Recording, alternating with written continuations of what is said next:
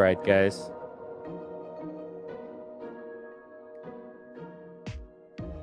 Good evening, watch nerds, horology heretics, hype skeptics, and those who clicked because they saw Kevin O'Leary's face in the thumbnail. Welcome to Talking Watches, episode 1611 for August 12th, 2025. Coming to you live from my New York City apartment studio, where the espresso is strong and the hot takes are stronger and the grift never stops. If you're new here, my name is Tim Wright. I do this every single night at 5 p.m. New York time. 3 hours of live, unfiltered watch talk. We cover everything from affordable to absolutely ridiculous. And we bring on guests from all corners of the watch industry. This is my full-time job, guys. So part of the gig is asking you, the viewers, to contribute to the show via Super Chat. It keeps the lights on, keeps the content independent, and let's do this 7 days a week. I call it grifting as a joke, but it's also a business model. Send Super Chats, get your questions answered instantly. No wait list, no allocation game. Just to quickly recap, yesterday we had Cameron Ross Steiner. Follow him, please, on Instagram. He was live with us on the stream and talked about his recent YouTube podcast interview with Kevin O'Leary and Pierre of FP Journe. He spent an hour and a half with us answering all of your questions, sharing behind-the-scenes stories, and giving his perspective of FP Journe hype, scarcity, and the collector versus investor debate. After Cameron left, we celebrated Cam's 26th birthday. This is the guy who joined our live streams as a flipper 4 years ago and has grown up a lot since. He showed us his steak dinner, birthday cake, and even beautiful sunset in the Bahamas. Then with Tim G and Daniel Katz, we reached to the first 20-minute mark of Cameron's interview, pausing, debating, and breaking it down. So let's get Tim G on the stream here. Hey, how are you, man? Hey, Happy Liberation, Tim Wright week. Good to have you on. Listen, Thank you. Today, what we're good.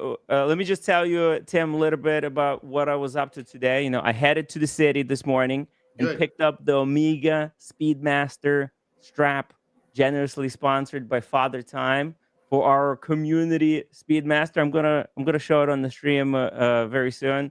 I swung by my AD and grabbed a mountain of catalogs. I have them right here.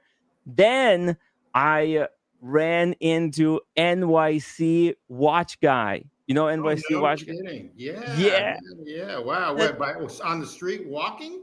Well, it's funny. He yesterday on Instagram he was selling some of his merch. Not like merch.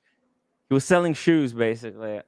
Unfortunately, they weren't used by him, but he had like a whole bunch of brand new shoes that he was just selling off because he's moving.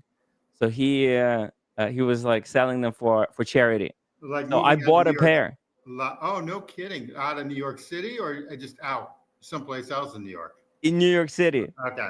Yeah. Let me actually bring up his Instagram profile. So you didn't buy Hokas, did you? Oh no. Guys, if we get a I don't know, I paid $75 for them. So I need to raise at least $75 in super chats to show these sneakers. They look freaking amazing. Amazing, man. I've been they're good. You know, I'm not good. They're not like running shoes. They're just kind of just cool sneakers that I think I'm gonna wear for different events. So guys, keep the grip strong. Send money now if you want to see me unbox the shoes that NYC Watch Guy sold me. The money goes to charity, so I figured, hey, I might as well do it. It's a good way to support a fellow collector and to kind of give back. So the circle of life. You see, you guys give me money, I give my. It just goes in the big It's circle. called the velocity of money. The Where velocity, of money. exactly. So if you do it fast enough, everyone gets Yeah, rich. Okay. exactly. Speaking of velocity of money, Nelson Oliveira coming in with the banger $20 super chat. Thank you so much, Nelson Oliveira. Really appreciate it. Tim, you're eating tuna and crackers again? Dude, you see how good I'm looking? I'm eating healthy. That's what I'm doing. No more bullshit fake food. What I realized? Food like McDonald's, Yeah. that's like wearing a counterfeit Daytona. It's fake food. There's no nutrition in that There's shit. no It's a even pretend food. even Like, though yeah, even though I like a Big Mac once a month. You're right. You're right. You're right. yeah, you You're might right. like it, but it's like kind of like trying on a fake watch. Yeah, you're right. It's fine. It's fake food. That's It's literally fake food. It's I fake food. it came, it dawned on me one day. I realized, dude, it's all fake. There's no nutrition in there. It's all chemicals. So, No, I agree. I agree. I actually like them though, unfortunately, but I only go once a month. yeah, And you shouldn't. You should stay away as much as possible. I hit a Whopper once a month too on Wednesdays because they're like $4.99, $3.99 with tax. Hmm. Whopper Wednesday. So I get a Ooh, Whopper. So those are the only two fast food places. It's twice a month. That's stay my little away. fringe. Stay away from Stay fake food, away. Stay guys. away. Yep. I know. I get it. I Because get it. it gives you calories but no nutrition. So it's Yes. like wearing a fake watch. Yeah. It's and also That's what I realized. it's like an anchor. You're like sluggish the whole day. Yeah, because the food drains you instead of giving you energy. Why do you think I'm so energetic lately? I'm able to do all this stuff. I can breathe. I'm pumping content out like it's no tomorrow because I got my life back.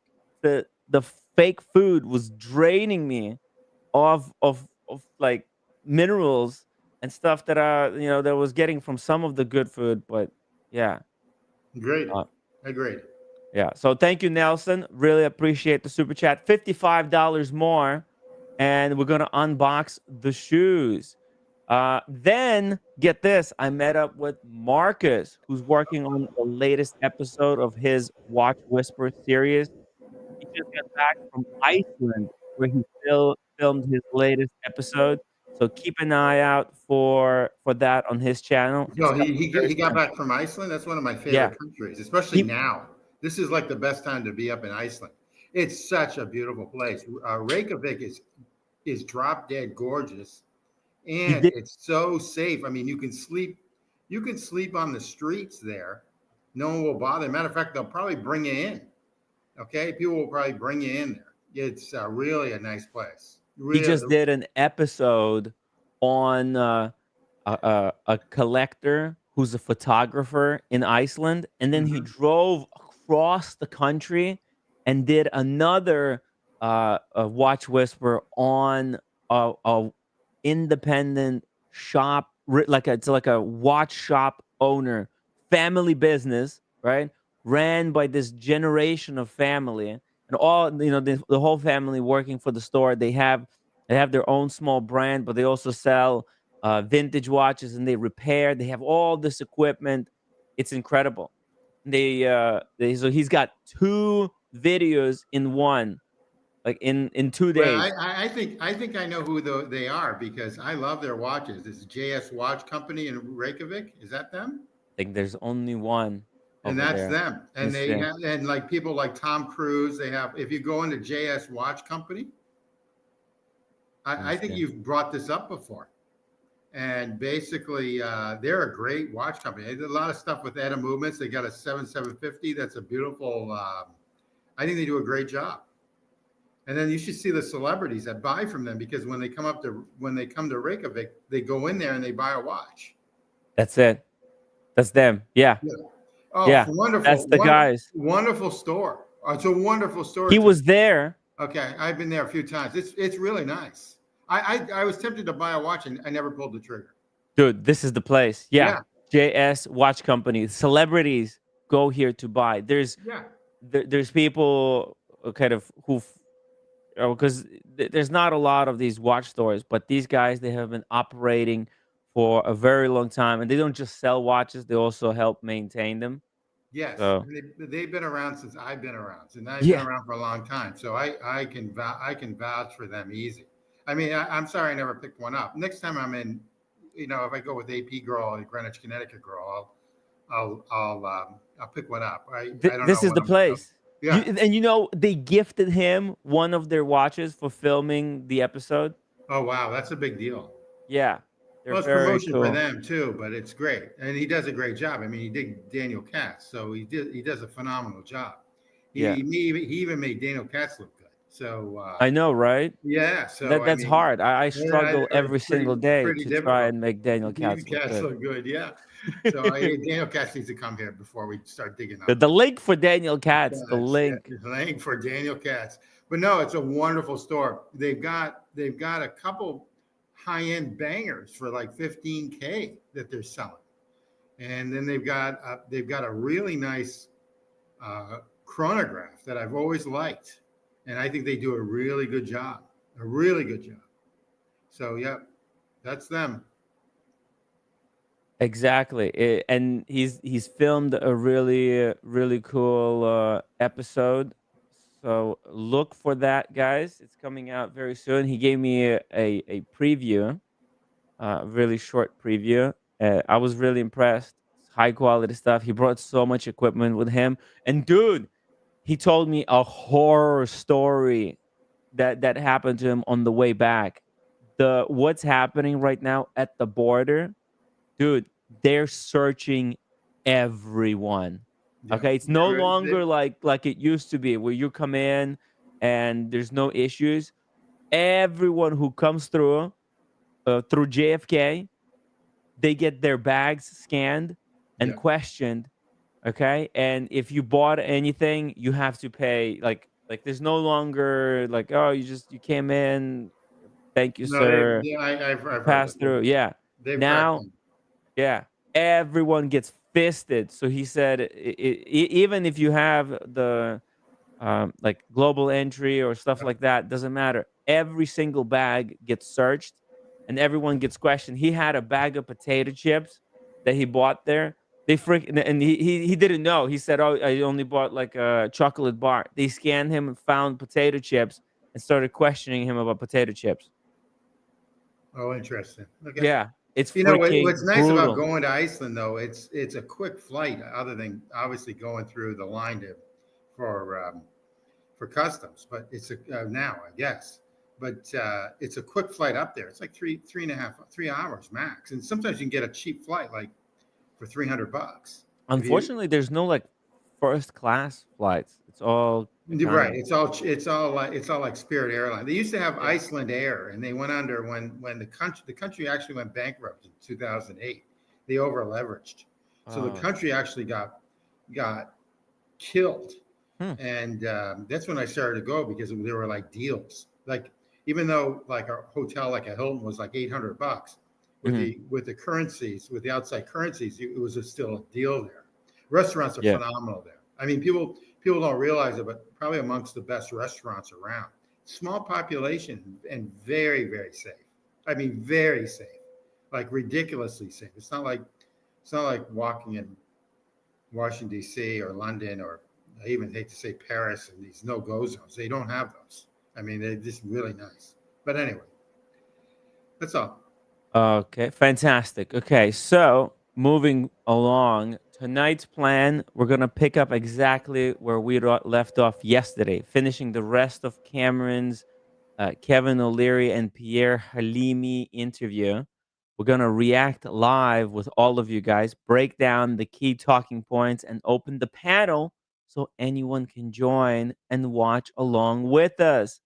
After that, I think we're going to roll into Kevin O'Leary's State of the Collection 2025 video. We're going to watch it together and decide once and for all, is Kevin a true collector, or is he exactly what he says he is, an investor? So grab your coffee, your Riesling, your Moon Swatch, and remember, every super chat keeps the grift alive and gets your voice into the conversation. All right, let's do this. So I've got there we go. We got the thing there. Oh, Brenny's gonna join us. Brenny boy, welcome to Mr. the Brenny, how live are you? stream. Hi guys. Good to have you. Hey, by the way, Brenny, good job there on cracking open the case with regards to uh the Aventi. Yeah. Interesting stuff. Yeah, before we go into this Kevin O'Leary interview, you wanna watch with us together, Brenny, the Kevin O'Leary Yeah. stuff. But before we do, Yeah. I want you to give us kind of your behind the scenes. Let me bring up the video you done. But Kevin is part of it anyway, isn't he? Kevin is part of Aventi. Oh, he did. Yeah, right. He spruiked. It was producer Michael who introduced Kevin O'Leary to Aventi. Yeah, yeah. Right? There's a And video the red watch, the sapphire was uh-huh a gift from Aventi to him. to him. Wow, like a red sapphire case. Yeah. Made specially Oh, for him. Because he loves the brand, but he doesn't love the brand enough to buy into the brand and get them out of trouble. mm-hmm. But he loves free watches. I mean, you give him a Tampax and you say it's desirable, he'll promote it. But I think he's funny because he's not what's the word, credible, because he'll promote anything, won't he? He'll promote anything. I think he's quite funny with If it, there's money in it, and right? I don't think he's bad. I think anything he's talking about is basically, you know, it's not credible, really, is it? I don't know what you're talking about at the moment. Did you write something about FP Journe and him not being credible or something, or him No, no, being? no, no. I was talking about. By the way, let's get G-Shock Watch Fan on here. No, it's we were talking about Kevin O'Leary. He's he's like what's it called? How can I describe it? He's now very deeply ingrained himself into the FP Journe into FP Journe brand. Yeah. He's very friendly with FP Journe brand. He buys a lot of watches from them, and they've been very good at selling him watches. He's been promoting FP Journe brand everywhere he goes, uh, Yes. and a lot of investors are actually sorry, a lot of collectors who've been buying FP Journe watches are pissed off at FP Journe because Kevin is advertising this brand to his investor buddies, telling them that this is a great investment, Okay. and these people, they're buying up watches knowing nothing about them possibly, and it makes it a lot more difficult for the collectors who've been around the brand for a long time to get anything. You see it? Yeah. Yeah. Now I get it. Yeah, that's a total shitbox, Yeah, isn't it? So yeah. yeah. Because But we all know that Kevin O'Leary only wants to buy hot pieces that are worth more than he's paying for, and he doesn't hide that though, does he? He doesn't hide that, and like you said, he's after assets, stroke investments. Um, so yeah, he's the wrong kind of person to be a watch collector. Who the fuck wears two watches? I have. It's not comfortable. You have, Timmy. I know you have. I know. But yeah, I, it's so, I have too. yeah. So it's, yeah. So my opinion on Kevin O'Leary is, I don't find him offensive. I just find him funny. I don't take him as a credible. When he says something is great, I know he's had it for free or he's being paid, because I've owned two Grand Seikos, and I don't own Grand Seikos anymore. And in order for Kevin to get, I'm probably going to say it wrong, is it Creedor watches? They're a step above, aren't they? Same company. I could be wrong. Creedor. I apologize for Guido, you. yeah, they're like Grand Seiko You're highest He level. has 100% to. right. He has to push Grand Seiko down people's fucking throats. Have you ever heard him talking about how great Grand Seiko is?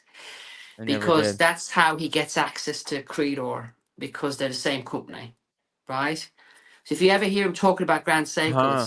it's incredible and wonderful entry. He compares them to Rolex and all, but because basically he wants the Creedors, and the Creedors they're hand painted fucking dials, and Mm-hmm. you have to be selected to get one, and that's such a genuine truth because there's some guy in Japan fucking 3 months painting the fucking dial, yeah.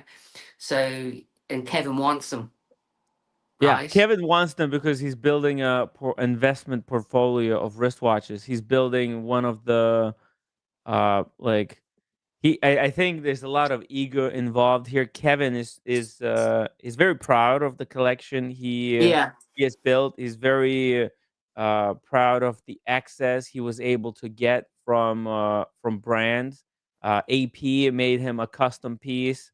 But you Chanel. got to give him some respect because there was one brand where he was told you have because they talk about the journey, which is bullshit, right? So if you Hmm. go to Patek Philippe, you've got a 6 watch journey to a good watch. You got to buy 5 shitters to get to a good Patek, right? Hmm. I can't remember who he spoke to, but whoever he wanted a certain watch from, they said to him, if you buy, you have to buy 3 watches to get to this. So he said, right, I'll buy all 3 today. So he does sometimes put his money where his mouth is, and this company sold him 4 watches on one day. Luckily for him, they're all worth money now, but at the time they weren't. Does that make sense? Hmm. So he does put his money where his mouth is. They said, "Listen, hey Kevin, He yeah, hasn't sold a single watch that he's bought. why bother? Because your money's not safe in the bank, and if a bank goes bust in the United Kingdom, I don't know the cash figure, but there's a certain amount of cash that's insured. After that, it's not." 85 grand. Exactly. So if you've got more in the bank, and it used to be per bank account, I think it's combined now. I don't know. I honestly don't know. But I know a I think lot it's of per people. account. Is it in 2006 when the crash happened that people forget? People have got terrible memories, don't they? There was a point where the banks in the United Kingdom were bailed out, but there's a lot of people whose money were in the banks. They lost the money. They only were insured for a certain amount. So that's why Kevin's buying all the watches. They're all in probably safe deposit boxes everywhere. I don't know, but the thing is, he does put his money where his mouth is. So if that company he's now spruiking said to him, "You're going to have to buy 7 of these watches," he'll buy them. He doesn't mess He's around. got the money. For him, it's probably uh, easy, right? But it creates a new level of expectation, right? I Because agree there's with you. people I who are totally agree. It's collectors. wrong, but the company's wrong for doing it. Don't blame Kevin, right? Hmm. Hmm. Because Yes. I've been to a Patek Philippe dealer on. If I'm taking over, tell me to shut up. I was at a Patek Philippe dealer in Liverpool um last Saturday week, right? And I got offered on the spot. He cut the seal. I said, "Don't cut it." The new diamond, the new platinum Calatrava, which is 40,000 English pounds. It has all this. It has a little diamond at the 6 o'clock, right? It's an Yes. ace platinum. Um, and I'm like, I don't fucking want that watch. Don't 6196. don't fucking cut the C. Fucking cut the C. He said, "This could be your watch, Brenny." And I went, "It fucking isn't, right? I'm not taking a 15 fucking grand loss out the door. I don't give a shit how desirable the watch is." So there's a lot of these companies now, Timmy, that will actually sell you a Patek as a walk-in. Who knew? Who knew? That though the Were landscape you guys has talking about changed. that watch a couple of weeks ago? How nice it was. Beautiful watch, isn't it? Hmm. I got offered that watch as a walk-in Wow. As your first Patek. as my Wow, first great. Patek. Yeah. The problem is I that they're even so fucking expensive. See, look it at fucking used for to be 40 you go grand. back, see, you go back pre 2019, like 18, 17, you could get Aquanaut in steel as your walk-in first watch. And Now that's how it now should be. now at that time Aquanaut was going on the gray market for 13,000. Just give me a second. I need to turn on the fan here.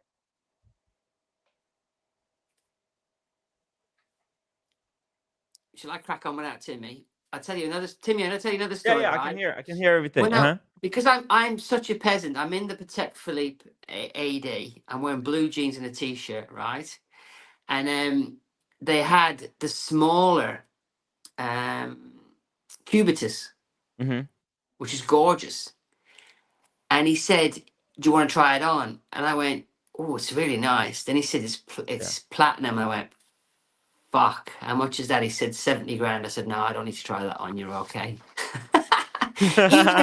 Even if there's profit, I wasn't going to be sold it, right? Even if Yeah. there's profit in it, I'm not fucking a fucking 70 fucking thousand That's- pound. It's mad. some of It's these mad, isn't it? prices are out of control.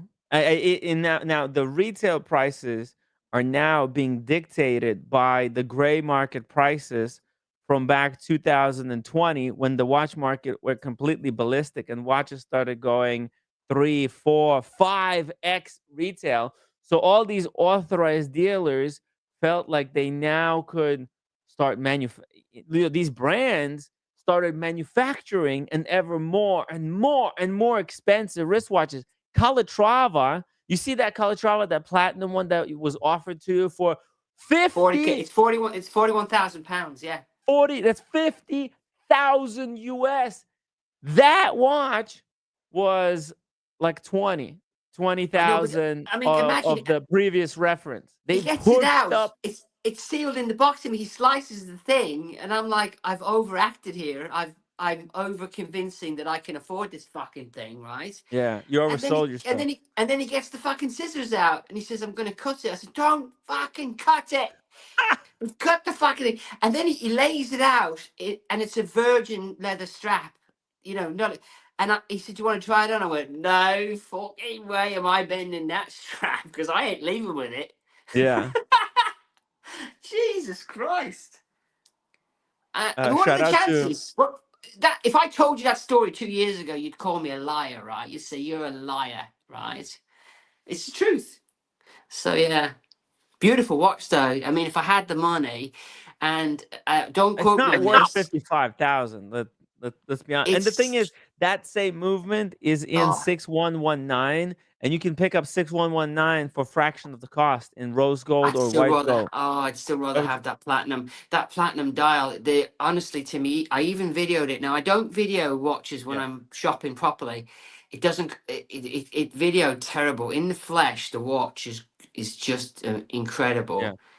But I Um, don't think it's more difficult for them to make it than compared to 6119. there is a funny story though. They don't sell a platinum.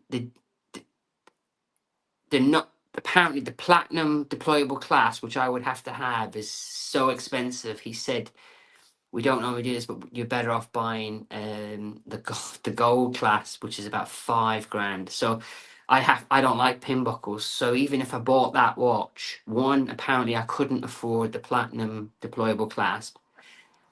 And but they did say they give me a free strap. Nice. So I would have gotten the white gold deployable class with it as an additional 6K. It's crazy, right? Yeah, they're gonna give more than just that. And the problem is I don't think there's anything else they could do. They gotta start giving out free cufflinks, those $5,000 cufflinks. They gotta start giving out some other things to go with Timmy, the watch. if I had 70 grand cash in the bank, I'd have left with that watch. It's just a matter of finances. I just didn't have 40,000 pounds on me. Yeah. You know what I mean? We gotta I still grift think, harder. We gotta It's beautiful. grift harder. They're beautiful watches, though. I mean, they're gorgeous. oh, Yeah. I definitely like the watch 1,000%. It's just way out of my league. It's a Uh, proper but brand. funny enough, I do like the Rolex. Is it the what's it called? Is it the 180? I can't remember the name of it. Their version of the Calatrava. Oh, the Is it the 1908. 1890? Yeah, yeah, I like that. 1908. And now I can get I can get an unworn 2025 from my grey market dealer for 18 grand. That's a good price. Wow. Yeah, I love that No, watch. those haven't dropped. Those haven't dropped in the secondary market. They're about where you buy them, other than the platinum, which is like worth triple. But the On dial the and the secondary market. platinum, the Yeah. dial on when the platinum came out, I was in love with it, and they just told me you got no chance to get that watch. I mean, I didn't even know the price. I think it was 30K at the time, but Yeah, that's yeah, they said you got no chance of exactly. ever getting offered that watch. They go for about 60K US in well 60,000 US on the secondary Yeah, market. beautiful. I mean, it's Yeah, incredible. beautiful dial. I've never seen. You know what? I've never seen one. I've never seen one. I think I've seen one, I've never but I seen could one. be lying. I think I saw one at the AD. I'm pretty Okay. sure I did, but I could be lying. I definitely saw the new meteorites, the meteorite Daytonas. They're gorgeous. The weight of the watch is incredible. This is the one And you're by the way, referring what to. Timmy, that watch is so thin. I mean, and it's the power reserve is something incredible on it. I think it's 70 hours because it's Yes. a weekend watch, right? So you put it on in the morning of the Saturday, you wind it, and then you just let it die when you go back to work because you're not supposed to wear that watch anywhere else but around your house, are you? How can you wear that in London, Timmy? You have to put it. You wear it You underneath. really you put it on a different strap. You'd have to keister it up your ass in London, wouldn't you? Yeah. Actually, this is in the past, they used to go after guys wearing Rolexes, but now the criminals have adapted and they're going after people who wear this type of a classy Patek I'll watches. send you the video I have of it, but it just looks terrible. I only did a personal video, which is pretty crap, but it's just gorgeous. Like I said, if I had the money, I'd have left with that The watch. movement on this is absolutely gorgeous. Pickled Pickle, 2 pound super chat. Timbo, do you think 5212A available without waitlist now? I think it would be available if you put your name on like a wish list, like an interest, and I'm pretty sure they would call you in a couple of weeks. It just all depends if they have one in the store, which chances are they might kind of play hard to get because they just because it's still a desirable watch. Alex from LA got that watch as his second watch after 6119, but I'm pretty sure now things Timmy, is have that another changed a little. Calatrava? Because that's That's the one the with the It's the steel one, weekender. It's the weekender. weekly calendar. In my opinion, it's the one and done. It's almost the one and done. I think Hmm. it's really, really nice. It's I'm the pretty one. sure if you want any non-super hot Calatrava, any non-super hot Patek Philippe now, you can get one. You just have to go in and talk to them. I was offered at the same company as a walk-in several Pateks as a walk-in in Chester. That one is that one you're better off buying that on the secondary market. I I've Now seen that they're one they're for slightly 10K below less. retail. I 10K tend to less. agree. 10 to 20% lower. Yeah, That's you'd only why. be Nico Leonard crazy to buy that from an AD. Yeah. But I think 10%. It's not No, ridiculous amount of it's money 10 to. grand less. I've seen that Oh, for 10 10,000. grand less. 10 grand Yeah, Fuck, I've less. seen Yeah. them for 30. Timmy, I've seen them for 35 in the US. man. Okay. Yeah, maybe save some money and get yourself one of these. This is great. Like One and Tim done. G said, one and done. It's One perfect and done, sports watch. baby. One and But done. It's all you need. do you know the nicest Patek Philippe? Everybody told me not to buy, and it's like the sports version of the. It is a Calatrava again, and it comes in red, blue, and yellow. And I found a grey market dealer in Chester 3 weeks ago selling a 2024 for 21 grand, and the watch costs over 32. And I just thought, well, I just bought my Daytona, and I don't have another 22 grand spare. But everybody that I've shown the watch to, they said, "Oh, don't. If you're going to buy a Patek, don't buy that." So if you look at their sports catalog, the reason I liked it is an automatic as well, but it doesn't really look very refined. Hmm. That's the Calatravas. They've made 3 sports versions. They made a blue one, a yellow one, and Yeah. a red one. So that's Let me nearly see here. £14,000 less than retail. And those are those are on the gray market. They're way cheap. Pretty much, pretty much all the So, ones that we're allowed buy from an AD, you're better off going on the grey market, unless you want to go on a 6-watch journey. I That's one agree. of my Yeah. favourite watches as well. That watch was offered to me when my AD found out I was getting a Daytona. The one with Great. the Which grey, one? the one Oh, with the brown strap. It comes on 2 straps. You get the you get 2. monochrome. No, it's in the center there, the center of the top row in the center with the camel strap. That's the perfect one and done first Patek Philippe, if you ask me. It's a Calatrava as well. I can't remember this. I can't remember the bloody. I only know it ends in G. That's no good, is it? I can see it on screen though. This one right here. Yeah, that's the perfect one and done. I agree with that too. I agree with that. I love that watch because for me being a peasant, I love automatics. You see, and but that's £37,000 now. By the way, shout out to John Doe for $1.11 PayPal donation. He says, I don't like being a hater, but I feel nausea listening to O'Leary. I think he's the highest paid bullshit merchant there is. It just makes me laugh though. I think he's funny. So I love that watch though. Should I have taken that watch instead of the Daytona, Timmy? No. And they sent me a screenshot. That was also the one they offered to me. When did I get my Daytona? Was it 4 months ago? The one they offered to me was you can get this on the secondary market for cheaper too. Exactly. Yeah. And later down the road, you can get it even cheaper. See, Matter of these fact, photo watches are for really wealthy people, Brendan. I've seen not it for people like us. Yeah, Yeah. I've seen them for 35,000 US. But because my memory is terrible, what they've got on the pitting, that thing on the is I don't like that word bar. for it. The hobnoble, is it hobnail? Yeah. And the way this that watch to me is perfection. Obviously, I like an automatic, always have. So yeah, I just love that watch. That Really? is effectively a poor man's Patek, though, isn't it? That's like I don't know. I think if you can afford a Patek, you're rich. Okay. yeah. But yeah, I've always liked that one. So gorgeous watch. Yeah, it's beautiful. G-Shock, you don't like the dial on this thing? It's not the watch itself. It's just that I don't like rough dials. Okay. I like the dial to be smooth. All right, that makes sense. Same with the Speedmaster. The dial, it looks, when you look at it, the black dial, it's very rough looking. It's just my preference. Even on cheaper watches, but cheap, expensive, it doesn't matter. It's just my preference.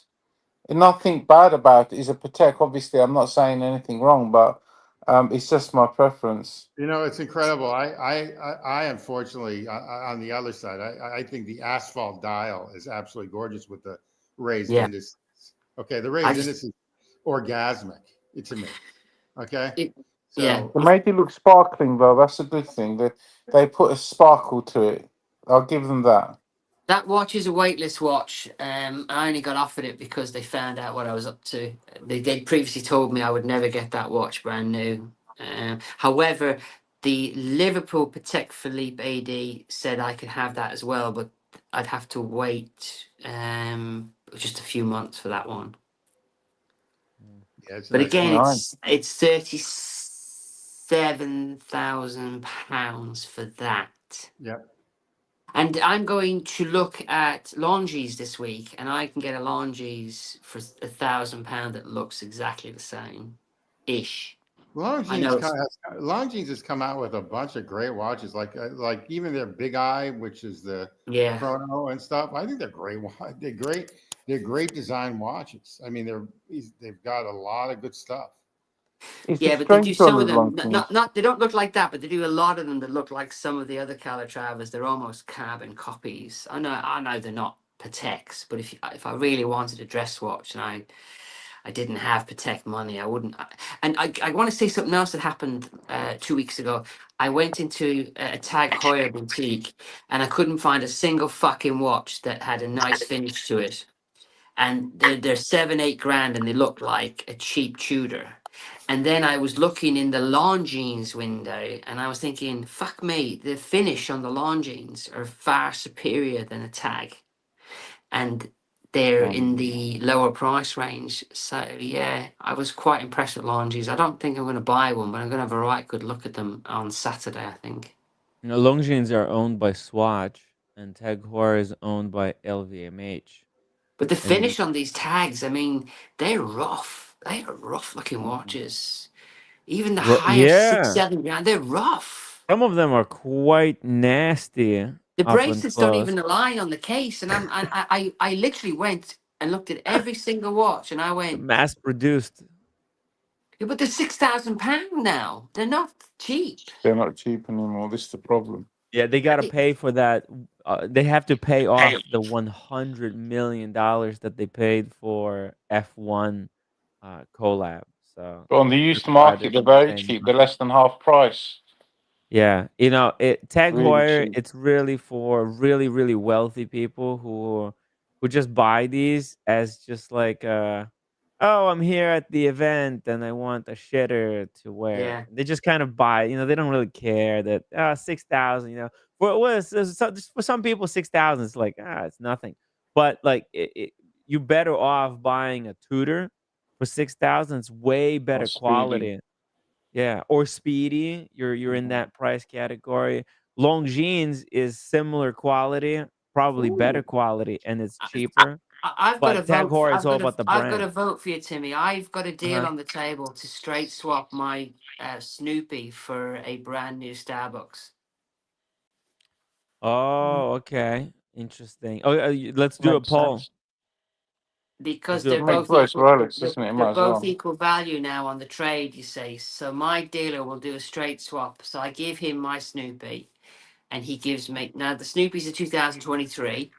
So I give him a 2023 Snoopy that I basically wore on camera. I don't wear it Mhm. out, and I can have a brand new Starbucks unworn, literally carded this week or the next one that comes in. I can have straight swap, no That's a money very change. interesting swap. But I tell you It's something, and another thing I want to tell you, I can sell the Snoopy tomorrow, and I will only get 10,500. If I wanted to buy a Starbucks on the grey market, I'd have to spend 11,750. I And think your dealer. the reason he'll do the straight swap is because he will then sell my Snoopy for about 12. But I can send you a link now for a Snoopy that is a 2025 unworn that is only 11,750. So the ass has gone out of the Snoopies in the United Kingdom. So in my mind, I'm doing a really stonking That's deal. that's the one where it's blue indices, right? The Snoopy. It's a silver dial, but it looks white, and yeah, it's the Okay, blue got it. indices. Yeah, Okay. yeah. That's on Kojak, Scott. I mean, I love the watch, but Or I is it miss my mine? Speedy more, and then I'm gonna buy a white Speedy. So I'm gonna straight swap. Well, the plan is straight swap the Snoopy for the Starbucks, Timmy. Mhm. No money changes hands, and then I'm gonna go out and get myself the white sapphire sandwich, and I'm not gonna pay more than 5.5K for it. Makes sense. Hey, Dr. Bob's in the chat. Hey, Dr. Bob. Hey, you know what? I do have a couple tags, and I buy them on the gray market. Even the new ones. I just go to these two stores in the United States. One is Watch Max, and the other one is obviously Jama Shop, and I get them for 30%, 20% cheaper. And that's how you buy it. That's how you Yes. buy a tag. Okay. You never go to the store to buy a tag unless you're a humble pine. All right. So basically, Yeah. You need to you have know, baller money you have to have baller money. Okay. and a Not only that, fuck but you even if you money. have baller money, I wouldn't do it. Okay. So Yeah, I like them. I like all the F1 stuff. I mean, they got to pay that bill, for F1. but they're very You- rough watches. Next Yeah. time Yeah, you're they in the are. shop, look, I none of the agree with you. bracelets fit right. That nothing. They just look cheap.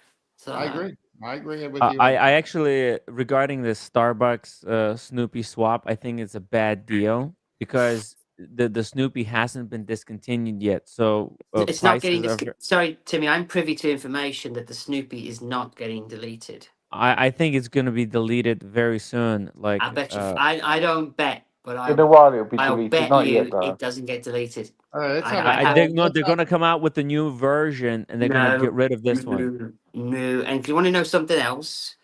The Apollo 11 came out at the same time, and that was limited to 7,000, right? 7,000 something, some stupid figure, right? The Mm. Snoopy is not limited, right? And the Apollo 11 stopped existing to buy, let's say 2 years ago. That means at the rate of Snoopies, there must be at least 15,000 of them out there, right? It's not a rare watch. How many thousand you said? The minimum 15,000 units out there. I'm not, Holy shit. Guys, and try to put a guess. How many you think Snoopy's are out there? there The has to blue ones, be. the new one. It has to be. You I don't reckon? know. You know, it's funny. I was looking at him because everyone on this watch stream, like Mike Lewis Yeah. has one, Kojak's got one. So I decided, okay, these guys are influencers, unfortunately for me. Okay. So I was looking at them. Jama Shop had one, and then it was sold the next day. They wanted like 14,000 US for it. 14. Okay, well, I'll send Timmy a link to a dealer I know in the United Kingdom who's got a brand new one, and you can have it for 11,750 before you ask him for a Brenny discount. So whatever that converts to dollars.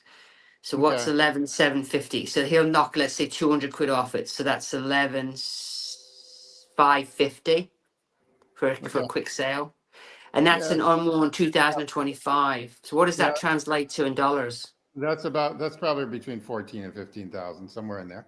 But that's an all-time low over here, by the way. When I first got mine, I was offered 14 grand for it if I sold it on the day I got it. I actually really like this watch a lot. It's very thick, though. It is a thick watch. It's not thin. All Amigas are thick. I have a Starbucks right here. That wears completely different to a normal Speedy. There you go. You can the problem with this watch group, they're all thick, most of them. By the way, shout out to John Doe. Thank you so much for. It seems he had an error. He was trying to send $10, but he sent $1 accidentally via PayPal. He just sent another 10. That's $11. Woo! So we are $44 away from unshoeing. If we get another $44, guys, I'll show you the shoes that I stripped off one of the New York cities and maybe the world's most respected watch collector. So here's the Starbucks. That's nice. How much do you want for that? 14.8 I will take. 14.8. Yeah. That's US. So that's probably around 11,000 UK money. Yeah. And this is Mark 1 with the with the Starbucks. I want the new dial. I want the new color dial. Have you seen the new dial? New bezel. You're talking about the bezel. What are you talking about? Yeah, the new bezel. Sorry, the new bezel. Yeah, I want the new bezel. This is actually called the Starbucks. The new one is called the Cermet because it has Kermit ceramic bezel, whereas this one is a darker green, more like a Starbucks logo. All right. I'm in the fog here. What's the difference between the 1 and the 2? Starbucks is Mark 1. Cermet is Mark 2. Well, we don't call it that over here. We've got our own Kermit, haven't we? And then we've got we still call it Starbucks. I've not heard it referred to what you've said. Cermet, because it's a ceramic Kermit. Because they changed the color to make it more lemony. So what is that? Miss Piggy one as well. So Timmy, is that ceramic? It's Okay. Ceramic. But I got told they changed the color because they could only make it in one batch, and whatever color they ended up with, that was the new color. That's what I got told. I didn't ask for this watch. You have all the links with that? I do. Do you have box and papers? Yeah, with the receipt and everything. Okay, receipt from Wimpy? Yeah. Okay. Does it have a Tipperary driver's license with it, Timmy? Yeah, I just want to know. Okay. You know, if it's still around like October 15th, let me know, because I just bought that damn Pilot Omega. I got to play with that for a while. It's like you bought the new Pilot Omega? How did you buy that watch? He bought it from the website. I bought it from the website. I was bored this weekend. And I just crazy. Yeah, well, welcome to me. Have you received the watch yet? No, I get it on Friday. It's very big, right? It's a 21 mil. But you know what? I figure I'm going to put it on a NATO strap and call it a day. It's really thick as well. Yeah, I know. It's 50, but it's 100 meters. And I'll just beat the fuck out of it. I don't care. It's fine. It's not a screw down crown, though. It's not a screw down crown. I know, but it's still 100 meters. And it's loomed. And you can use the one register as a second GMT. Can I ask you, it's an automatic, right? Isn't it? It's not manual. That's the other reason why I bought it, because I didn't want to wind a stinking Speedmaster because I don't like the wind on it. Oh, so I'm not to be mean to people who bought them because they're beautiful watches, but I just wanted one that the reason why it's thick is because it's got the rotor and you can't see the back, which is fine with me. It's a closed case back. It's fine. Opus watch time in the chat. He says, don't pay And I mean, don't pay for that Snoopy more than $11,700 and dropping. Opus, if you copied any more of my fucking videos this week, you hack. Drop. Hey, Timmy, guess who copied one of my videos this week? Yeah, I love him. What's that guy? All Things I love Random. him. That fuckwit, right? All things random. He watched my video on Sunday talking about something. He then copies my fucking video, slags me off again, the bitch. Why Right? don't you copy strike him? No, I mean copy as in he watches it and he verbatim says everything and he's going, oh, but Brenny is still an asshole. But Brenny's right, but he's still an ass. This isn't the funny part, right? So I typed into the comments, you couldn't be any more fucking stupid if you tried, but I had to write it a different way, right? Yeah. Then I put on my wall, I challenged that fuckwit to come on the channel and deal with a real man, right? Yeah. And he took his fucking video down. What? Yeah, No. Timmy, go to my wall now that's and see what I interesting. wrote to that guy, right? Wow. Go on my wall on my channel. I do Okay. want to shout out to Opus. I'm a big fan. All right, so everyone should Yeah, I'm like a and big fan subscribe of to his Opus who channel. watches as well. No, he's good. not talking about Opus. He's talking about this guy. I know, Oh. I know. But I'm a big fan of Opus. No, So that's I'm what not I a wanted fan to of say. Opus because he's too chicken to face me, right? So not that one, Timmy. So Link Timmy, for that's Oh, the Opus video. to come and face Come on, guys, you're on the Timmy. same side. Relax. That's the one he deleted, right? But I managed to snag a screenshot of my comment to him. He's now deleted that video. Did you see what I wrote on there? Wow, you're so behind the curve. It's embarrassing. Yeah. Now go to my other Yeah, post he was before defending. This is the guy who was defending Aventi, yeah. right? And it He turned defended out them again. Aventi He came defended them on again. and spilled the beans. We Do you want know to what he know, did? Brenny. Do you know what he did? He Yeah. said incredible how Avanti is now fixed because they fired Ryan the thief and now everything is great for Avanti.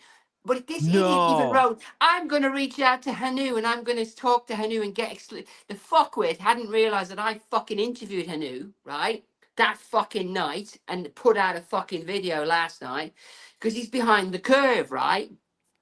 But I've challenged All Things Random to come and talk to me. And what does he do? He deletes his video because he realizes he's a fucking fuckwit who's put out a video with totally spurious information, right? He's taking it down. I didn't tell him to take it down. I just Wow. said you couldn't be more. What did I write? You couldn't be more behind the curve, which as in, you know. Yeah, you said you couldn't be more behind the curve. It's embarrassing. I don't know this guy. I don't But know. go down to my other one where I challenge him. I'm sorry, Timmy, but if you go back to my wall. Yes. Back This is here. before he deleted the video. The posting before that. There should be another posting still there. Yeah. So read what I said in there. You watch all my videos, desperately trying to use my resources, talent, and work. I egged that, by the way. I dedication. egged that. I was joking, right? I egged that, but he is copying me. Yeah, you know what I mean. He's copying your ideas. He's like getting in on your. But he has no knowledge. He doesn't have with your investigating. Yeah, he just knows good things about Aventi. He knows fuck but all he about hasn't fuck all. investigated anything. So read, I challenged him and then click the link. I even posted the link to his video. It's higher up. It's higher up to me. It's in that. Click on the link to his video and you'll see what I mean. Click on that link. Boom, Look. video unavailable. It's now private. Wow. Fucking pussy, yeah? Damn. So the problem is, Timmy, my group now, we're in the high 16s of victims. And I've just finished an interview today. I did an interview yesterday. And instead of editing the video, I thought I can't face another edit. Because you know what it's like. To edit that video took me 7 hours. That video doesn't look like it. That's a 7-hour production there, right? And then I've just done another video today that I put out where this guy was major spooked by Aventi. Right, and now I can happily call Aventi a pure scam based on not that video, my latest one, right? But yeah, so you I can tell from the owner's face. You don't even need to watch the video, Brenny. Even though I watched all of them, just look at the guy's face when he speaks. You can see the smirk on his face, and it's a controlled smirk. All these people, they do what they do. and it's a controlled grift. They But know what what I they're have doing. done, It's done over time, and they just keep trying to tell people, and convince people, oh, there's a problem here. We're doing our best, this and that. But we'll just look at the guy's face. Look in his eyes. Look at the smirk on his face. It's all very clear. but that's just a screenshot from another video. That's not No, that but actually. watch the That's not. video and watch the guy speaking. That he Oh, speaks to the owner. Look at he's a his face. You can see it. yeah, but he's a child. So basically, whenever he's speaking, he's lying. So he's He's got childlike. that smirk on his face. But I called him. I mean, did you see the video, Timmy, or not? Did you have to? It's a long old video, though, isn't it, I Timmy? haven't had a chance to watch the video yet. Why don't you give us key takeaways from the video? What did you find out? What did he confess to? Well, what I was able to do, because I can remember all this garbage, is Yeah. things he said in that video. On my latest video that went out tonight, I was able to go back to other sources and get the opposite information to what this fuckwit said. And in my latest video, I've taken extracts from this video and talked about the opposite to what this fuckwit said, and then re-put the little comments he said into that video. So in my latest video, I dispute 3 of the things he said. But from this video, he tries to say that Ryan, the guy on the left, is the entire reason for the failure of the company. And he's actively stealing from customers, and he's fired him. Wow. Whenever And you he's put that blame in someone else writing, and for he put it. But this everything, that's fuckwit, all. if you go to the start of the video and just play the first couple of seconds, this fuckwit starts saying So- it's my fault that I've put out private information, and we have a full on row, right? He's Okay. waiting for the money for 2 years, for God's sake. 2 fucking years they're waiting for everything to come about. Right? Here we go. All right, look at the smirk on his face, the guy with the owner. But that's not in the right context. You're the owner. Yeah, it looks like. So he took $9,000 with zero intent on supplying the watch under your direct instruction. No. I'm right now, I have no income. I have no assets. I've lost everything. It's not private. If you I owe just people explain money, it? if you owe people money and watches, you can't put out a statement like that. I've got the list of who I sent it to. I did not send it to you, and you are the one who made it public. So don't talk to me about making it public, because I did not do that. You did. I think Ryan believes he's Robin Hood, and he's robbing from you to give back to the poor. He thinks that you owe him $200,000 because that's what he's telling people. So I'll answer one. Kevin O'Leary is a true supporter and believer of the brand. Did he Him and pay for Cameron that are watch fucking you gave him? shills. One was Allegedly. a gift. Yeah, one was a gift because we want. Oh Allegedly. shit! There's the Kevin O'Leary with the red Aventi. Yeah, And what was it? 35 grand, especially made for him. Wow. To give him something special. He loves the brand, he loves us, and I wanted to create something special for him. So you can't do a video call. Timmy, can you stop there for a second? Sure. I put out a video about Ryan getting fired. That's the other guy. And this fuckwit, Hanu, started to comment on that video. And he was like, I want to talk to you, Brenny. Email me. And I went, no, fuckwit. I'm on Instagram, message me, thinking he wouldn't, because, you've got Opus, who's a pussy, who just types. You've got fucking all these other pussies. And I thought, he's never going to fucking reach out to me. Then he reached out to me and said he wants to talk. I literally had 7 minutes to get set up, right, to do that interview. I had no fucking preparation, no nothing. And he wouldn't come on camera there. And I had a third camera set up, and if he had come on camera, I would have been able to snag it, but he didn't know that. But I say to him, if you play it in a second, can you come on camera? But he's such a pussy. He said no.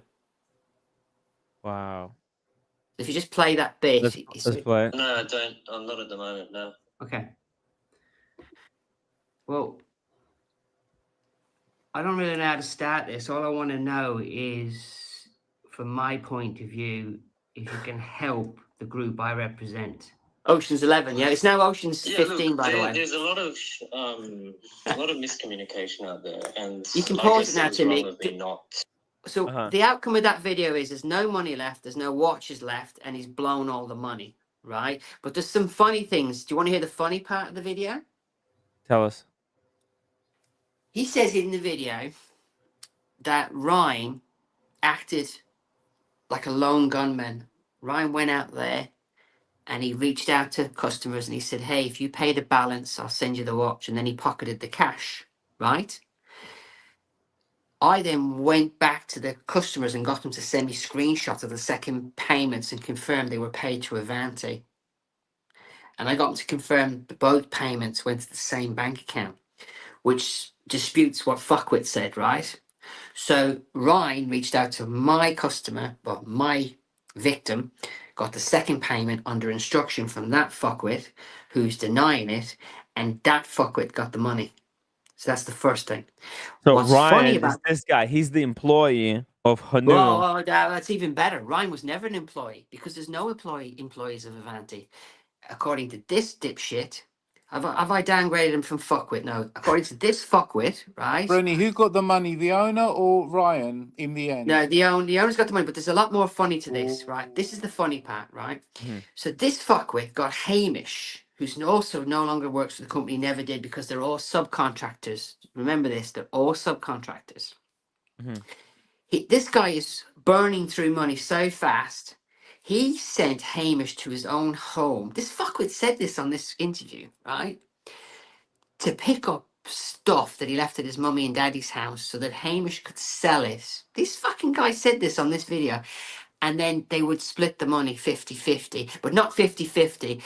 Hamish sold one of his precious items for 12 grand or 14 grand, and Hamish was only supposed to say 2 grand. So when the guy says he's no money left, he must have no money left, because why is he sending an ex-employee to his mummy and daddy's house in Australia to get his stuff to sell it? But that's not the funny part. Hamish rang him up, and guess what Hamish said to him? What did he say? Keeping all the money, get fucked. And this idiot reported Hamish to the police. In Australia. Really? Oh, and wow. and me being the charmer I am, I says to him, well, you're shit out of luck there, Hanu. And he goes, why? I filed a police report. I said, you knowingly let that guy in your house. You knowingly let him take the stuff, and you knowingly let him sell it. Civil matter. The cops don't give a shit, which was horrifying to him. Does that make sense? And I later found out that Hamish has given some of that money to employees that this fuckwit owes. And there's another funny story, because this fuckwit said, if Hamish had given me the money, I would have used some of that money to pay a certain individual, who I'm not going to mention, money he owes her. And all Hamish has done is, because he doesn't trust this fuckwit, he's basically given her the money. Does that make sense? So This in is the end, insane. if Hamish does get prosecuted, he can just say, well, do you know what I did? I didn't trust this guy because he's untrustable. I just diverted the money to her and me and everybody else that he owes money to. So, yeah, I just thought that's funny. Don't you think that's hilarious? I think it's hilarious. This guy... What the heck It's kind of very operation hilarious. are these guys running? Well, I I've mean, got what? some other information, but I've had to say to the interviewee tonight that I can't prove this. The latest interview I've done, which I need to edit, but I can't be bothered because it's going to be about 6 hours of work to me. He's intimated that the company in Singapore is a shell company, and it's not really a company. It was never intended to be a company. That's what What? he. I can't remember exactly. And I stopped him and said, "Well, that's what that's what you're alluding to. I can't prove that." But he's saying, "No, I've got all the evidence." So So these yeah, guys, it's a shell company. they're no longer making any watches. Nobody's talking to people in whatever Singapore to make the next batch of watches. They're just collecting money from people who just think that Pain. Yeah. they're buying watches from them, and and what, and just keeping it for themselves, buying what are they Well, spending money on? What the heck is well, I what the want heck to, is this guy doing? Tim. If you go to my latest video, the start of that video actually tells you allows me now to call it a scam. I wasn't calling it a scam before. But if you go to not that one, there's a new one just come out tonight. Oh, okay. And this is a very interesting guy. This guy's super intelligent, by the way. 25K of your. Okay, at the I've beginning. seen this. Yeah. It's in the first 2 minutes. Everything you need to know is in the first 2 minutes. Just press play. Okay, let's listen to this first 2 minutes. Money, and they wanted another 88K of your money because they thought you were a soft touch or a soft target. What bothers me the most is that in February, end of January, February of this year, I was being asked to put a deposit on for the Starfire watch.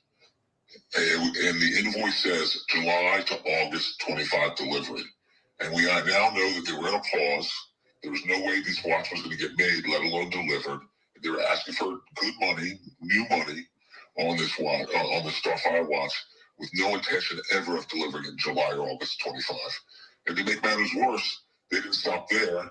They went to try to have me pay $85,000 for this new version called Trinity that they posted a couple pictures online. So while they're floundering, they're on the verge of going out of business, they're asking for more money with the promise of more watches. But you only had access to that special watch because you were part of the family. So it's all too good to be true. Loyal customer, part of the family. It sounds like a Ponzi scheme. You know, I mean, it's certainly sending more money, more good money for bad money. Hello, caller. Welcome to the channel. Go ahead, share your Aventi story, please. Yes, my name is Tommy from the United States, and very early on, I liked the Aventi watch. I was too slow to get an A10 or an A11, so I bought those on the secondary market, and wound up putting a purchase for the Ghost, the A13. Long list of delays. Eventually did get it, and never received the box or papers, and kept on getting letters. It's in the mail. It's in the mail. It's in the mail. I can live without the box and papers. That would be the only thing that I could live with. But because I like the brand, I wound up putting a deposit on the pink champagne, a $15,000 deposit. That was already supposed to be delivered. I kept on getting it's delayed. You should get it in June, July, or August. I would have a long list of concierges that would just disappear. I would not get responses, and I'd always get, I'm having a personal matter. Everybody has a personal matter in this company. That's a code word for you to get ghosted. During this time period, they also tried to sell me a Starfire. And what bothers me is they were asking for money for the Starfire during this pause period. So this is all at the beginning of 25, end of January, February. They're trying to sell me a Starfire, and unfortunately, I did put a $10,000 deposit on that. Can I stop you there? Who tried to sell you the Starfire? I think it was the email from Andy. Okay. That's probably enough, Timmy. But I mean, I just don't want to bore people. But yeah, so this guy, the first watch he bought, he only got delivery of that watch because he put another 15 grand deposit on another watch, and that watch turned up with no box and papers. And then he subsequently put another 10 grand on another watch. So they've got 25 grand of his money. He sent me a screenshot. He must have 9 of their watches anyway. So he loves the watches. And they were trying to spruik him for another 88K literally in February on another watch without even providing 2 watches and the paperwork for the watch he had. They were I don't know what the word for it is. I think I came up for it today in a video. It's like organized crime, wasn't it? It's like there's a word for it, isn't there? Whatever they were up to. That's what I want to know, right? Because in the business, there is a structure of who's responsible for what. It just seems like at some point this group of people who built this website, they put together a couple of watches, and then they just started taking money for future orders and just keeping them for themselves, and then blaming each other for not having the money. And everybody's it's just a free-for-all, like a feeding frenzy. Everybody's just taking money. And I don't think they can go after each other because they have to go after each other in different countries, right? Well, there's some other things. Hani was the sole owner. Now, the guy that I interviewed today, he expressly asked me to disguise his voice. Even though I seem like a prick, I make sure the people I interview they get the choice to disguise their voice. But that guy's extremely clever, and he put up a very valid point today. It's way down in the video. I'm not going to bore you with it, but if you want Can to you watch it, it's there. can you like break it down for us from the Yeah, beginning I will. to Yeah, where no we problem. are right now, But of like yeah, how the scam has yeah, happened? yeah. Some of it, I've got to. I have a opinion based on what I know, and others I have fact. I'll let you all know. But Yeah, just keep it what this to guy, the fact. what this guy said Uh-huh. today was really, really poignant. I hadn't even thought of this. He said it's incredible that a startup like Aventi has a sole owner. He said he's never heard of that before. And it's normal on a startup that you have employees who get fuck all money in a startup. They all work together, and then the startup does well, and they all get bought out at the end, right? He said it's ridiculous, insane that Hanu is a sole owner. And I think he's a sole owner because he's fucking a megalomaniac, a spendthrift, because nobody is an employee of the company. He's the sole owner. And everybody is a contractor. It makes no sense that he's the sole owner of this How are business. these contractors are given the responsibility of There's just no take employees of the that money company. in? There's no employees. But here's the thing: he's lied. He's kind of said, "Oh, none of this is my problem." But at the end of the day, when he has said to me, "Hey, Ryan went out there and Ryan took extra money," I told him not to, and all I did was I knew that Ryan had reached out to one of my guys and taken the second payment, knowing he wasn't given the watch, and Hanu alluded that Ryan was pocketing the money. I got it confirmed that both payments went into the same bank account, which is the business account, which means you can't rob Can from you your get business. all the victims to share where they sent the money to? Yeah, I know everything. Basically, So it all went was all to, did all the victims send money to the single same bank account, or well, was there multiple banks account?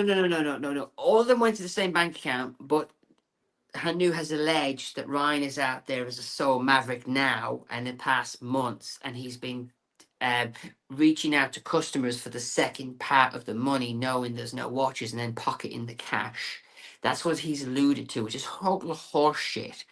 But but because I know he took money off somebody 6 months ago, I reached out to them and got them to send me a screenshot of the second payment, and it went into Haventi's account in Singapore.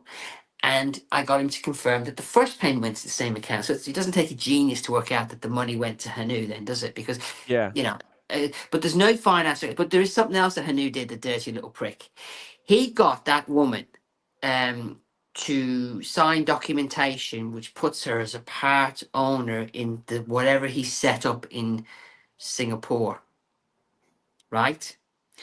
And she's not an employee of the company, never was, but she's been around it for 10 years, and he got her to sign documents. So she is a future patsy as well. And he gave her a reference saying she's unemployable. Yes, he also did that, but I fucked him on that. On the latest video, I've exposed that. This prick agreed to give her a reference. And while I was doing the editing, Timmy, it was 3 o'clock in the morning. I'd spoken to him, I think it was about 4 in the afternoon. At 3 o'clock in the morning, I was doing the final edits. She texted me to say, the fucking reference has turned up. Thanks, Brenny. The reference he refused to give her, right? Because he kept telling me, get her to reach out to me. I said, no, fuckwit. You have her fucking email. Send her the fucking reference, yeah? And he was like, oh, yeah, no problem. He wrote a word on her reference that said she was unemployable, right? He wrote the word unemployable in a different way. She had to fucking Google the fucking word, and it says unemployable, right? Why did he do that? Well, because he's a prick, right? So he's wrote her about her, but this And is how fucking is she like the person that's gonna take the blame for all of this? but he I did try and tell her, listen, I just got him to confirm on camera that you were never an employee of the company. So if you did get in trouble, you just have to show him that video and say, listen, these fucking said I never worked for the company. I was a contractor. Wow. But this isn't the funniest part. She worked for him for 10 years. I remembered she said 10 years. When I said to him how long she worked with him, he couldn't answer. I was a struggle to get him to agree to 5 years. So, right, so he's What known has her she for been doing 5 for him? years. He fucking spelled her surname wrong in the reference. What has she been doing for him? She's just like a figurehead through who, like a She's pass just. through. I got some information on producer Michael from her, and she confirmed. I think she did Jack of. I think she did a lot for him, right? Okay. But I tried to get some information on producer Michael, and she confirmed to me that she put the figures together on producer Michael. And you know the sapphire watch he spruiked 11 months ago that he did that video? He was getting paid on sales, and he was getting on average 1 to 2 a month. So he was getting paid from Aventi directly. But what I haven't found out is how much yet. Does that make sense? But what made me chuckle even more is they owe producer Michael money. It just made me laugh. They're late on his payments. That's funny, in my opinion. So yeah, how I can say Avanti from start to finish is blame YouTubers spruiking the watches. Swiss Watch Gang and a lot of these other fuckwits told everybody that these watches were incredible, and they were better investments than Rolexes. They were exclusive. You had to be chosen to be allowed to purchase one, and people just lapped it up. This whole idea of fake exclusivity. Now, I have an opinion on the concierge service, but it's only an opinion to me. My opinion of the concierge service is they only spoke to you to find out how much they could get out of you in the end. Yeah, it was just a con to I first think they, you were. but they I had think you the were. first watch, right? They made a few watches, right? Those Yeah. original ones, they made those. How did it turn from actually being able to deliver watches Timmy, to just Timmy, the taking green watch, money? Timmy, the green watch that you just passed, that Yeah, hasn't been delivered. That watch, I've got people that paid for that watch in March of 2023. They yeah. paid $15,000 deposit, and in late 24 they were offered £10,000. Sorry, they were offered £1,000 off the final payment. You might as well kiss that money goodbye. It's gone, but It's gone. but where I can prove intent and fraud is I've got about 7 people that just paid that money and then eventually asked for a refund, and then they got ghosted. But I do have some of them that were asked to pay the second payment knowing the watches weren't coming, and that's where the fraud is, because there is no watches.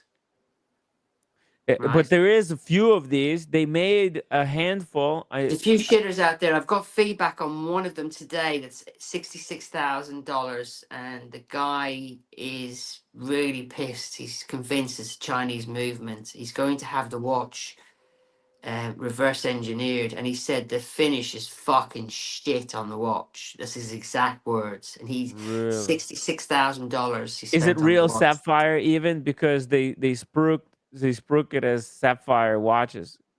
Are they even sapphire? Could they be made of something else? Yeah, but again, and all the watches they've been selling have no box, no papers. They literally, all they've got is bits of watch that they're just cashing in. So wow. Yeah, I mean, I've got information that hasn't been proven yet, but I don't want to say other stuff. Yeah, you know what? I suggest everyone on the stream to go and see Benny's stream when he proves everything, and then we can figure it out. And then if you and then he can and then he can come back and we can go over everything again. No, the latest video, if you just watch that right the way through, that basically lays out everything, because that guy was a major fan. If you just watch that one video, that should be enough for you. But things I can't prove is I got told that Hanu was at one of the F1s this year, and he was still trying to sell the watches, and that would have been in March when he told me the company was on its ass. And I've seen these guys still spruik the Aventi watch at London Watch Week. Yeah. So basically, but obviously, what I'm telling you is as up to date as you'll hear. Yeah. But I will be putting out a lot more videos just to keep the pressure on it. I want Aventi to go bust and come clean, so that I people think can it's move already on. bust. It's just that they I think like take you've it already down. investigated a lot already, and I think they're going to be gone in the next 6 months. Look. Just very quickly here. Hold on a second. I just want to shout out P Cars for a massive $20 super chat to support the It's show. incredible. And my friend over here, John, he works for Homeland Security in United States. If you wanna, if you can, I would love to connect you with him so that you guys can start working directly with the victims and bring these guys down through international laws. Let's get all the evidence. Let's connect and let's get these fuckers out, because if the police and the international authorities are not going after these guys, they'll be able to continue take orders and continue to scam more and more people until there's actual, the law is coming after them. That's what needs to happen. They have to go to the police. The business is shut down because I've secretly applied to buy a watch 3 months ago and I still not heard anything. I have other names. But maybe they know you. They checked. And No, like, oh. no, it's a different name. But they are using their database to offload watch only, to rich clients who are stupid enough to give them cash. And they are, even Anu admitted that Ryan sold a watch 2 weeks ago for $88,000 before he legged it. How are they still releasing watches? Where did they have these watches? These are exclusive one-off bullshit watches with bits of diamonds on them, and they have some real fanatic customers that will fucking pay for them. I can't believe it myself, Timmy, but they are. But I do want to say that there's a couple of classes of people, Timmy. I've got people in this group that are like us, that a $15,000 loss is devastating. Yeah. I've got a celebrity rugby player who, because they figured out he had more money, but he doesn't have any money, by the way. Just because you're a celebrity doesn't mean you got money. This was the guy they targeted to get the second payment out of. That guy is down 25,000. And he's now selling 3 of his watches to cover the loss. So he hasn't got the money, right? And then they have a second class of client. They've got shit tons of money, and most of them have wrote the money off. But some of my guys have gone in heavy. I've got one young lad who has handed over $88,000. I spoke to him yesterday. Yeah. And he's a really nice guy, but I think I've managed to do something nice for him. I've got a contact at Richard Milley. You know, their watches. Proper watch. They're going to try and look after him. They're going to try and do something with him because he's such a nice kid. I mean, he's literally out. They're not going to give him the money back. He has to go to the police, report this to international. No. That's all in hand as well. I have some people that have joined the group now that are going to lead the group, because I'm just holding the group together. Okay. But 2 people have just joined the group today. I've asked them to be wing commander. Do you know the term wing commander? No? Yeah. I've just said, come into the group and don't feel that you're a new member. Come into the group and take the fucking group over, will you? Take the lead here, yeah. Yeah, because one guy who's just joined today, he's got shit tons of money. And he's just lucky his wife doesn't know. So, yeah. Wow. That's a joke. I think his wife does know. So, but yes, that's go to Brenny's stream, everybody, and go over and make sure we like and subscribe. And then you don't have to. I'm not bothered about that. But I'm just telling you, if you want to know an up to date, the latest videos are up to date, and the guy is a real person. And like I said, he asked for his voice to be disguised because some of these people have really high paying jobs and they don't want to be recognized. Yeah, so that latest video will just basically. But what's really nice, Tim, is I don't have any copyright strikes anymore. I got rid of them all. Yeah. I managed to fight them all. So Swiss Watch Gang, who threatened to copyright me, the little prick, right?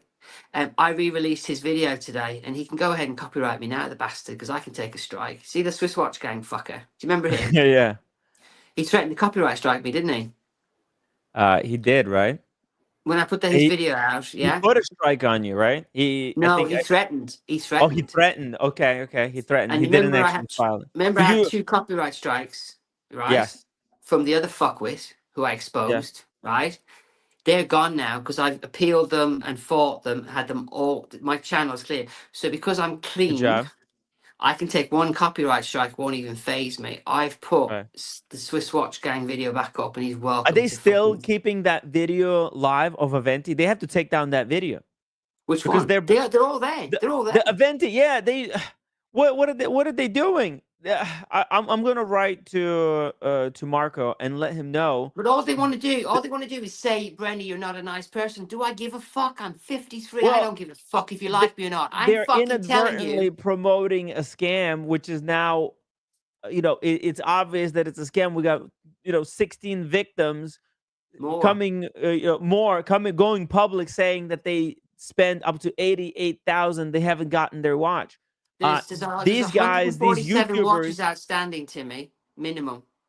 because these YouTubers 147. who have the Aventi videos up, they're continuing to promote Aventi. There's people who on YouTube who come across a Aventi video or come across a blog post about Yeah. Aventi, and they go in and try to buy it, and they might be sending money to these people and Yes, continue to get and there's scammed. another problem is if you buy a second-hand Aventi, you're proper fucked because there's no company to fix the fucker if it breaks.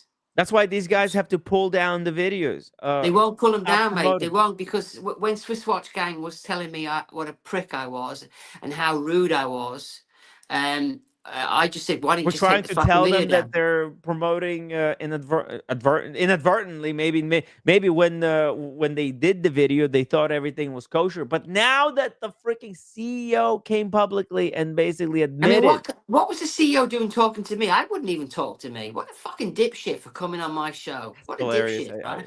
Yeah. I Why mean, do that, man? It's what was he bizarre. smoking crack or something? Yeah. This is these guys. They must be on drugs because it's Yeah. kind of like Timepiece Oh, Gentleman making that video I think admitting to stealing Timmy, $5 million. I need a sheriff's badge because when he first came on the channel, Yeah, I have he one. said, I watched one of your videos. He couldn't have because I put a dunce hat on his head, right? Mm. And You need one of these. I need a sheriff's badge. So I played dumb for 30 minutes. I just tried to get as much out of the fucker Yeah. as I could. I had that fucker on the phone for an hour and 6 minutes. I had him close to suicide at one stage, right? And I had to cut out 10 minutes of where I'm talking him down from suicide, right? You gotta be Because careful with that. You don't want to, you because don't want to be because blamed for murder. because I brought him down that much. He said, "Are you telling me to kill myself?" Right? And I had to talk him back down because I beat him that much over the hour, and there's a tiny bit of that still left. But I had to take like 15 minutes out of me talking him down from suicide because I held him together for You think it 30 was? You minutes. think it was real, or he was just Oh, acting to get you to stop exposing the scam? That No, eventually. basically, I had him. I was good for 30 minutes, which is good for me. And then as we got nearer, I started telling him that he's a fuckwit. He doesn't know about business. And he says to me, I haven't been rude to you. And I said, there's no business. I mean, I said to him, he's got no business sense. I ripped in. I was getting fucking bored listening to be honest. And yeah, so I took maybe 10 minutes out about, are you telling me to kill myself? Are you really telling me? I said, I didn't say kill yourself. What the hell, And then I man? just thought, I'll take it out because it's getting boring. Yeah, so I demoralized him a little bit, you know. But Well, why did he come? Why, if he saw some of my videos, and do you want to hear dude, what's you even know what? funnier? Dude, look, there's people who like this guy. For this guy to say that you're trying to make him kill himself, doesn't he realize that his company stole tens of thousands of dollars Millions, from millions, people? millions, There's millions, people, there's people who've had. He's the one on the receiving end. He took in thousands, and he says, "You want me to kill millions, myself?" There's millions, people Timmy, who had money stolen from them, and they're, how they feel. How do the millions. people who had their money stolen from them, how they feel? Do they Yeah, not feel like, if I had 10,000 or 20,000 or 30,000, like some of those guys. Yeah. You know, and they have wives that didn't tell anything about this. That Yeah. you know that they just fucking lost 30,000. Well, I would want to kill myself. these- This why- guy steals 30,000. He says, "Brandy, stop exposing my grift. I'm stealing money over here, and you're ruining it for me. What the? Demoralize me. Yo, this is." Oh, Timmy, there's a bit where I'm talking to him, and on camera I go like this. Oh, I'm so fucking bored listening to you whinge. Because I can't help myself. But I want to tell you another Playing funny story, victim right? is the oldest fucking trick in the book. It's So just I'm playing legally victim. obligated. Timmy, I'm legally obligated now not to talk about another company, right? Okay. Because Okay. I Let's not pushed them talk about it. Let's. I pushed them too far, and I'm under a legal You got the cease and whatever. desist. Yeah, a big one, right? Let's not talk about this. And Timmy's gonna get sued. Yeah. No. I don't wanna get sued. No. But I want to tell you something else. Can you tap up Random Watch, dude? Random watch, dude. Okay. Because YouTube is full of snowflakes. Because the stuff that Opus has said about me, right? Oh, he's a character. Is vile, and I think Really? it's funny. I think it's funny. Oh, right? okay. Okay. But there's too many snowflakes out there that come on here and want everybody to love them, like that one guy who I exposed. And there's nothing I said about that guy wasn't the truth, right? But that guy had to get a solicitor to get me to stand down, right? This guy? No. Who's the? Who's this guy? That Who's is the random- random watch dude? Because of me, that guy shut his channel down. This guy? Yeah, he's a soft prick. Oh, it's very unfortunate. It's a tough game. You know, it's a But tough. if you He put hasn't out been the making video. videos in 2 months. He put out a video praising that Rolex AD, right? Mm-hmm. And I went after him and I exposed him for what he truly was. This AD right here, the hourglass. He couldn't take it, so he shut down the channel. The YouTube's full of snowflakes. If you can say whatever you like about me, I don't care, right? Yeah. So we've got Opus saying vile things about me. You've got this. We like tits. Opus. We Yeah. like Opus saying vile things about us. He's But I don't hilarious. care. I don't Yeah, care. But yeah. You know what he does? He makes you into a certain character.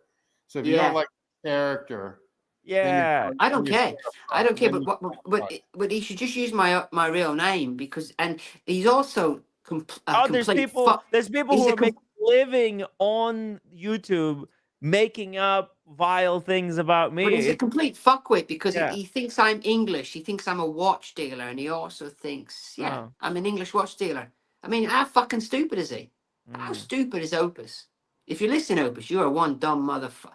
How stupid is he, right? How the fuck could you think this accent is from England? It's you know, I met Opus. No, you got an Irish. Are you from Liverpool?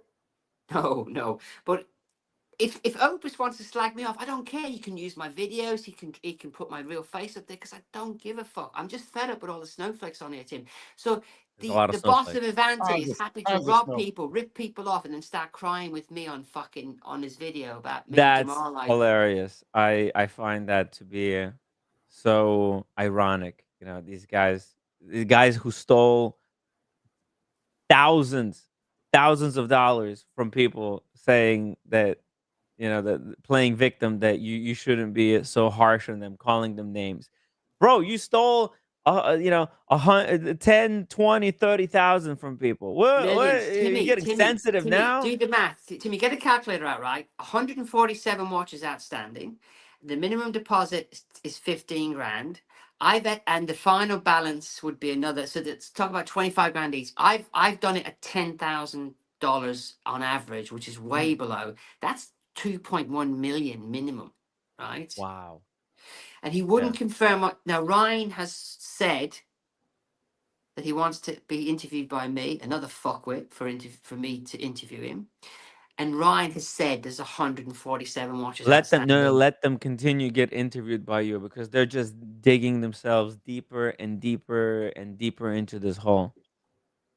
So just let them continue exposing themselves. I did manage to fact check the Ryan thing, so Hanu was lying on one case about Ryan pocketing the money. So his accusation is, unless he's got proof of it, the people I know who've given Ryan second payments, they've all confirmed they went to Aventi, not to Ryan. Mm-hmm. So, do Well, you want to talk listen. about your Kevin O'Leary? Yeah. We need to talk about Kevin Leary. This was very unexpected to have you on the stream. You know, I'm completely we unprepared. love you. But Everyone should like and subscribe yeah, and I jump don't on care. the stream. Oh, I do. I don't care. I don't care about subscribers. You need the algorithms on yeah. YouTube. I want They to tell you all something help. about algorithms. I've got videos with 3,000 views, 12,000 views, 97% likes to me, right? Yeah. 97%. Nice. Right? And the fucking algorithm still kills them. There's no Tell. bad language in them, right? Yeah. Right. So those videos would because when I spoke to So if we Oshi can help about out in any way by boosting the algorithm, by hitting the it upvote doesn't button. make any difference. And I get loads of comments, and what I've stopped doing, I don't reply to comments anymore. I replied to that fucking idiot today, but I don't reply to comments anymore. So a lot of the negativity's gone off my channel. Because if you don't reply to trolls, Timmy, they give up. Yeah, they're just attention seekers, you know. Yeah, so you don't need to say to give me subscribers. I really, it's irrelevant to me. It doesn't change my life in any way, because some of my videos will get 13,000 views, and when you compare to the Dubai faker Phil Reed with his 70,000 subscribers, he's only getting 10,000 views. So I think subscriber numbers are just ego. Yeah, it's you know, it's not about the number of subscribers, it's the quality of subscribers. See, I've got only 11,800 subscribers, but they're the most active, the most engaged, the kind of subscribers in the wristwatch space. These are the people who live wristwatches, and you know, they're tuning in every single day. So I say that they put 10% of their day, if not more, into wristwatches. Yeah, that's why we got to bring them the content. They came here tonight for the Kevin O'Leary stuff. We gave them a little bonus here. Brainy bonus.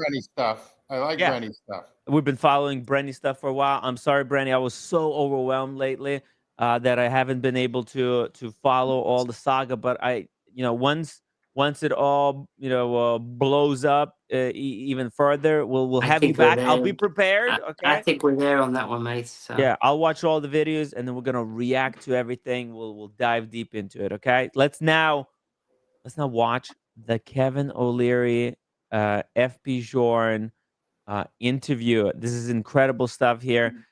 Kevin O'Leary has ingratiated himself with FP Journe. He's like an unofficial official spokesperson for the brand. Wherever he goes, he spooks the brand, and no, they're being very generous with him. They give him every watch that he wants because he's bringing in the leads, as they say in the grift world. Ray €2 super chat. Brandy for president. He is our Batman. He is. Thank you, Ray. Wow, that's very, very cool to bestow the title of Batman on Brenny, and it's very fitting. He's got a Batman and Joker behind him. There you go. We love your posters, Brenny. Thank you. Amazing stuff. Okay, let's dive in. You're gonna join us for this and react with us. I'll Brenny, just listen. I'm gonna be 15 minutes. I'll just listen on because I'm interested in what Kevin has to say about these amazing watches. Yeah, let's get some of your hot takes on FP Journe, because FP Journe is a proper brand, unlike Aventi garbage scam. And you're gonna spend the rest of your life in the secondary market. When we have these discussions, unfortunate discussions, well, it's my watch. I can do whatever I want with it. Absolutely. But I can do whatever I want. I don't have to deliver a watch to you. You have your freedom. I have my freedom. Sure. But the circumstance is different if someone comes to you and they're in a tough spot in life. Absolutely. And that's a different situation. I mean, François Paul accepted just for the America last year 4 times. I said, we have this case. Said, why are you even asking me? Of course, not a problem. I said, of course I have to ask because François Paul is micromanaging. He wants to know everything. so no problem. I said, yes, no problem. One guy got divorced. Okay, it happens. What can we do? He was cash poor. Okay, I understand. So we had one guy, just imagine also, when one guy from Panama, I think, that wrote to us from Latin America. We have a team for Latin America. I said, So just to pause here, because they're talking about kind of from FP Journe's perspective. Yes, customer can buy watches. They can ask for watches, and in the same way, the watchmakers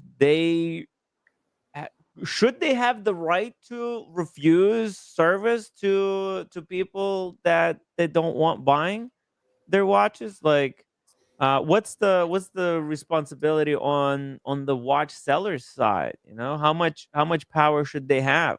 Mr. GMT, $5 super chat. You should care about subscribers and viewers so you can make a difference in somebody's life with knowledge that you have. Thank you so much, Mr. GMT. And I am working extra hard right now to grow the channel in the number of subscribers. So in the past, where I was very focused on just live streams, I'm doing extra stuff that's going to bring in new viewers and grow the numbers. That's why we jumped from 0.7 to 0.8 thousand subscribers. That's already hard work paying off. Thank you for your support, Mr. GMT.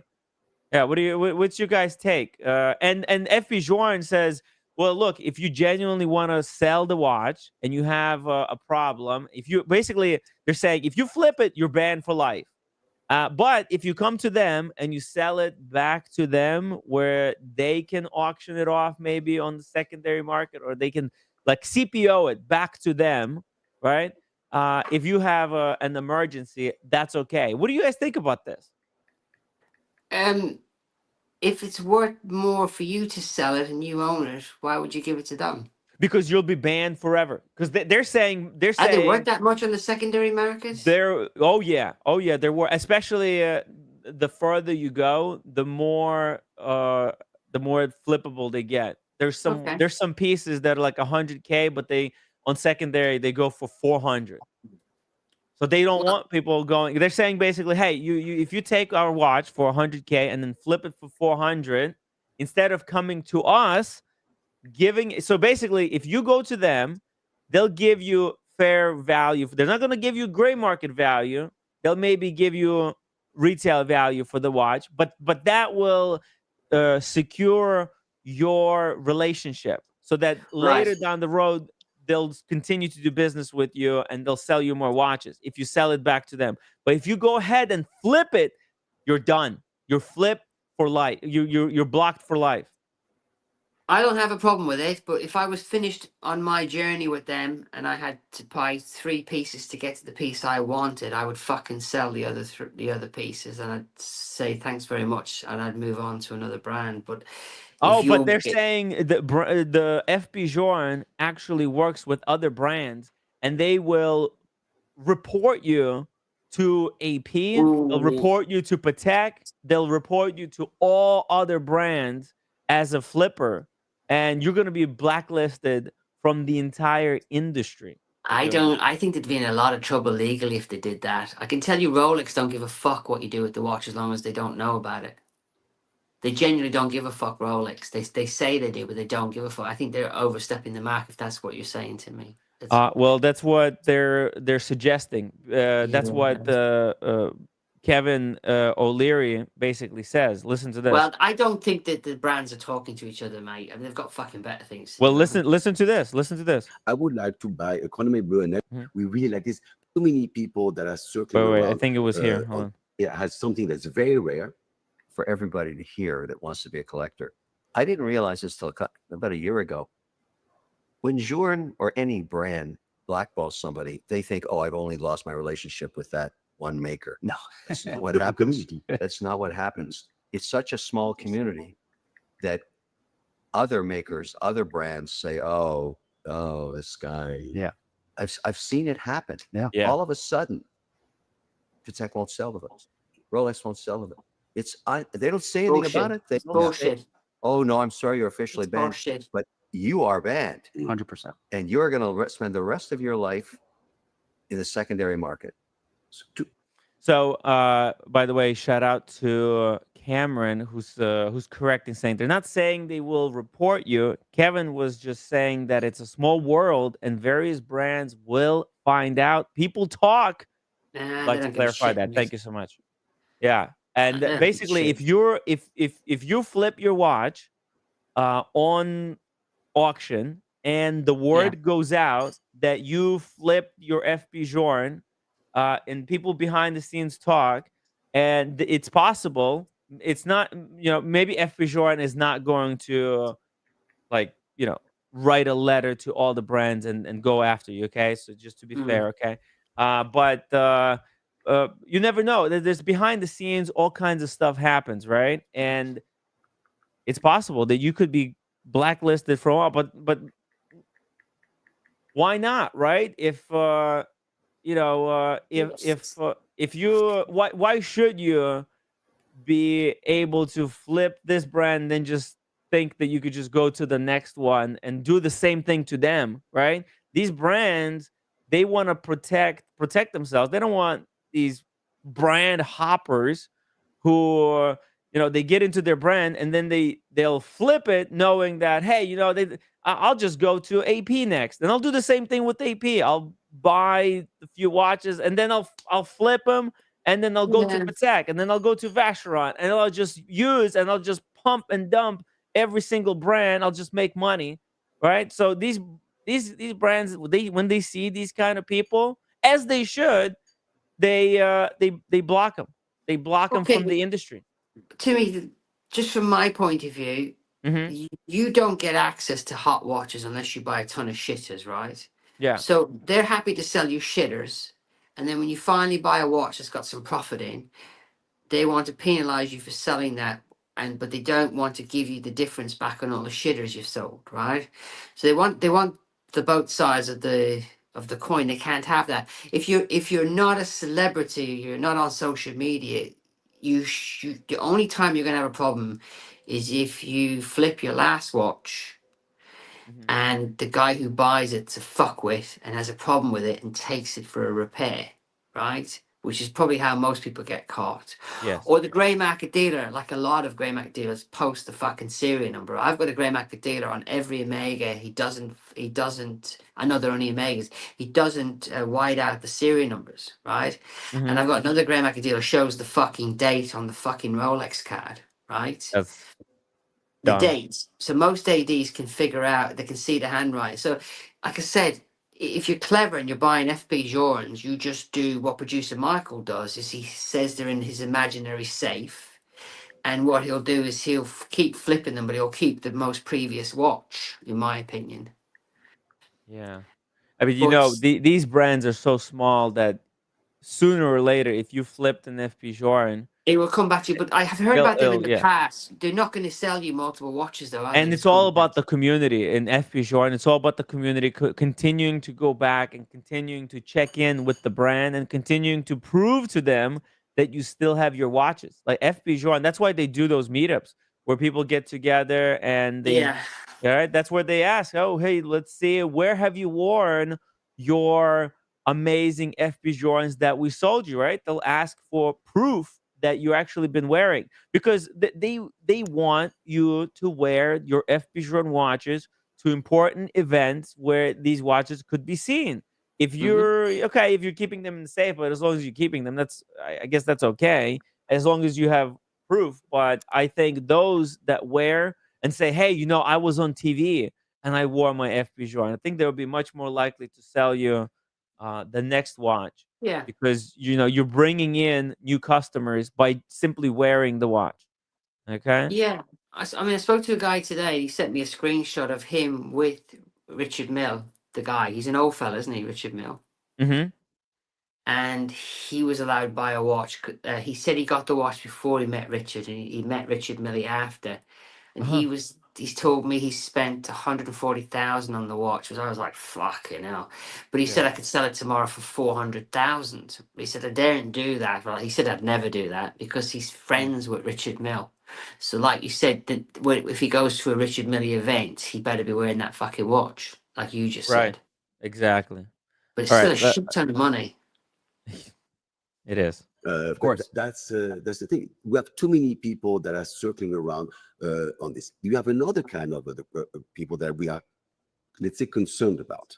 The one that think that, and I don't know if it's the right marketing term, is the, how do I call that? The pride or the fact that the honor of wearing a Journe, because he's the best watchmaker alive. But do you know he's the best watchmaker alive? We just heard it was the best. Right. How does it relate to you?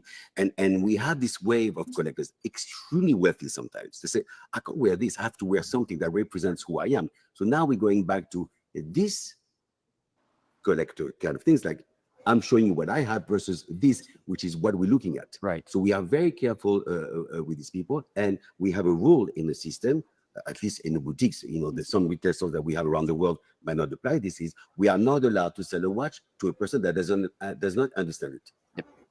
Should make sense, no? Makes sense. Believe me, I'm sure. You buy and it's a beautiful watch, like a Race Daytona. Do you know the whole story about the Race Daytona? No, you buy Daytona because most of them, because it's a Daytona. Yeah. So it's what I call a vanity purchase almost. Yeah. For lack of a better term. A flex. Now, just to Kevin, flex. you always say how the watches are coming to the right. There's people who don't know anything. They just watched one video and they think, oh, what's the kind of a little bit like what Mark Zuckerberg. I don't want to throw him under the bus. I don't know how much he knows about watches. Don't throw him underneath the bus. He's got some nice fucking watches, hasn't he? Yeah, he just came out with just everything a $1 million watch, just $1 million watch. He's not an after idiot, $1 million watch.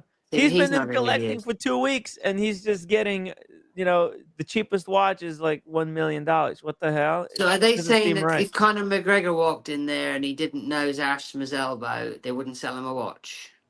I think there's one rule for one and one rule for another, isn't there? What about the Gypsy King when he walks in there? Well, I think that's what FP Journe is trying to differentiate. He's trying to make sure that their watches are only going to go to the people who truly care about the brand, that they know everything. That's why they want people attending those meetings, right?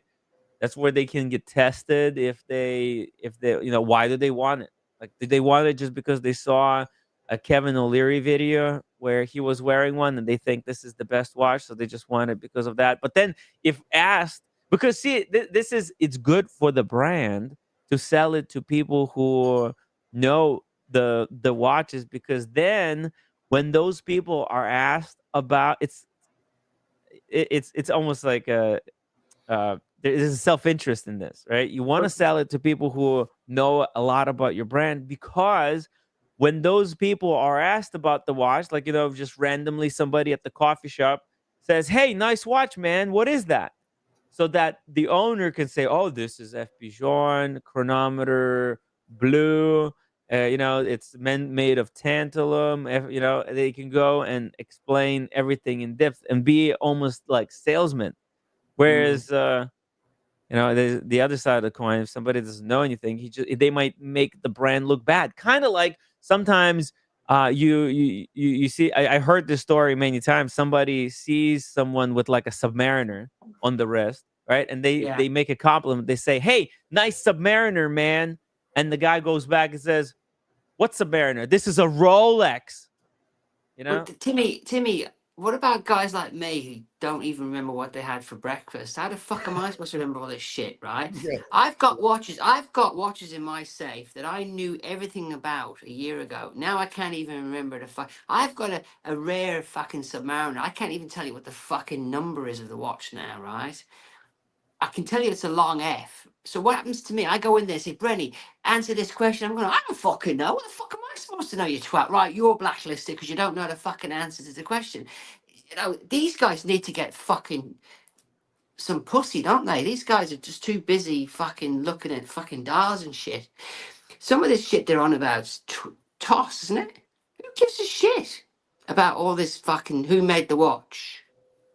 Well, they care because there's demand and their watches are going 4 times retail. But if you can buy one, you can flip it for massive profit. I think these are the fuckers that sold Kevin 4 watches, So way back when they weren't so high and mighty, they sold him. I think this is the company he bought 4 watches. So he's a mega fan of this company. He may have bought maybe more from them. By the way, Ray, we got some super chats here. He might be buying the company. He might be invested in the company. Good luck to him. Ray, €2 super chat. Drop these T watts. You have Brendan Boswell on, please. Thank you, Ray. Dub and Daniel Katz, 279. 2 weeks. 2 weeks. It's actually the wait list to get FP Journe is shorter than to get Daniel Katz on the live stream, so I wouldn't be complaining. 2 weeks. Let's keep going here, guys. Grave with you. Maybe Yes. maybe you'll have a mausoleum where people can rent them from you. Pierre knows Paul Boutros said his joke is always, I only come to visit you so I can talk to your wife about auctioning off your collection after your dad. I said, thank you, Paul. That's a friend. Yeah, it's but you know, it's something I do think about a little bit. But I'm very, very proud of my collection. You know, and the pieces that I have, I mean, they're really, really spectacular, and just it's also very soothing for the mind to get up in the morning and decide, where am I going today? Sure. Because I wear 6 different pieces a day. That's nuts. That's just ridiculous. Okay. Hold on. I got to laugh at this. Hold on. Yo. Okay. All right. Kevin is. How do you do that? How do you do that? You from 2 in the morning, 2 in the evening, and 2 for lunch. That's a guy who hasn't jerked off in years. He likes his watches more than women, because the thing is, women, they can't sue you for, like, it's so dangerous in this Me Too movement. You have to find other things than women. It's, dude, you can say hi to a girl and boom, get slapped with a sexual harassment suit if you don't look right. Right? It's hard. It's freaking hard. So I don't blame Kevin O'Leary for saying, there's no way there's no way those watches are set to the correct time. He's literally just putting them on and he's wearing them, and then he's using his iPhone all the time. Because I recently tried to have 2 watches on the go, and I got so bored with it, I thought, just fucking wear the Daytona. And I was trying to wear my Daytona, and then I was trying to wear my Panerai, which I love, my Panerai, and I got bored of it, Timmy. In the end, I'm like, fuck this. I put the Panerai in the safe, and now just wear the Daytona. The idea of going to the safe back and forth, fucking putting on 6 watches a day, I got better things to do. You know what I mean? But this guy, you know what? He's made it his life. It seems like watches have become a really and pajamas. big He part wears of pajamas his all the life. time. Have you seen him wear pajamas all the time? I never seen. I always see him in the suit. No, he wears a pajama bottoms under the suit when he's on camera. And Really? a lot of his TikToks, a lot of his posts are he actually goes full on pajamas. He's a nutcase. Very relaxed. Very relaxed. I should start wearing more pajamas. By the way, Brenny, I have the conclusion of the poll here. It has flipped while we were talking. Should you swap the Snoopy for Starbucks? 52% of the audience said no. 48% said yes. Wild stuff, and man. by the way, don't do it. Don't do it. Don't sell the Snoopy, because Snoopy, if it gets discontinued, which it might, it won't. You're saying it won't. A lot. I've have people telling me that it will. So I'm thinking you probably should. Do they work at Omega? It's going to go up in value. Do they work at Omega? They don't work at Omega, but they're big shoppers at Omega. Okay, so if you think they're going to go up in value, I recently saw a 2025 Apollo 11, which is rare as rocking horse shit, that what should not have been stamped 2025. It was not buyable 3 years ago from an Omega boutique, and it's still only sold for 11 grand, which is 1,000 more than it retailed at, right? Mm-hmm. And I nearly bought the fucker, right? Mm-hmm. And that's a better watch than the Snoopy, if you ask me, and it's got gold in it. So and it's limited. And it's got a better box, and it's got fucking better everything, right? And you think the Snoopy's going to double in value when it gets deleted? No way. There's too many of them out there. There's too many Snoopys out there. But like once the snake's head is cut off, the Harrods shooters that, like, if you go there now, and you can order one online, by the way, right? It's like 12,000. They're at number 15,000 now. 15? Right? Yeah, and then they brought out a limited edition, but they sold out overnight. But you know, like I said, there's too many Snoopys out there for it to be worth anything. I'm not joking, right? Okay. How about what Timmy taught me like a month and a half ago their second model, the whole white dial. That's the one I'm going to get. I'm going to buy the. That's a super limited. What Okay. white dial? The other Snoopy, right? Yeah, the second edition. That's only Right. 1,970 True pieces. story, Timmy. A Graham Macker dealer reached out to me last month and asked me to promote the watch for him, which I did, right? And he was struggling to sell it at 40 grand. But after I promoted it, he sold it, and then he said it was nothing to do with me. I thought, you shitbag. Yeah. Damn. I did a video where I Speaking was of- going to. Yeah. Speaking of promoters of soup, Daniel Katz, welcome to the show. Hey, Daniel. He sold out the entire pantry. Mr. Would you guys like a rendition of Mr. Wonderful? Oh yes, please. Go for it. Go for it. Okay, you guys talk to each other because I got it.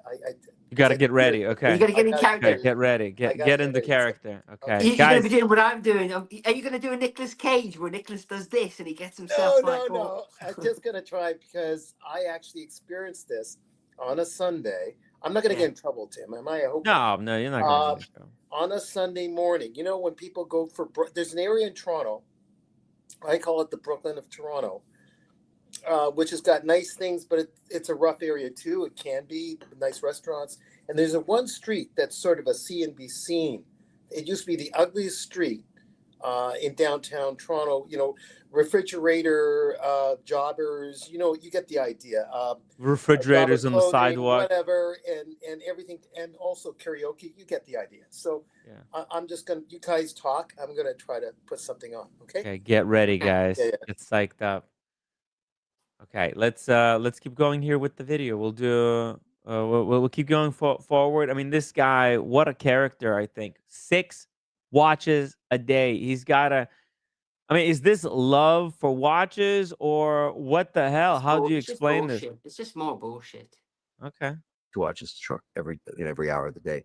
And I switch at noon, and then at night I do a lot of television, and I want to make sure if I'm doing something at CNN, I have 2 different pieces. The same night I'm on Fox, it's 2 different pieces. And now these networks are saying, it let's makes do no difference what watch he's wearing. How the fuck is he that self-centered that he thinks people are watching what fucking watches he's wearing, right? You can't even fucking distinguish what he's got on his wrist, apart from we know it's going to be an FP Journe because that's where he is. FP Journe, I think he's got the Chanel there. But it's nonsense. It's nonsense that he thinks people are watching what watches on his wrist because he's an ugly old fart, right? But that makes him happy. But he's delusional, isn't he? That he thinks. No, I don't think he's that delusional. Look at this. He's got 3 days ago. No, as in people care. No, Timmy, as in people give a shit what watch he's got on at the moment. Oh, they do. They do give a shit. But not necessarily for the no, Brenny, not necessarily for the right reasons. It could be for the wrong reasons as well. But look, he made a video 3 days ago. His state of the collection. It's got 106,000 views. Yeah, he probably paid for half of them. Well, maybe he's got. Yeah. Well, look. You know, he does wear them, and look. He does care. You know, maybe he is self-centered, right? And he's proud of his self-centeredness, right? Yes. He's not hiding the fact that he's self-centered. Everyone's going to hate me for this, but I actually really like this guy. Okay. I like him as well. I like you too, and Timmy, I like you too. Yeah, you know what? Most people don't care about other people. They just care about themselves. Yes. And Kevin, he's leaning into that fact, and he just says, "I don't give a shit about I don't know if he necessarily says it like that, but he doesn't say I don't care about other people. He just says I care about myself, and that's it. I'll wear fucking 2 watches." Right, he just said people are watching what he's wearing. He's a narcissist. But they do watch it. They walk up to him and they ask him about the maybe he just says that, but the Teddy Baldessar interview. Timmy walked up to him in New York when I walked up to him. I asked him. Guess what? I asked him about date that he's got, the puzzle date that Rolex sold him. I said, how does he feel about getting that watch? He said, I feel like I deserve it. Yeah.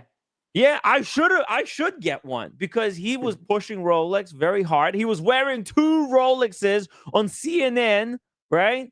And wearing 2 Rolexes at the same time on Shark Tank, spruiking the shit out of Rolex. So he feels like, hey, he deserves getting one, you know? He's doing the promo. It's seen, you know, whether you like Kevin O'Leary, if you don't, Can I be most honest about people don't something? like him. And I've watched Timmy. I want to be honest about yeah. one thing, right? Okay, Mhm. I've only got back into watches the last 2-3 years. I used to Yeah. watch Shark Tank, right? Yeah. And I can Yeah. assure you, when I watched Shark Tank, I couldn't Yeah. give a shit what watches he was wearing, right? Sure. I didn't know who the fuck he was. I thought he was just an old fart giving out money. The fact that he's got 2 watches on, I never even spotted.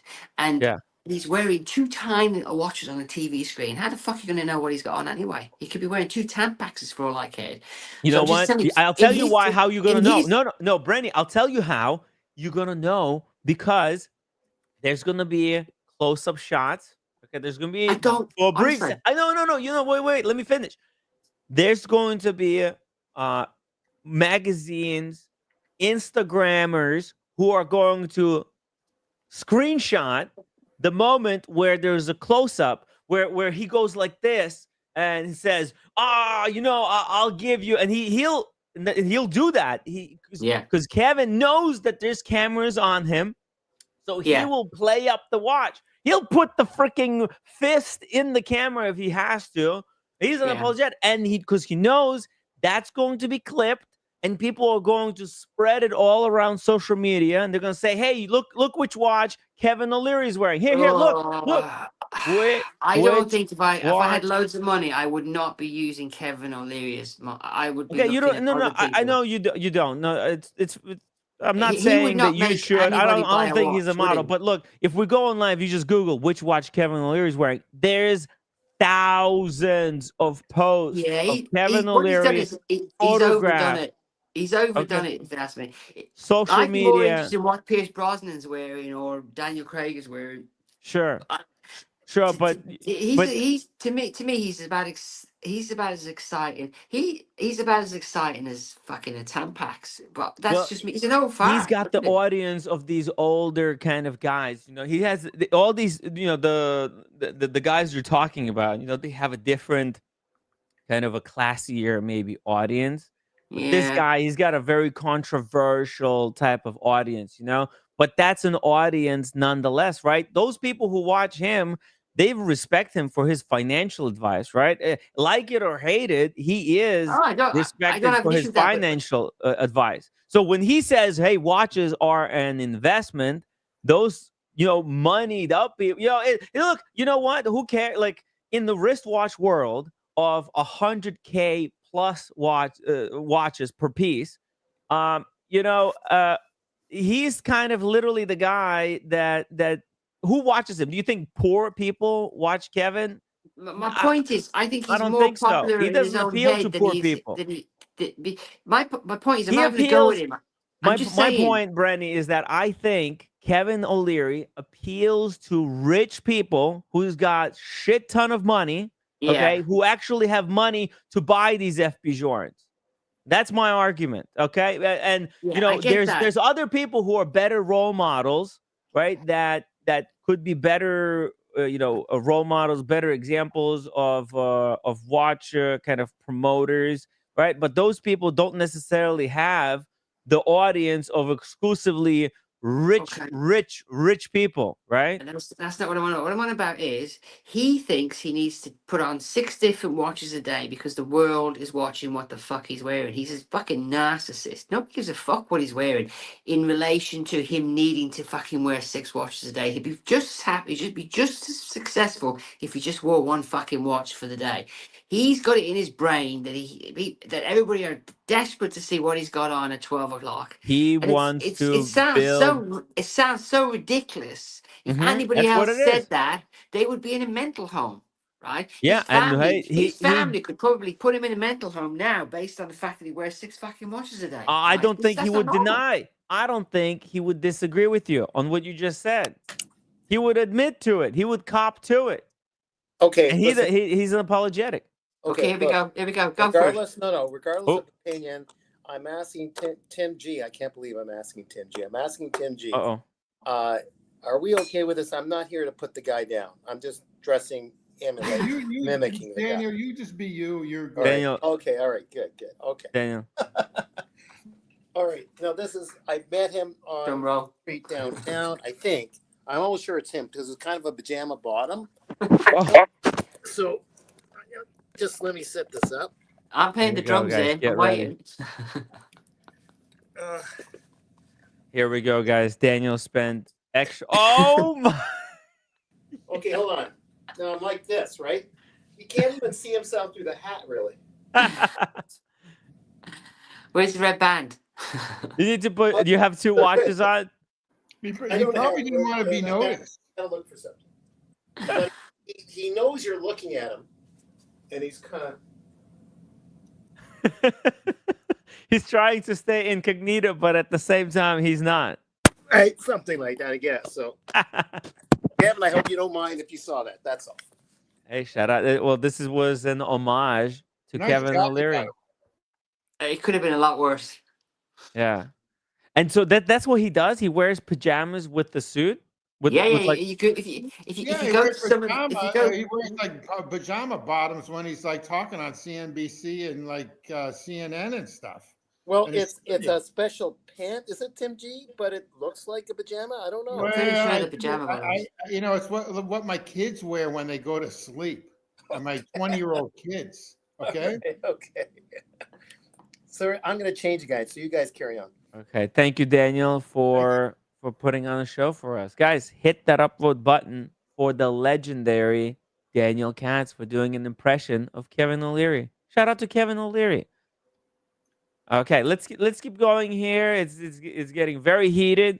Brenny's obviously not a fan. Look, I'm not a fan of O'Leary's politics. I just don't like narcissists. That's all. He's just a narcissist, isn't he?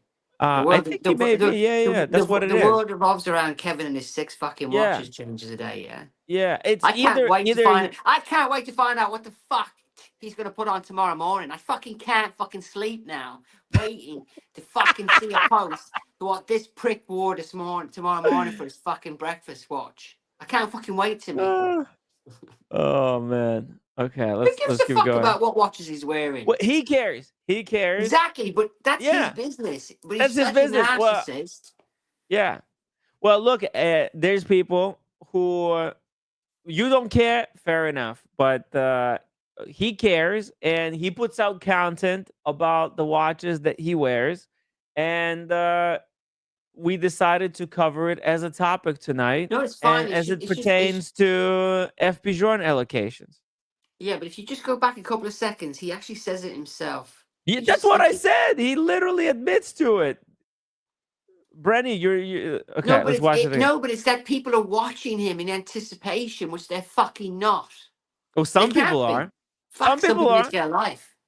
Well, I agree with you. Some people need to get a life. Unfortunately, they don't have a life, but they should, but they don't.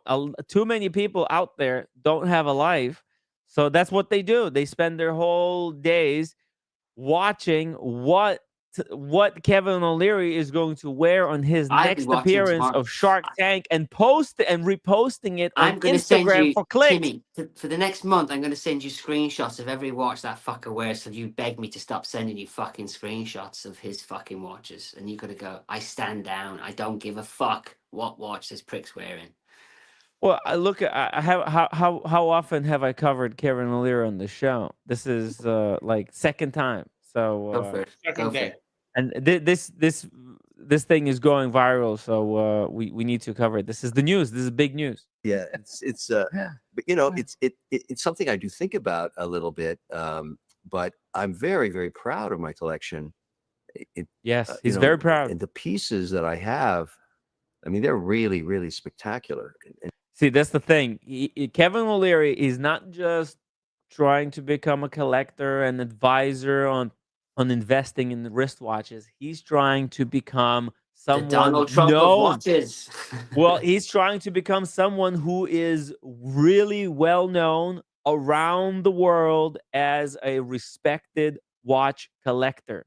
Okay, yes, watch collector / investor. He's got his own strategy, and he's just doing it the way he wants to do it. He doesn't give a fuck much about what other people think. He's just doing it the way he wants to do it. It's also very soothing for the mind to get up in the morning and decide, where am I going today? Sure. because I wear 6 different pieces a day. I wear 2 watches every hour of the day. And I switch at noon, and then at night I do a lot of television, and I want to make sure if I'm doing something on CNN, I have 2 different pieces. The same night I'm on Fox, it's 2 different pieces. And now these networks are saying, let's do a wrist twist. Yeah. Let's see, what you have on today. And what I'm learning to do now, which I'm very proud of, I'll tell you a story that you might. There you go. You see it. You see this. These news organizations are now recognizing that he's somebody who's extremely interested in watches. And whenever they're doing interview with him, they just throw in like, "Hey, show us what you got on the wrist." This is his shtick. Okay, this is his shtick. It's his shtick. Yeah. I don't see a problem with it. He invented this shtick. If he wasn't so toxic, that would be, I think, a lot better. They're humoring him. Let's humor They're the humoring old fat him. Kevin. Yeah. Let's humor the old fat Kevin. In Shark Tank for the last, I don't know, 6-7 years, I've been wearing two watches on each show. And one of the producers came to me and said, Kevin, we're having a problem with this. You keep wearing these pieces that nobody can afford or ever get because they're a piece unique. And our show is about inspiration of young people wanting to become entrepreneurs. Don't you think you should wear one crazy piece on one wrist and an entry-level piece on the other? Yeah. So that when you do all this wrist stuff, you encourage young people. And that's what I'm doing now. I'm very proud of that. I don't know. I think. Ooh, what do you think about that? It'd be Grand Seiko would be number 1 on that list of shitters. Exactly, man. He's controlling his own narrative. Nobody's gone near him and challenged him on what fucking watches he's wearing. You're going to be fired. Well, he doesn't care. He wouldn't care. You think if you asked him about his watch, he would say, "Listen, he's free to do whatever he wants with his money, and he's free to buy his way into any brand that he wants. He's free to build any collection he wants." After these brands sell him watches, he's free to put them on the red strap and make him look like a heresy of their original look. Yeah. But listen, you know what? He just doesn't give a fuck. No, and in fact, I think he loves it when people lose their mind. I used to work with a crazy guy, right? What I used to do is I used to throw money on the ground, about £4, and then he would find that money. This guy was crazy. And then because he found that money that I threw on the ground, he would then buy everybody lunch, and it'd be great because I'd cheer up the fool by letting him find some money, and then he'd be so happy he would spend probably 3 times that on buying us all McDonald's. I think they're just humoring him. They don't give a shit what watch he's wearing. Okay, just humoring the old farce. Let's just humor Kevin and talk about watches. It's Scrub Daddy guy's doing okay. Yeah, because unfortunately, there's not a lot of entry-level Journe anything anymore. Yeah, there used to be, and impossible to get anyway. Yeah, I mean, the Elegant was there was a time. Elegant was a watch that FP Journe gave away for free as a freebie when somebody bought an ultra complication or grand complication. Wow. Yeah. So I can't get it Elegant. I know. We sold that on everything. Yeah, I mean, it's sort of, there was a time when you could come in and say, look, I'll start at the bottom with an Elegant. And part of the reason you can't get Elegant and you can't get other watches is because Kevin O'Leary wearing FP Journes, doing wrist twists on Fox News and telling people that this is a great investment, and they're all going in and buying. Now Kevin helped drive up demand for FP Journe to such a degree that most people can get it nowadays. They have. You can see by the guy in the camel pants. He hasn't got a care in the world because the watches are selling. But selling themselves. But Timmy, it has come back to me now that Kevin did do a shit ton of videos on them, and he did a lot of talking about this watch. This was back, I remember it now, from a year or two ago. And he specifically talked about having to buy the watches. So I don't have an issue with all of that, and they're sitting pretty because of Kevin. Yeah. And before Kevin, nobody wanted the watches anyway. So exactly. In 2019, Watch Time New York, they were selling at 30% off. The Right. Havana, Yeah. 30% off. Nobody wanted. Where were all of these collectors then? Right? Yeah. Well, why weren't they buying watches at 30% off? Now that Kevin came in and the 1916 company, they came in, they bought up everything, and they started spruiking the shit out of this company and saying how amazing it is, and everybody's getting in. Suddenly now these collectors want the watch. Well, get in line, sunshine. So the point of your video is it a bad or a good thing? Is that what you're trying to? I don't know. I want you guys to decide. I have no idea. You know, I'm not going to be able to buy an FP Journe. So, you know what, and then, you know what? Look, do I want FP Journe? That's the thing. Do I just want an FP Journe because it goes above retail and because it's so highly coveted? Would I want the FP Journe the same way if it wasn't going up above retail? Because people like Kevin O'Leary drove up the price of these watches. Would I want FP Journe the same way? Maybe I wouldn't. I don't know. I'm a human being. Of somebody wearing a watch, I'd buy one because I wanted one. Yeah.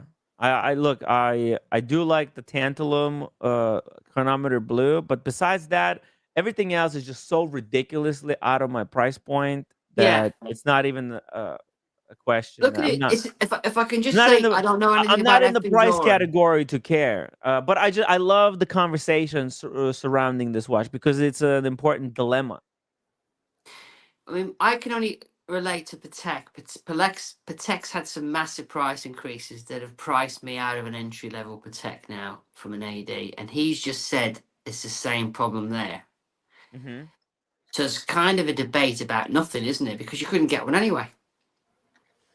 Where now I can buy a Patek, but they're just too bloody expensive, you know. So right, exactly. What do I do? Even if FP Journe didn't have demand for the watches, what's the cheapest one you can buy that you wouldn't be allowed to buy? Well, where's the bottom? It used to be that you could get the Elegante for like 15,000. That was the cheapest watch. How much is that watch? How much is the watch now? I don't want you to come off. Like 100,000 on the gray market. But what is it in the shop though? In the shop, it's like 24. Oh, okay, fine. Elegante. Let's just do a quick check here. Elegante. Oh shit!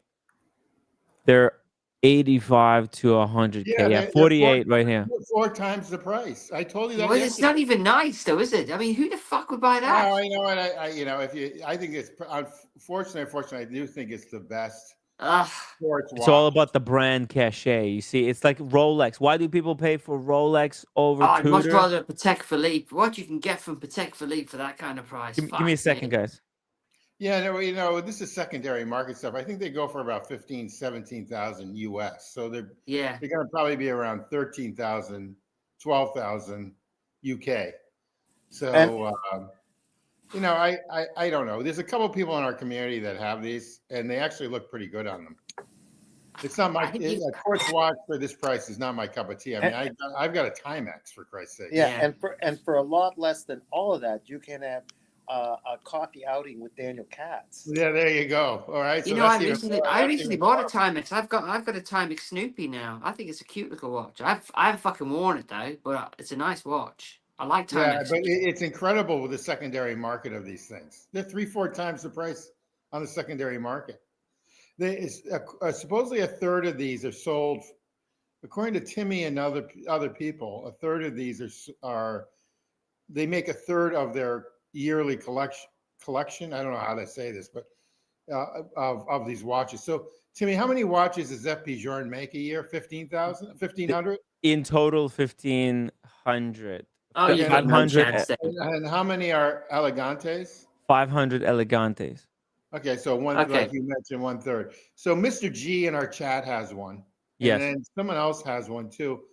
Hey, again, Cloud Kent's was in the chat. I don't know if he's still around, but nice to see old faces. That's all. So you're never gonna get that if you're only making 500 a year. You're never gonna get that now from an AD. So I think this is their first watch they should have give you. It's like a Calatrava. It's their version of a Calatrava. But they're now saying you've got to know everything about the watch. You've got to know what the watchmaker has for breakfast to be allowed to buy the fucking watch. Okay. All right. Is that Well, right? Mike Lewis in the chat says there's one from European Watch Company for $12,700. Okay. I've never seen them that cheap, Mike Lewis. So I'm assuming, but I've seen them between 70 to 100 grand. I mean, I was looking at them and say, what the fuck? Are you kidding me? I mean, I don't think these watches are worth that. And it's like a, I mean, Timmy wants a 50, the Aquanaut. 5167. Yeah.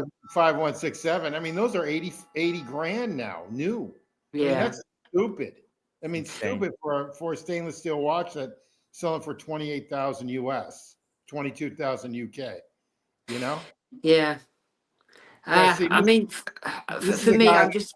this is a guy that's got one. I mean, he's got everything. He's like a really deliberate collector, really beautiful stuff he's got. And basically, Mr. G has one, and he even says it's crazy. It's crazy to me how people are queuing up to buy these, and you can walk in and buy a Patek Philippe now as a walk-in. And as a random guy, I was offered 4 or 5 pieces last time I visited, and maybe I'm just a Patek Philippe whore, but I mean, I'd rather. I don't know how these are sold out, and Patek Philippe ADs are struggling to sell them. Yeah, the thing I like about Patek is 20 years from now, you know that Patek's going to be around. I don't know. Exactly. I actually love FP Journe, but 20 years from now, I don't know if FP Journe is going to be around. You mean they're not new? They're not an old company? They're a new company? They're a new independent. What I define as new is within the last I had 20 no years. idea. Right. I thought they were an old established business. So. No. We're brand spanking new.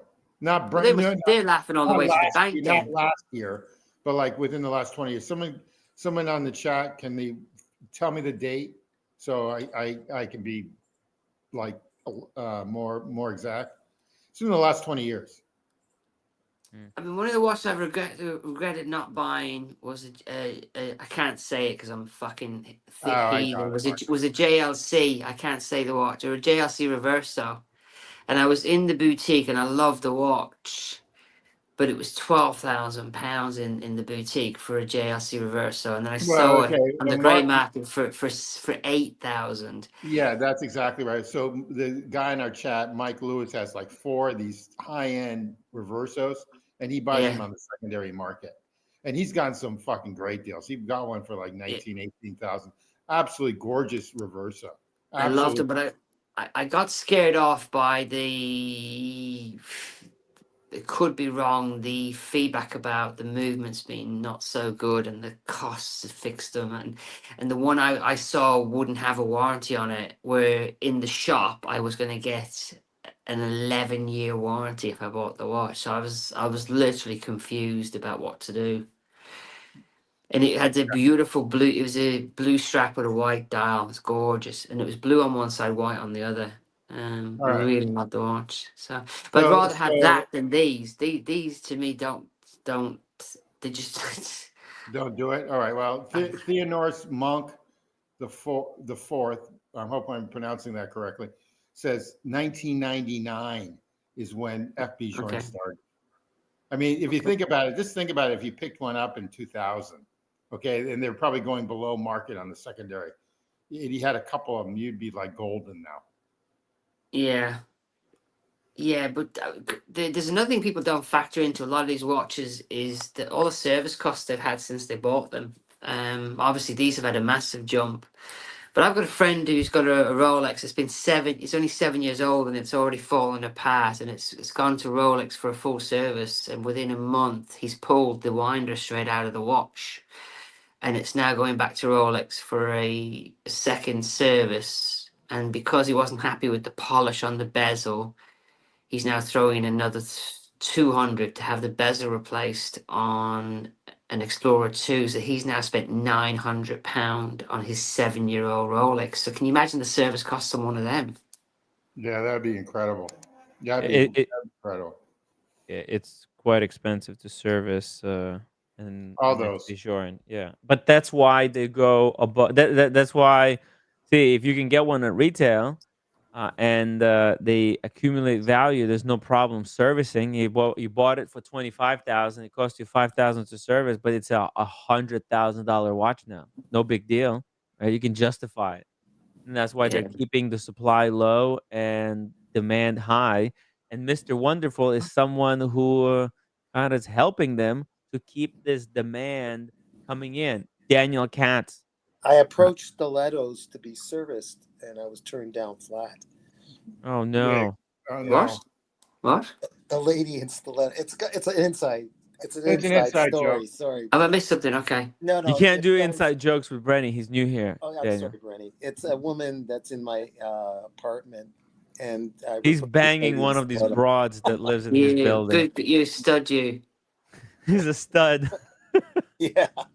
Listen, I've got loads of older single women in the UK for you next time you come over, mate. There you go. Oh, right. Okay. Well, There you go. We'll see. You'll be a rooster. You'll be a rooster in a hen house. I'll hook you up. Yeah. Okay. There you go. And it'll be much more affordable and shorter wait list than FP Journe. No, Okay, no, let's you can do all your yoga moves on them. All right. Yeah. Okay. I'm sorry, Tim. Carry on. I got keep going here with the video. Back to the interview. That's not a bottom watch anymore. Yeah. It's a highly coveted, very difficult to get even in the secondary market. It's crazy what's happened with Journe. It really, really is. This thing, I always say as a joke, obviously, like if I could hire a shrink on staff, I would make so much money with all of us, is including myself in the crazy collectors. Yeah. Lay down on the couch, let's analyze you. Here's the bill at the end. I would make a fortune because we are effing crazy. Yeah. Like I collect number 100. That's my number. Now I would pick up a watch that's not exactly the one or the configuration I want, but that's the number 100. How stupid is this? How stupid is it to wear a red band every time? If he doesn't have a red band, I can't do this. But that's his DNA. That's his thing. My thing is number 100. So he's crazy, I'm crazy, and that's why we get along, because we can share this craziness and for something that nobody needs on top of it. Yeah. Well, I think the market in general around watches, whether it's Journe or another brand, they get sour. By the way, just so you guys know, in 2019, Elegantes were 10,000 a pop from Watchbox. Okay. Or when they can't get what they want, right? So they come up with these theories and misconceptions. Even worse for Journe. Yeah. I'll tell you why. Journe is a curse to me because I'm known as a Journe collector, and every guy I do business with, and even women, very important CEOs or heads of television networks or whatever, they make the assumption that I can get them a Journe. Right. We've been through this a few times, and it's brutal. Yeah. I have to say to them, look, you're not a collector. You said, what does that have to do with anything? I want a Journe. This is the one I want. Just tell them I want this one. I want to pick it up in Miami next Tuesday. I mean, yeah, I want you to give the bad news, not me. Just start putting each other in group chats. But it's brutal. I mean, it's kind of a pain in the ass for Kevin, if it's true, right? Well, everybody wants something that's worth 4 times its value. Doesn't mean the fucking watch is nice, yeah? I mean, look at some of these Rolexes. Like, I've always found the Sprite an abomination. I never liked it from day one, but fucking people, that watch is so heavily traded, it probably goes through 15, 20 people before it finally gets to somebody that wants it. It's just These guys, they don't understand that they're walking up to Kevin and saying, hey, Kevin, why don't you just hand me 100,000 cash? Right? Yeah. Because that's the equivalent of asking, because of the way the market is for these FP Journes right now. Is asking for one. It's like asking one. Hey, yeah, hey, Daniel, it's like give me asking somebody. 100K. Yeah. Yeah. Okay. It's like asking somebody to pick him up a Daytona from the Rolex AD. Go grab 100K, Daniel. Okay, Just I'm gonna go. from the cupboard. Okay, thank you. He's gone to get the cash. He's gonna get 100K for me. Yeah, but you got same thing with Daytona. I mean, I'd be more inclined to say to Kevin, get me a fucking a jigsaw Rolex rather than an FP Journe, to be very straight with you. But I think those are already sold out. At least with the Elegantes, they're still making them. There's unlimited production run for them. They're gonna keep making them as long as they feel like it. But with those day dates, with the puzzle dial, I think it's just one of those one batch watches and they're gone. Let's keep going with the video. It's brutal because a lot of people I have a very good friend now, good friend of Pierre, Jay Suris. Sure. Very important guy in Los Angeles. So, for example, the guy said, you know, I'm not a watch collector. I want one, and I want the Chronomètre Souverain, the simplest one possible, and you never see me again. That's not what happened. That's not what happened. No. But as I think on the first interview, you quoted one of our common friend, Richard, that said, once you know Journe, you fucked. You go to the, I think you mentioned that that word. Yeah. You go down the rabbit hole. I think you've sold them 5 now. Very rarely do we have a collector that's only one Journe. Right. Could be the Chronomètre Bleu because that's a life on its own. Could be the Elegant now. But on the other ones, if there's only one, there's a problem. Maybe he was not happy with us. Maybe the watch wasn't working. Things happen. But the fact that you have only one doesn't make sense. Collector, by definition, is not one. No. It's not possible. Right. Well, and I think there's so many, again, misconceptions. Well, maybe Timmy people have just bought into it and they like the people there and they keep buying the fucking watches because they just like being there. Maybe it's more than just a watch from what these guys are saying. I don't know. It's like a culture.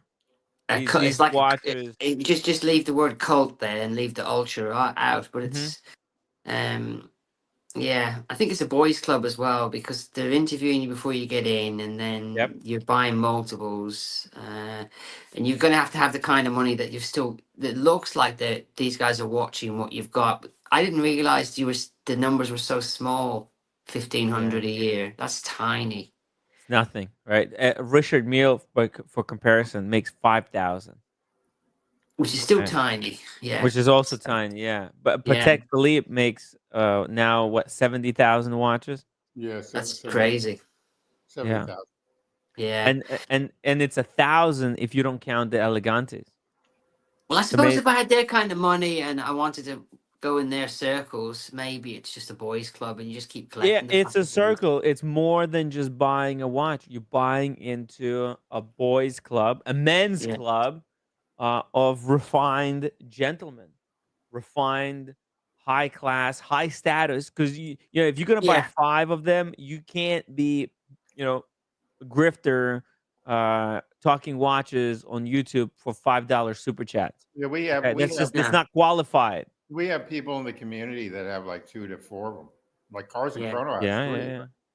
We have some you know, people who do have a number of them, and you know what? No, I don't think there's, besides Brit Pierce, who her husband got the Elegante as the only watch, as the only FP Journe, but I'm pretty sure they're on the wait list for another 3. If they get, you know, if they sell them, I'm sure they will buy. The Elegante is basically a women's watch, isn't it, Tim? I can't remember. There's 2 versions of Elegante. There's a small one, and then there's a slightly larger one. But yeah, essentially, it does look like a women's watch.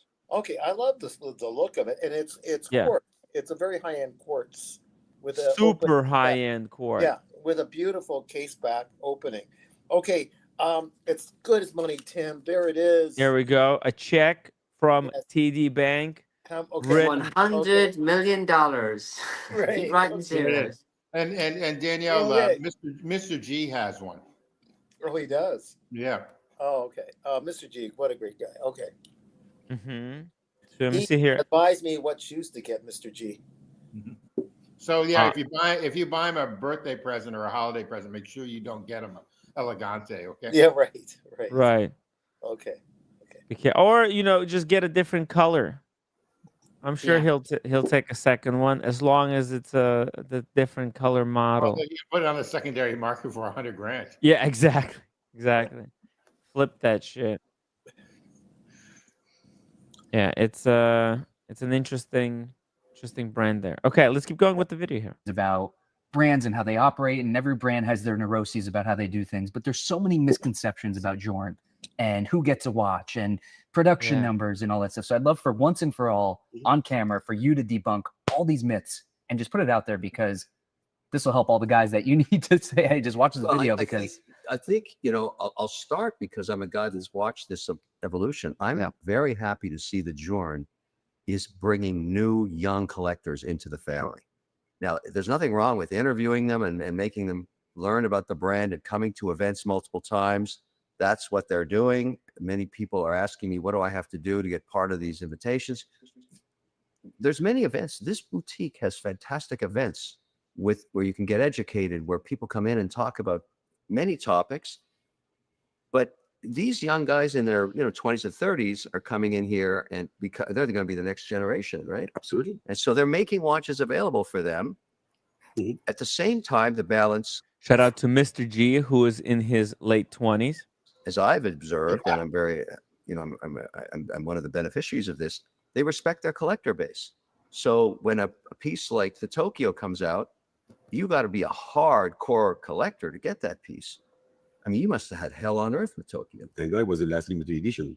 Because it is not a pleasure for us. That You say, that call was me Mr. No, just imagine how many no's I had to give. No, people were calling me about the Tokyo, and I said, "Why are you calling me? I can't do anything." Yeah.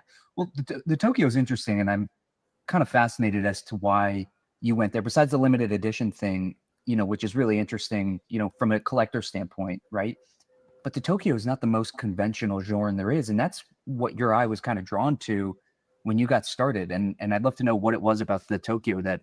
So check this out. This is the Tokyo that they're talking about. FP Journe's final limited edition watch is here, and it's a stunner. The master watchmaker says FP Journe says that chronometer FB will be his last restricted run of timepieces in order to fend off speculators. Check this out. So this is the edition. They're like red on red, right? Kind of a bit of a shout out to Mr. Wonderful. I actually like it a lot. It's too bad I can't afford that. Like it is a very cool. I bet you that's $500,000 piece. Retail? Probably not. But let's see here. It says that FP Journe is marking the 20th anniversary of its first boutique in the momentous form by introducing a manual non-retropont chronograph in 200 pieces limited edition. That's a lot. That's a lot. Right? That's a lot. Obviously, that's a lot. I mean, if they only make 1,500, that's a lot. Yeah, 200 pieces only. The reason why it is the last limited edition is because Francois Paul says limited editions are a sign of weakness. Pierre Halimi, manager of FP Journe for Americas, told Rob Report it creates artificial scarcity, which for us does not mean much, as we are scarcer anyways. He adds, for my part, it is so difficult to explain to great collectors that they cannot get one. It's not fun to say no all the time. Timmy, that's got to be $500,000. Okay. Let me see here. It's got to be. I bet there's no. 106,000. It's cheap. Then it's doable. And get this, it's like this. It's not even 200 of this single one. There's like 5 of these watches. Okay. So check this out. They're each one limited to like 20 pieces. Okay, so see, it's even rarer than it's even rarer. Yeah, Can I go to? There's the Sovereign. You see it. This one is like 20 pieces. I like you see that a lot. That's 20 pieces of this one. Okay, then they've got the Resonance. Let's see here. How do I operate? These are all nice. That's only 12 pieces for this Resonance. The only problem is that Kevin O'Leary will want one of everything, and they will sell it to him. Yeah, he's got the money. Now he will, because he's No. They didn't. They didn't. Maybe they'll sell him one, but they're not gonna sell him, every single, because they genuinely do spread these out to all, like. Well, he'll get first pick of the litter, won't he? Then he'll get pick of the litter. I really like these. These are all nice. Brenny, he won't get them all because the rest of them are mine. Yeah. Lady in the stilettos took 3. But as soon as I saw the pin buckle, I was out. So you can have the pin buckles, no problem. Oh, Brenny, check this out. Let me do my unboxing while you're still here with it's funny, this guy. Brenny, I don't like them. I don't like them either. On this one though, I'll take a pass on the pin buckle. Check this out, guys. Earlier today, I went to New York City, Manhattan Boutique, Omega Boutique, because yesterday one of the viewers sent me a very generous donation to go and buy the official Omega leather strap. Why didn't you buy the moon? But why didn't you buy the moon one with the moon on the back? No, that's the rubber one. I already have that. You've got the moon one, have you? With the rubber. Yeah. With the, yeah. You Okay, know, that's right. Brenny, you know what he's going to Oh, do? right He's here. going to do all 4 straps I in got a this one. string. Okay. Yeah, I got all 4 now. This completes the collection. But I was planning to buy it for the deployant, but I've seen it. It looked not that great. So I figured, you know what? Let me spend a little bit more and went for the How long pin did it take buckle. you to put that on, or did they put it on They put it on for me. Jim, careful. You almost broke me. You almost broke Sorry. me. Stop. Okay. Sorry, Daniel. Sorry. I'll That's try to be funny. careful. Daniel, that's funny. That's so Whoop. funny. That's How funny. long did it take you? How long take you to get that for them to put that strap on after you bought it? It took 5 minutes. Oh, really? That quick? Was the store busy? No, there was nobody inside. It was Okay. dead. There was just what ghosts. do There you was a think- poltergeist in the It's an corner. it's an Omega There was a boutique. shadow of a dark figure, and when I walked by, it got really cold, and then really? electricity. The light started flickering. Yeah, I got it. Okay, all right. And then when Timmy, what do you think about the when I looked at the bracelets they have? Speedmaster, it went What do you think away. about their ropes that they have, Timmy? The rope bracelets. Have you not been tempted to spend $500 on one of them? The rope bracelets? Because you can collect them all, Timmy. Those are You can collect freebies. No, they're not freebies. You can collect them all, Timmy. Get them in all colors. No, thanks. I know a member of the watch community. He got a Speedmaster, and they threw those bracelets in for free because they're unsellable. I got a funny story about one of them. Oh yeah, you have one of those? No, I went to the Omega boutique in Liverpool, and I walked in, and I saw a NATO strap there, and it was priced at. I'm going to make this up because I can't remember exactly.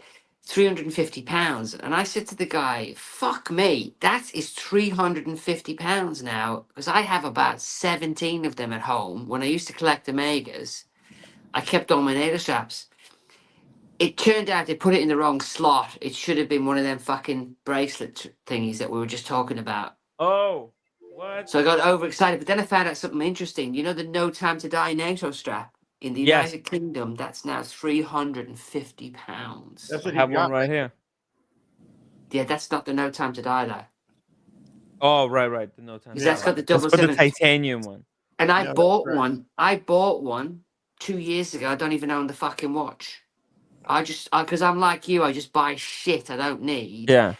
I was in the Omega boutique, and the No Time to Die NATO strap was getting a price increase the next day of £20, and this idiot thought, "Fucking, I need one," and it still never wore because I don't have a No Time to Die. But it's now £350 for a No Time to Die NATO. You should flip it while there's still value in it. Shout out to Father Time for donating money to buy the strap. There it is. That looks really good. And by the way, might as well, guys, do the unboxing. We didn't get the grip one. Real quick to me regarding that strap. I like the idea that it's got the hard alligator on the back.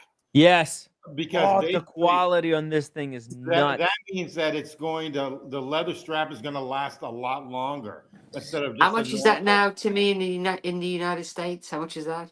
I had to pay extra for this one. So, this was $500 in total. Yeah, that's the way to go. Because it's going to last you forever. Yeah. Unless you put it in the rain. Look at this. What's he got now? Was the killing of the alligator included? Yeah. Okay. Believe it or not, the zebras got it. There are alligator farms in Mississippi and Alabama that actually grow them for the leather.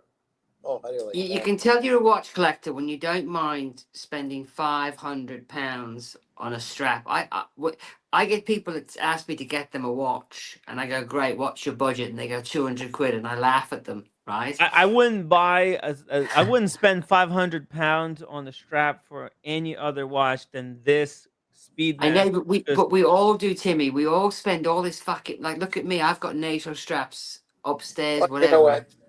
You're one of those. I mean, that really looks good. Brenny, that is so smart because you get a nice leather. This is from my guy in Toronto. The Furlong Mari, alligator on this side, okay? And it was after it ate a zebra, of course. But anyway, so I'm concerned because I've had from Aaron Bespoke alligator, and after a while in the hot weather, I wore it too long, and just the sweat from my arm. I wasn't doing any workout, just the sweat of my arm, and all of a sudden it stinks, and I can't get rid of the stink, and I got rid of the strap. So it's I'll just so I can look at it. I carry it in this. You can get that smell with the rubber straps as well. Oh really? Yeah. I've got them on a rubber strap too. Unfortunately, when I'm done, and I've got a strap on my titanium world timer, and they said some bullshit to me about it's got an antifungal treatment on it, and that doesn't smell though. It doesn't smell. Oh, that's why I like NATO. Right? That's why I still like NATO straps, even though everyone hates them. I like them. NATO straps. To me, I would never sell a NATO strap secondhand or buy one, because to me they're like dirty underwear. You wouldn't buy secondhand underwear. Exactly. So you wear a NATO strap for a couple of days, it stinks, right? Yeah. It just does. So the idea of selling a secondhand NATO strap for me would make, I'd rather, I just wouldn't do it. Daniel, you know what you could do so that your watches don't like. You mean the strap? So that your straps don't stink up. Okay, good. I'm listening. Don't wear your watches around your dick. Wear them on the wrist, okay? Going forward. Please. No, you know what? Then he can ask these chicks if they know the time. I've got boxes and boxes of Artem straps, by the way. I've got boxes. Okay, so that Tim G is a tag. Okay. I need to try some of those Artem straps. I've been telling Brenny I'm gonna spruik them for a while now, but I just couldn't get to it. I'm overwhelmed, and I'm like doing all these other projects that are just coming in at me just from all sides. It's been hard. It's been hard to handle.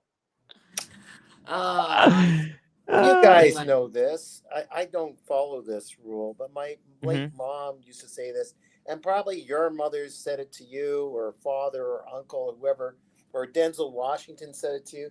You're overwhelmed with stuff. Tim G is so busy with business and whatever, and you just take what you can that day. You grab what you can. You know you're not going to complete it all. You just focus and do what you can. That's exactly right. And you just go for it in a way, knowing that you're not going to get it all done. That's you exactly right. Keep going, and you compartmentalize. Yeah. So you do something, and then you move on to something else. And if it's bad or good, you just look at it as like a machine, without any emotion. Well, it's that moment, anyways. Like the pitcher in a baseball team, in the American ball, or whatever equivalent, Brenny, in soccer, the top soccer player, or the golfer, or anyone that you revere. You see them so effing focused, but or the race car driver, especially the race car driver, just living on the edge, or bicyclists and so on. So, Tim, right, you are overwhelmed sometimes, but I think you've got a good focus about, you do what you can that day and say, oh, all right, tomorrow's another day. I think you say your stuff. I did 7 videos after my weekend in Liverpool, and it is very, very draining to actually. I'm not saying it's not, but I think to keep yourself sane, you're saying, I'm going for it. I want to get all this done, but you don't do this. What if I don't succeed? You just keep going for it, and then whatever happens at the end of the day. You're not going to shoot yourself because you didn't do it all. So you go for it. You kind of have a plan, I guess, but you go for it, and there's some deadlines, and then everything is sabotage. There's always a phone call or a letter saying I'm going to sue you, or there's going to be what. So you take a breath and say, okay, I got something else on my plate too. Yeah. Where do you put it? And it just goes on like that. And it's about navigating, really, which makes life exciting too, if you stop to think of it in a way. It's frustrating, yet it's kind of good. It makes our brains think. Agreed. Yeah. Well, I was going to do a video recently on Swatch watches and the effect of the Moon Swatch on Omega. And like Timmy said, the Omega boutiques are like ghost towns. Because I was in a Swatch boutique last week, and they now have everything available. So that ship has sailed also. And then a grown ass man, he must have been 6'2", knocked me out of the way to get to the moon swatches. And I thought, okay, he's but the thing is, I'm filming in there, and because I got permission to film, I had to back away. I couldn't say, "Hey, you prick, what are you playing?" Right, Because I wanted to get the shots right. right. But he barges in front of me, and he's there looking at the swatches, and then the guys talk to him. Then he's quite proud that he's wearing his moon swatch. I'm thinking, you're 6'3", wearing a fucking kid's watch. What the fuck's wrong with you? And the problem is that these grown men now think a fucking plastic moon swatch, which I own, by the way, I can knock it because I own one, is a fucking watch. And that same guy should have been in the Omega boutique buying a real fucking watch, right? Mm-hmm. And then I was looking at the fact that Swatch Group is down 25% year on year on profit. Yeah. And I can start to, and then all the Omega boutiques are ghost towns. And then recently I saw a Hunter Biden interview where that junkie was wearing a Moon swatch. moon swatch.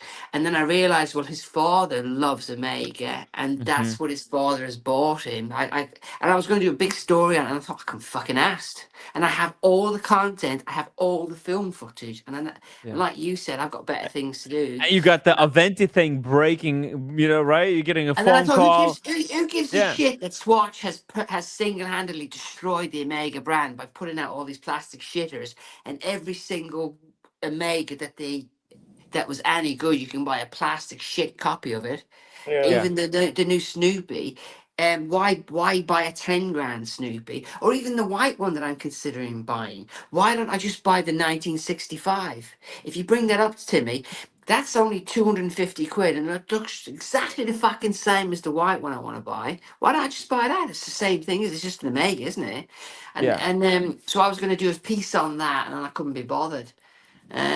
So when you're creating content on YouTube, you can actually be working on a video that you haven't actually shot yet. Does that make sense? You're always getting derailed. It's always a battle against but then I thought better of it.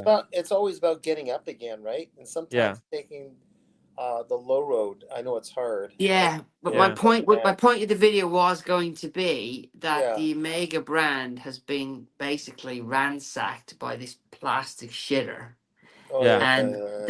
And why spend, because the white one I'm going to buy, even pre-owned, is going to cost me $5,500. Why don't I just buy? Do you know there's the 1965 moon swatch, Timmy? Have you seen that one? It's a special edition. 1965. I'm trying to pull it up right now. Yeah, 1965 moon swatch. They made. I see. Even this one, This one right so why would you buy the white one when you can buy that shitter? Because it's an Omega, right? But this is not for watch collectors. But look, it clearly says Omega on there. So that big guy that came in, that grown-ass man who thought that was a watch, and it was just having wait a minute, correction. Let's leave it to ass man. That's a toy. That's a toy watch. I have one. It's up a there toy. on display. I know, Brenny. Pull it up. Let's see it. I'm just offering an edit to what you just said. Maybe an ass man, not really a grown up. So let me get the camera on. All right. Let's see that 1965. That's a rare piece, plastic. So I have one, and Timmy, it's on an Atom strap, a Hydroflex strap. The strap costs more than the watch. Definitely to manufacture, definitely. To buy this strap is it's £250, and I've put it on this because it's a deployable clasp, but it's a new strap which has got it's a taper 20 down to 16, and it's an all-weather Hydroflex strap, whatever, right? But I own one, but I would never call this an Omega. And if I was 6'3", there's no way I'd be walking around wearing this watch. It's not for adults, right? This is for teenagers. It's a kid's toy. Because I collect watches, expensive I have kids one. toy. This is what rich parents buy for their kids. That's what it's for. It's not for their poor crackhead kids. sons, Poor kids like get a Hunter Casio Biden. or a G-Shock. Yeah, so I 20 can knock bucks. it because I can knock it because I own it, but it just shocked me how this guy, was just wearing one like it was his main watch, and I'm thinking, yeah, it's not really an Omega, mate, but then again, why am I spending $5.5 grand on the white one, Timmy, when I can just go and buy even your watch, Timmy? I can get a Moose watch that looks exactly the same as that. I could put that black strap on it, and what's the difference? Good. Exactly. There's no difference. It's on to you. You will know the difference, right? The only person who will know the difference, or who should care, or why they should care, is you. Yeah, but the point I was going to do was that the Omega brand's in the shit because of Swatch. And I caught a bit of your show the other night where somebody queued up for the latest version. Did they queue up Mhm. for the latest one? Oh yeah. Why? Why? Why? Why did Kojak do it? Kojak waited the whole night. Well, he went for a dinner and birthday party, and they stayed up till like 12 o'clock, and so he figured might as well stay the whole night and pick up the white, because he already has the other two. He had the Yeah. white one and the black one, so he wanted to complete the trilogy, and he got Yeah. nothing better to do. But the thing is, it's still a plastic watch. Now they have done the show where it's limited to 1 day, so there's not going to One be any day. more. Yes, but there's going to be another shitter and another shitter and another shitter and another. So just because you got that limited one doesn't mean there won't be another shitter and another shitter. A month later, they'll come out with another one. And you know what? In that one day, they probably sell more of those watches than they would sell them if they just released them as a regular non 1 day limited edition. There were And there's people queued up around the block. yeah. And there was another thing. I got this watch because the one I really want is the 1972 prototype, the real one. And and at the time I couldn't afford one, so this was as close as I could get because this looks just like the 1972 prototype of a real Speedmaster. If you bring one up, you'll see it. You know how And much those Snoopies to Moonswatch Mission to Earth phase go for on eBay? I would say 800 quid, but it's only going to be for a limited time, isn't it? Yeah. It's not. It, Yeah, it doesn't mean exactly. They're anybody's. going to drop in value soon, but they're around, there you go, $1,700. But they're dropping fast. But when I was at the the Swatch boutique in Liverpool, every single one was available. So every single one that they were selling was available. There was no watch that was unavailable for me to buy. Mm-hmm. So they're done because Swatch is down 25% year on year. So now they're having to do this shit to try and drum up the business, aren't they? It's all marketing, right? And Yeah. FOMO, fear of missing out. They're Oh using, God, I was going to mention that, Tim. Isn't that funny? You just said that. What I was thinking. right, The only good thing Daniel? about a Tell us Swatch about is you can FOMO. have a free battery change. You know that, guys. You can take any Swatch watch in and they do the battery for free. That's probably the best thing about Swatch. I'm going to go line up now. Oh man. There must be something wrong with me. And all due respects to Kojak, who I greatly revere, but he was there all night to get that. To get this. Not that one, Tim. I know. I'm just saying because when I got this one, there was profit in this one. By the way, I got another funny story for you. I bought two of these because they let me buy two. A year ago, if there was two people with you, they'd let you buy two, right? Okay. So I bought the pink one. Yeah. And I couldn't give it away for love nor money. But even though there was a profit in it, with the next time I went to London, I refunded it. And the funny story was there was a queue outside and they wouldn't let me in. And I said, I'm not here to buy one of these fucking watches. I'm here to refund them. And they said, which one have you got? I said, the pink one. And they couldn't get me in quick enough. I just found it easier just to get my fucking money back on the watch than try and sell it on eBay to make 30 quid. Does that make sense? Right. Yeah. And the security was stopping me going in, which just made me chuckle. I said, no, I'm here to refund the bastard. I don't want him. Because when I got it, the hype had gone, but there was still profit in it. But nobody I knew wanted it. Because I said, listen, you can have it for what I paid. and literally the bubble had burst, and the pink one was sought after for some point. So yeah, that doesn't mean Pink people one are. is very cool. We had a collector, Mona Katzen, a couple of Yeah, days ago. She collects pink watches, and she actually has one of those in her collection. She only has the pink one Yeah. because it's cute. It's And cute to have a pink watch I and mean, for somebody who collects pink if watches. I didn't use this as a display thing behind my channel, I think I would give this away to somebody. I have a nephew I might give this to. I'm Yeah, it makes for surprised. a great gift Yeah, for the young ones. Get them in the hobby. Later down the road, they might yeah. want to get themselves the real deal. right.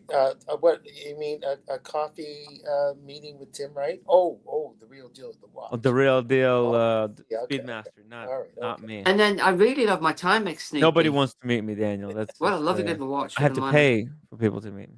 Oh, okay. Okay. Actually, Brent, hang on a fun minute. fact, Brenny. Oh, Hang on. When you consider you can get that for £180, and that's metal. Ooh. That's metal, right? That's £180, Uh-huh. right? Yeah. And that's, I don't know what this is. Is this Wow. 250? That's a Why would you Timex? buy?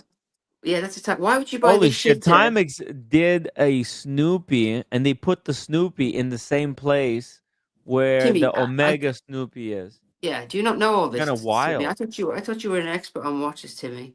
Not on I'm Timex. joking with Timmy. I'm joking with you. Okay, I'm joking. Do you want to know This is- about this watch? That this watch, every time I get an email to say one is available to buy, I click on to buy a second one, and the fucking thing's already sold. Really? Yeah, Holy shit. it's an official Snoopy. If I would rather have this than this shitter any day. yeah. That looks like Obviously, it's a Timex. it's beautiful, and this has got I've forgotten it. It's got a 24-hour hand as well, so it's it's a 24-hour function. It's a lovely little watch. They So totally ripped off the Snoopy edition. You okay. have the No, Snoopy it's edition there? no, they are Snoopy. They have I the know, but license. no, but the Speedmaster Snoopy, they knocked off. You have this the Snoopy Speedy, the one Yeah, that you wanted to try. it's Can in you the bring safe. it to show some? No, Oh, no, it's okay. in the safe. I have done a video on the two of these, but Yeah, they obviously look identical. not It's almost really. like an But unofficial knockoff. the only thing I don't like about it is you can't get a different strap on there, and you can't put a NATO strap on it. I've tried to do it; it's not possible. And Oh, they've they have that designed it in really such a weird way lug. that you have to have these stupid straps where they're cutting. You see the cutting? Proprietary strap. Yeah, that's the only shitter about it. Oh, they did that on Uh, purpose, so you have to buy their straps. No, this case, they're known for this case, and they do a really nice bracelet. I didn't buy. You'd have to buy Oh, the bracelet. It is a very it is their own case, but I just yeah. like deployable clasps, and I can't do it so I couldn't put an Artem on this. I mean, I could stand there and cut the shit out of it to try and get it in, but Yeah, it could be yeah. exciting side project. But this is a lovely gift for a child. If you really wanted to get your kid into watches or your nephew, you're better off buying this. They Well, wait, also do a non-Snoopy version of this, and you can get them for like 120. The same watch without the Snoopy branding. I wonder if that 6'3" child that you met would like that I watch. just found it was odd. The guy was massive. He knocked me out of the way, and I was on best behavior because I'm in there under permission to photographer. And the guy goes up to him and says, "Oh, do you like them?" And he's like, "I already own one. I'm wearing it now." I thought, "Twat, yeah." So, but I actually was wearing mine, but I was wearing two watches on the day. I was doing a Kevin O'Leary because I know people like to know what watches I'm wearing, and I was actually wearing two watches on the day. I actually was wearing this combination, right? Nice. No fucker asked me to do this. Nobody said, "What you wearing, Brenny?" Hey, Brenny, can you show us what you got on your wrist? This whole thing. Hell yeah, that's the new one. Yeah. Holy shit. Yeah. That's freaking crazy. That's the latest edition once of you've the had black, you Daytona. never go back. Forget them fucking white ones. Get the black one. Wow, what a stunner. How much did you pay for this? 20,650. What? That's not much at all. For brand new? Yeah. I negotiated them down. Yeah. So, From yeah, a private I was seller, happy or with the you worked with purchase. a gray market dealer? This was before I knew them. Being on YouTube doesn't get you any discount, Timmy. You know that. No, I don't get any discount. We're nothing. We're nothing. Yeah. No. I don't give You a. you have to have I, Kevin O'Leary subscriber numbers. One And then, million subscribers. yeah, but yes, but I went all around the country to get it. I had to travel to Wales to get it, but it was a good deal. Yeah, so 20,650 from travel where? 20,000 Travel where, Brenny? Where did you have to travel? to Cardiff in Wales to get it. So, Is that? and it was unworn to me. It was a 2024 unworn, and the day I got it, it had 2 days left before it was a year old. So whoever bought it left it in a safe for a year and then flipped it. Oh. Um, Cardiff, is but that Stonehenge at Cardiff? What's Cardiff famous for? I forgot. Cardiff, or it's just a place? Cardiff. honestly, I don't know. I literally got on the train, went Okay. there, got an Uber, Okay. left. Okay, sorry about that. Okay. I had two watches on at the time. I had my Panerai and this on, and the last thing I wanted to do was go sightseeing in Cardiff with two watches on. So, because I knew I was collecting a watch, but I still had to wear a watch on the train for some reason, which is obscure, isn't it? So, yeah. So I'm happy with it, but Timmy, that's still £7,050 more than MSRP. Yeah, I got very lucky. I got my Daytona at retail. I know. You know, I'm one of those guys that got in at literally at the last opportunity that this was possible, right? And Yeah. they told me, buy one watch and then we'll sell you this one 2 years later. And when I bought the other watch instead of this one, I was even thinking, what the fuck? I don't even need the other day. I won't need the Daytona, but put Yeah. me on the list just in case. You know, you never, whatever. If it's so desirable, might as well put me on the list. But I was thinking in my mind, and once I got this, because I got the Submariner instead. That's what they sold me. And I was so happy with the Submariner. I was thinking, fuck, what the heck would I even need that other watch? But I started doing research, learning about what the heck am I, why is that? Why is this watch desirable? But anyways, I waited it out and they eventually sold to me. I wouldn't pay above retail. If I was going to go gray market, same thing as you, Brenny, I would go for the black one. Well, I had a logic on it. My logic was this: the watch didn't exist 2 years ago, and if I was going to go to an AD, they'd never sell me this model, the latest model. Right. And if I was to go CPO, way more. They would charge me 27,000 for one that was 7 years old. And I may as well just go on the grey market, buy a new one, and it's 6,000 cheaper than an AD CPO and has still got 4 years warranty on it. And it's only 7,000 more than buying it from the AD. But I know this, the guy that bought this originally fucking bought a lot of watches before he got this. If you had to get that from the AD, you would have to spend 100,000 probably nowadays in order to get. It's not worth playing the game. It's even worse than that, because there's psychological damage you have to go through years of waiting for this fucking watch and sucking up to wankers, and it's not worth it. And they talk about journey and bullshit, but you have to buy some right shitters to get to this watch. And it made sense 3 years ago when these watches were they 40 grand? Were they touching 40 grand? I don't know. They were touching 50 grand. So that it made sense. So I did a lot of sucking up to get a green OP, but when I got my green OP on the grey market, it was 12K. But by the time I got it on the grey market, it was 8K. And now I can get it for 6.5K. There's no fucking way I'd go in there being nice to assholes. I just spend the extra grand. Does that make sense? Yeah. And another thing I found out which really pissed me off. So I've got a green OP that's 2 years old, and under CPO scheme, I can now swap it. Right. But they won't take it off me. They won't take that watch off me and give me a new one. So they won't, even if I sold it at a loss to them, I could go in there tomorrow and say, right, my green OP is 2 years old. I'd like to CPO it, and They still won't do it because to put it through the CPO scheme, they have to automatically give Rolex £1,000, and then they need to make 30% profit on top of that. And the numbers don't match for a green OP, so they will actually turn that watch down. Mm-hmm. So this CPO scheme is bullshit. If I went in there with a Submariner or a Batgirl, they would take it off me because they can lowball me and give me MSRP for it.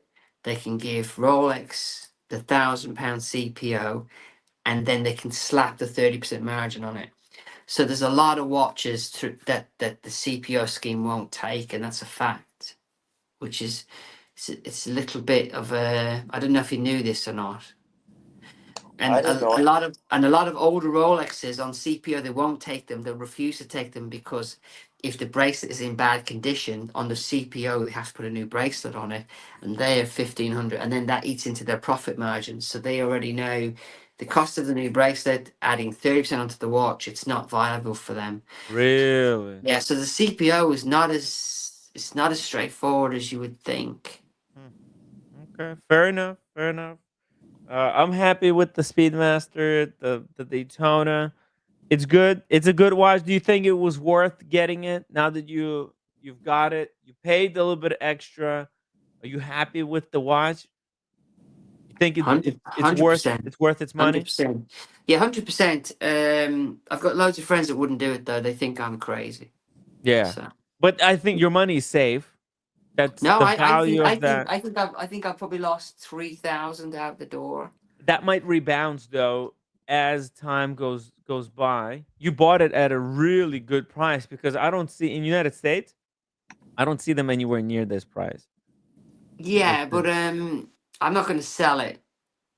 right. So, Well, but but you never but know with this stuff, right? I think it's just like looking at a parked asset and seeing not that you want to sell it, but Yeah. it's Yeah. the ego wanting to see, Brenny, right? That your I, value is still there. I got lucky. I actually got Thanks. lucky paying extra. And I'll tell you for why, Tim. If I got this from an AD, brand new, unworn, I wouldn't wear the fucking thing. There's too much profit to lose on damaging it. So I'd end up keeping it in the safe and wearing it once a year for a fucking spurious day out, right?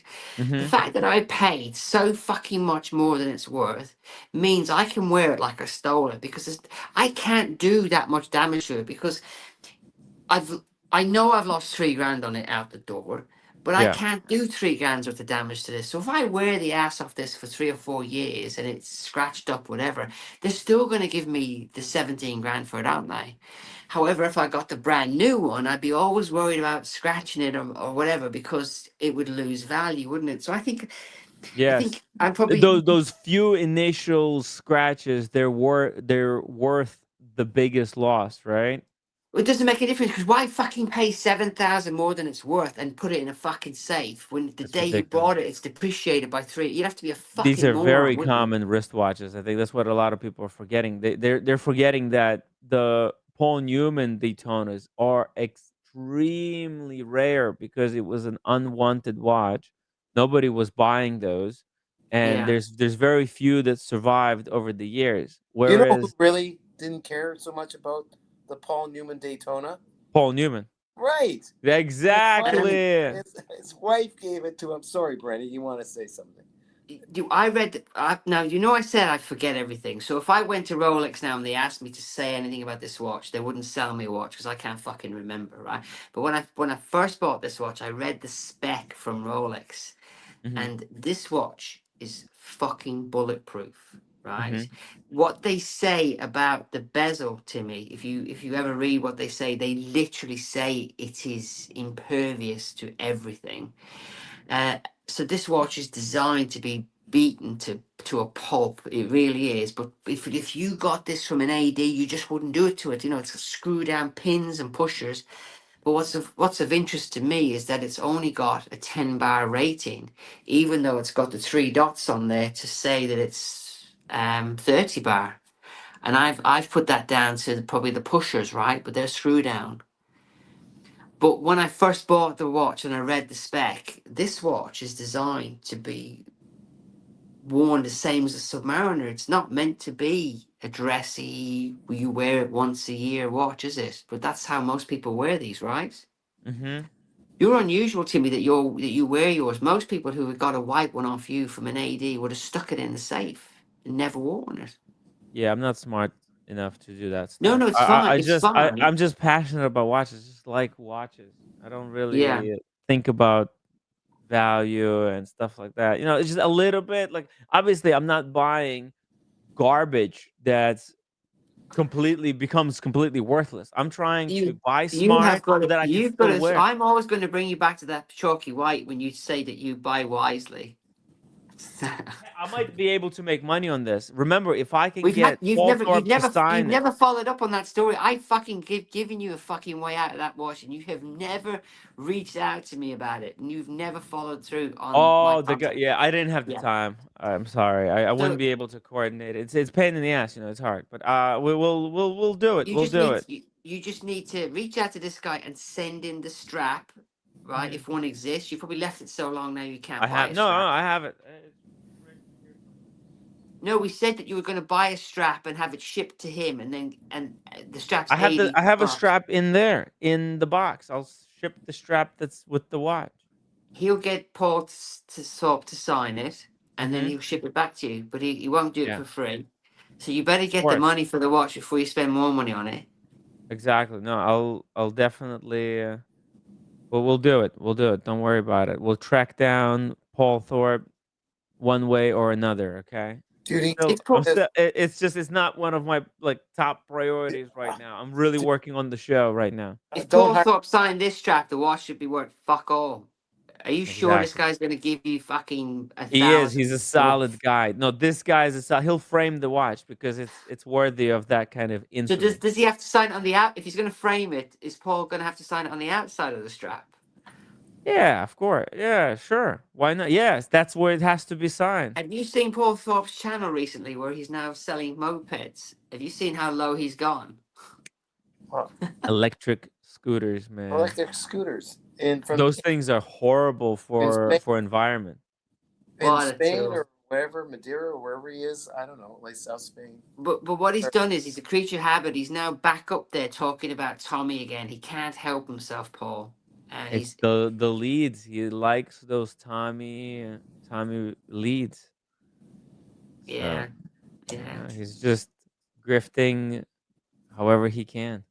Yeah. Mike Lewis says Tim loves his Thorpe watch. Never gonna sell it. We'll see. I might. You guys, Daniel, I gotta go. I'm being called by someone to join him. Okay. Okay, Daniel. What he's going through. So Booty call. Booty call. Booty call. The lady in the stilettos called. She wants Daniel there. I wish.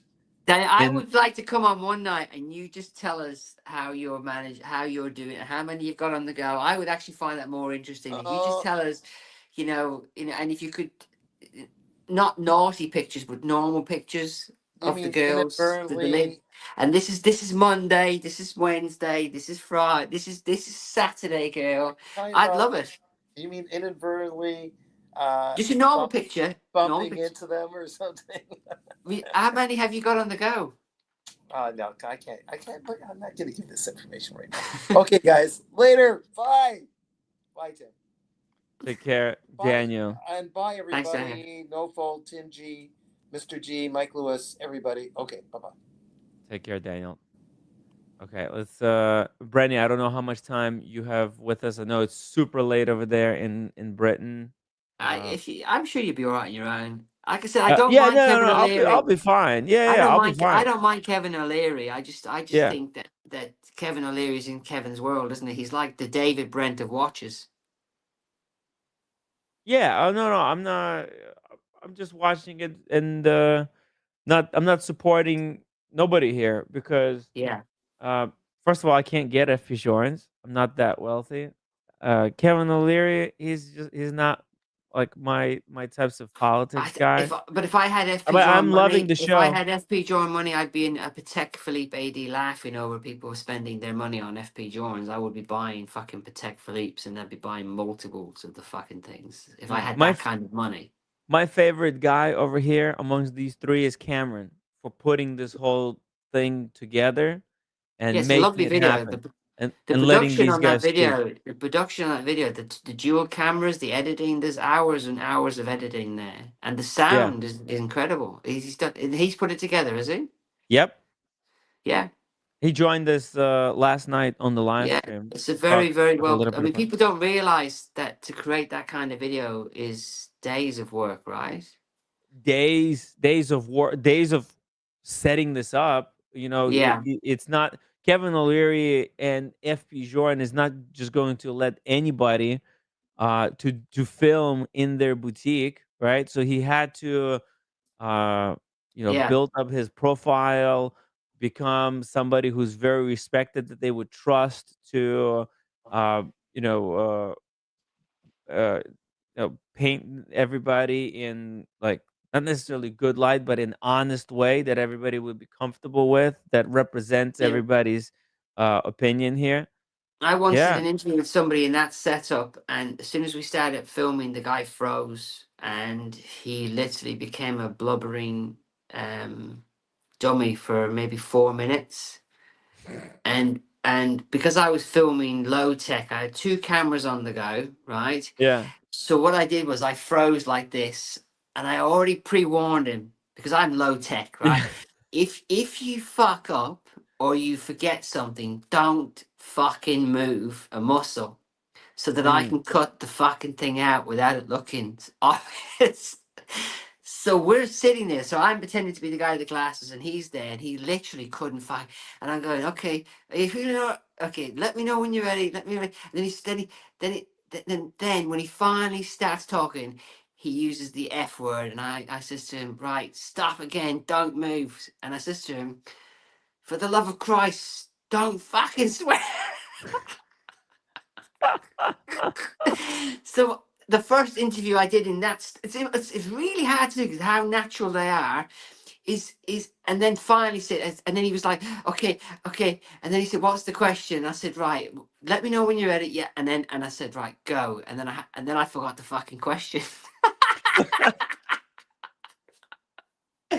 So I'm just saying, it's not so easy. yeah. That is so hard, and the kid's got no notes, and he's just talking to these two like it's a very good video. Yeah. So yeah, so a lot of people take this for granted, though, don't they? They do. They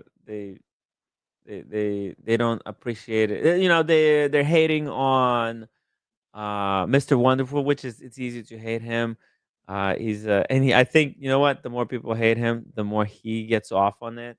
Yeah, I don't And hate then him. It's just like I said, I wouldn't buy a watch because of him. That's just right. my. Yeah, he's He not would like, turn me off a watch. So yeah. Yeah. And that's why a lot of people are turned off from FP Journe because of their this very cozy relationship with Mr. Wonderful. But yeah, look, I mean, he's bringing it works business for for them. them.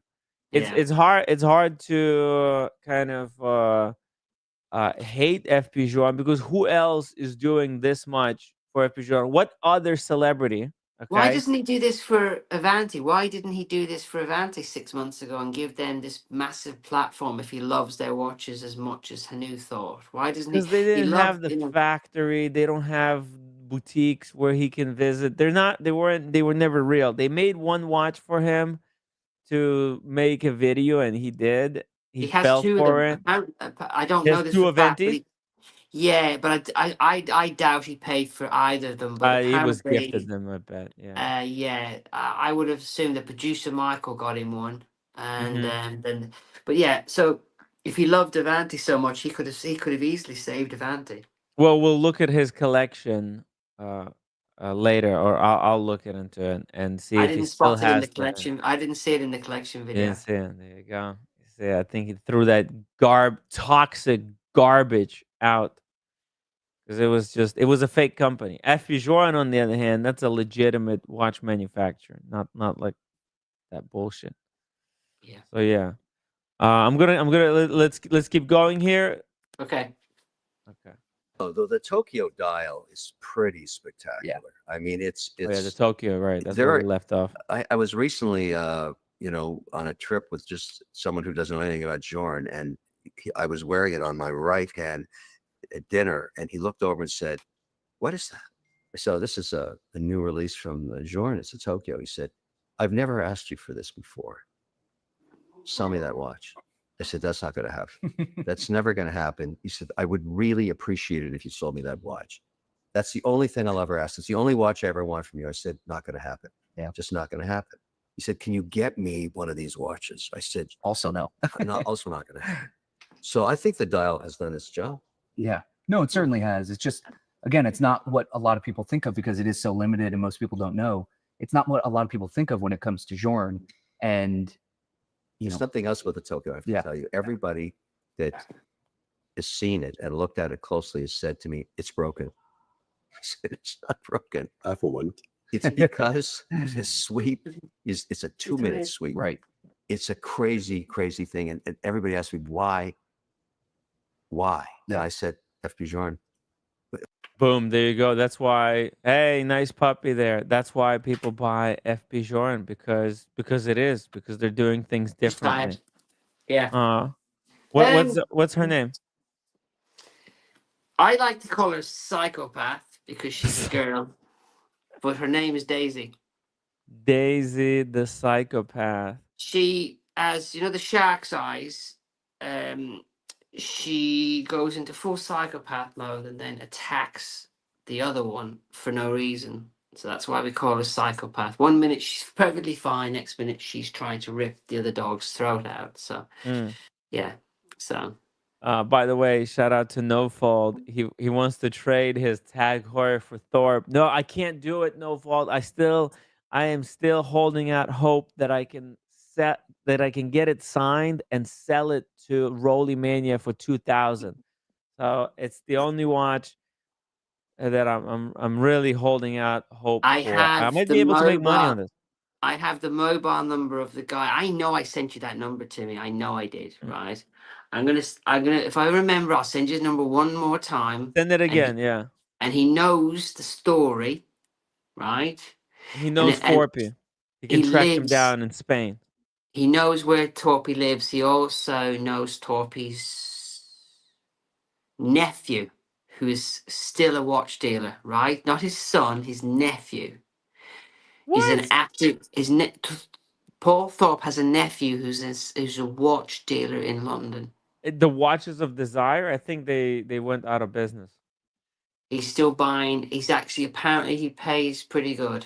Really? So yeah. Well, that was 6 months ago. Yeah, his nephew. I've never met him, but yeah. So yeah. So this guy's genuine, but Paul's moved a few times now in Spain. But last time I spoke to this guy, he was down the road from Paul. So he's a fan of my channel. So if I ask him, he'll do it. It's a piece of piss, really. So this one, Watches of Desire Limited, Greggy Boy and Aaron Thomas, right? This guy. Don't know. I don't know who he is. Okay. Well, this is the Watches of Desire. I think that's the what you're talking about, the Paul Thorpe nephew, whatever. Yeah. Incorporated, 2023. And look at this. Confirmations. The next statement is 26. Last statement, May 9th, 2025. It seems like they are still active. That's amazing. Yeah, but that company I can't talk about anymore. They haven't done their books for 2.5 years and they've already got a strike on them. Yet they live in a high lifestyle. So it's unusual that guy actually does his books. Well done to him. So. Yeah. Let's keep going. Is there another answer? Oh, because it's easier to read because it's like a more elapsed time. But yes, but I had the same thing. I said, is it working? Because you look at the chrono, it's not moving because it's so slow. It shows how we are really create a good habit when we used to see something like this. Same with the Elegant. When my habit is my Elegant, because it kind of like stops, after 30 or 35 minutes. In the middle of the night, you pick it up. What time is? Oh, shoot! It's already, it was 30 minutes, whatever. Yeah. So it changes a little bit your habits. Yeah, for sure. The Tokyo's only been out a few months. It's already a legend with this suite. Yeah, I mean, it's part of the lore.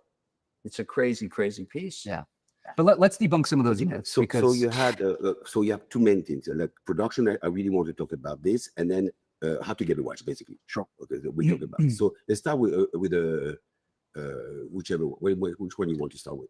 Let's start with the one that's let's start with the one that everyone's always wondering is, how do I get one? What's this wait list? Because the truth doesn't exist. Use the term that I wanted you to use, Yes. wait list. We do not have a wait list. Correct. Well, wait list means in our mind, there's a sequence, first in, first serve. There's never been a first in, first serve at Journe. It's a wish list. It's a wish list. It means that if I find a better collector than Kevin tomorrow, the guy, I might have a better chance than Kevin.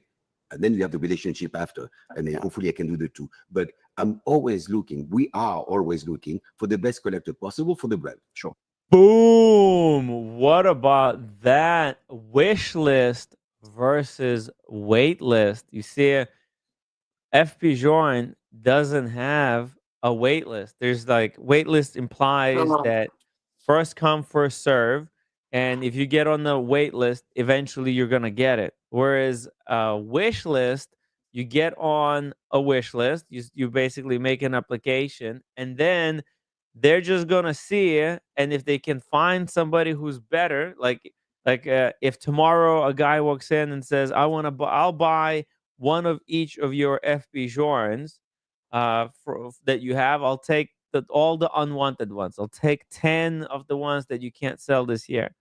And whoever this person becomes bigger collector than Kevin O'Leary, then they're going to be just eligible for more watches.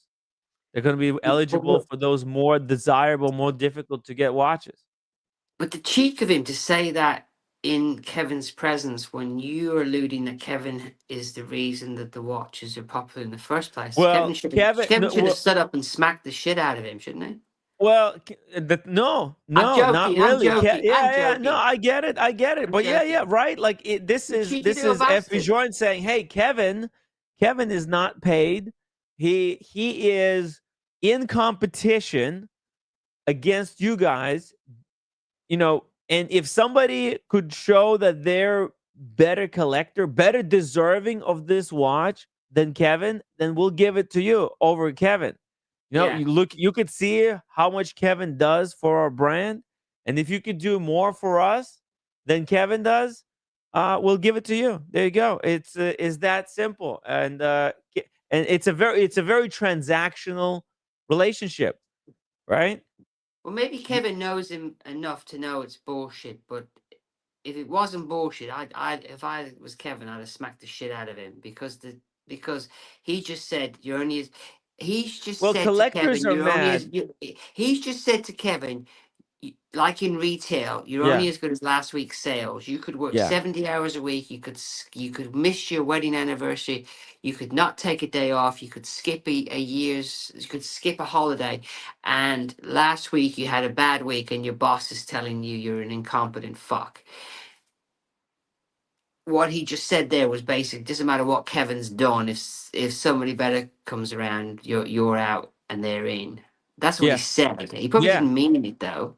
Well, no, he didn't say it like that, right? He said did. It's a way. He just Well, said yeah, that. actually, he did say that. If there's a collector that comes, but the thing is, Kevin knows that he is of certain caliber of collector.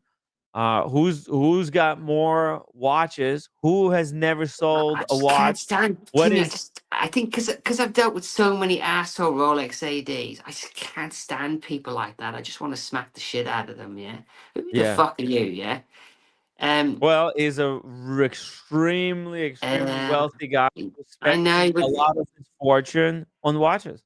I know it's a bit like the owner of Patek. He can say what he wants because he's the owner, didn't he? You weren't happy when he said if you don't like the watch, you can't afford it. So it's the same thing, isn't it? I think this is the complaint that a lot of other collectors who've been with FP Journe since the beginning have against FP Journe. Their argument is, hey, we were here in 2019. We got on the list 2019.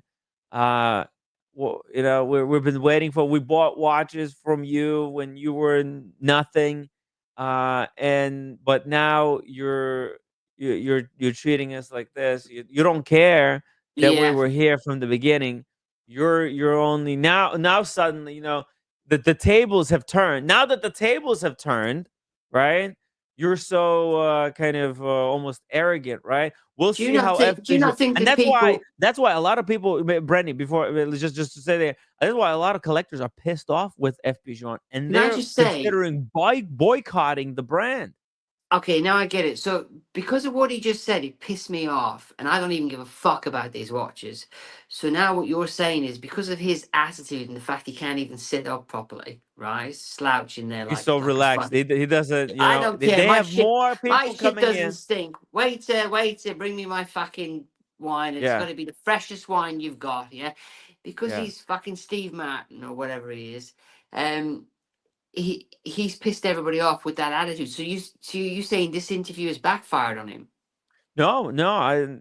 Well, it's very controversial interview, right? Yeah, because he said Because you're only as yeah, good as last week. So if you got if you're a bigger fish or you're yeah. somebody more important, And look, and I wish I could, not that I wish, but some people are considering boycotting. Like I'm yeah. not part of this game. I'm not eligible for none of these I am FP definitely Journe watches. fucking ringing that cunt tomorrow and going off the wish Yeah, list for I'm.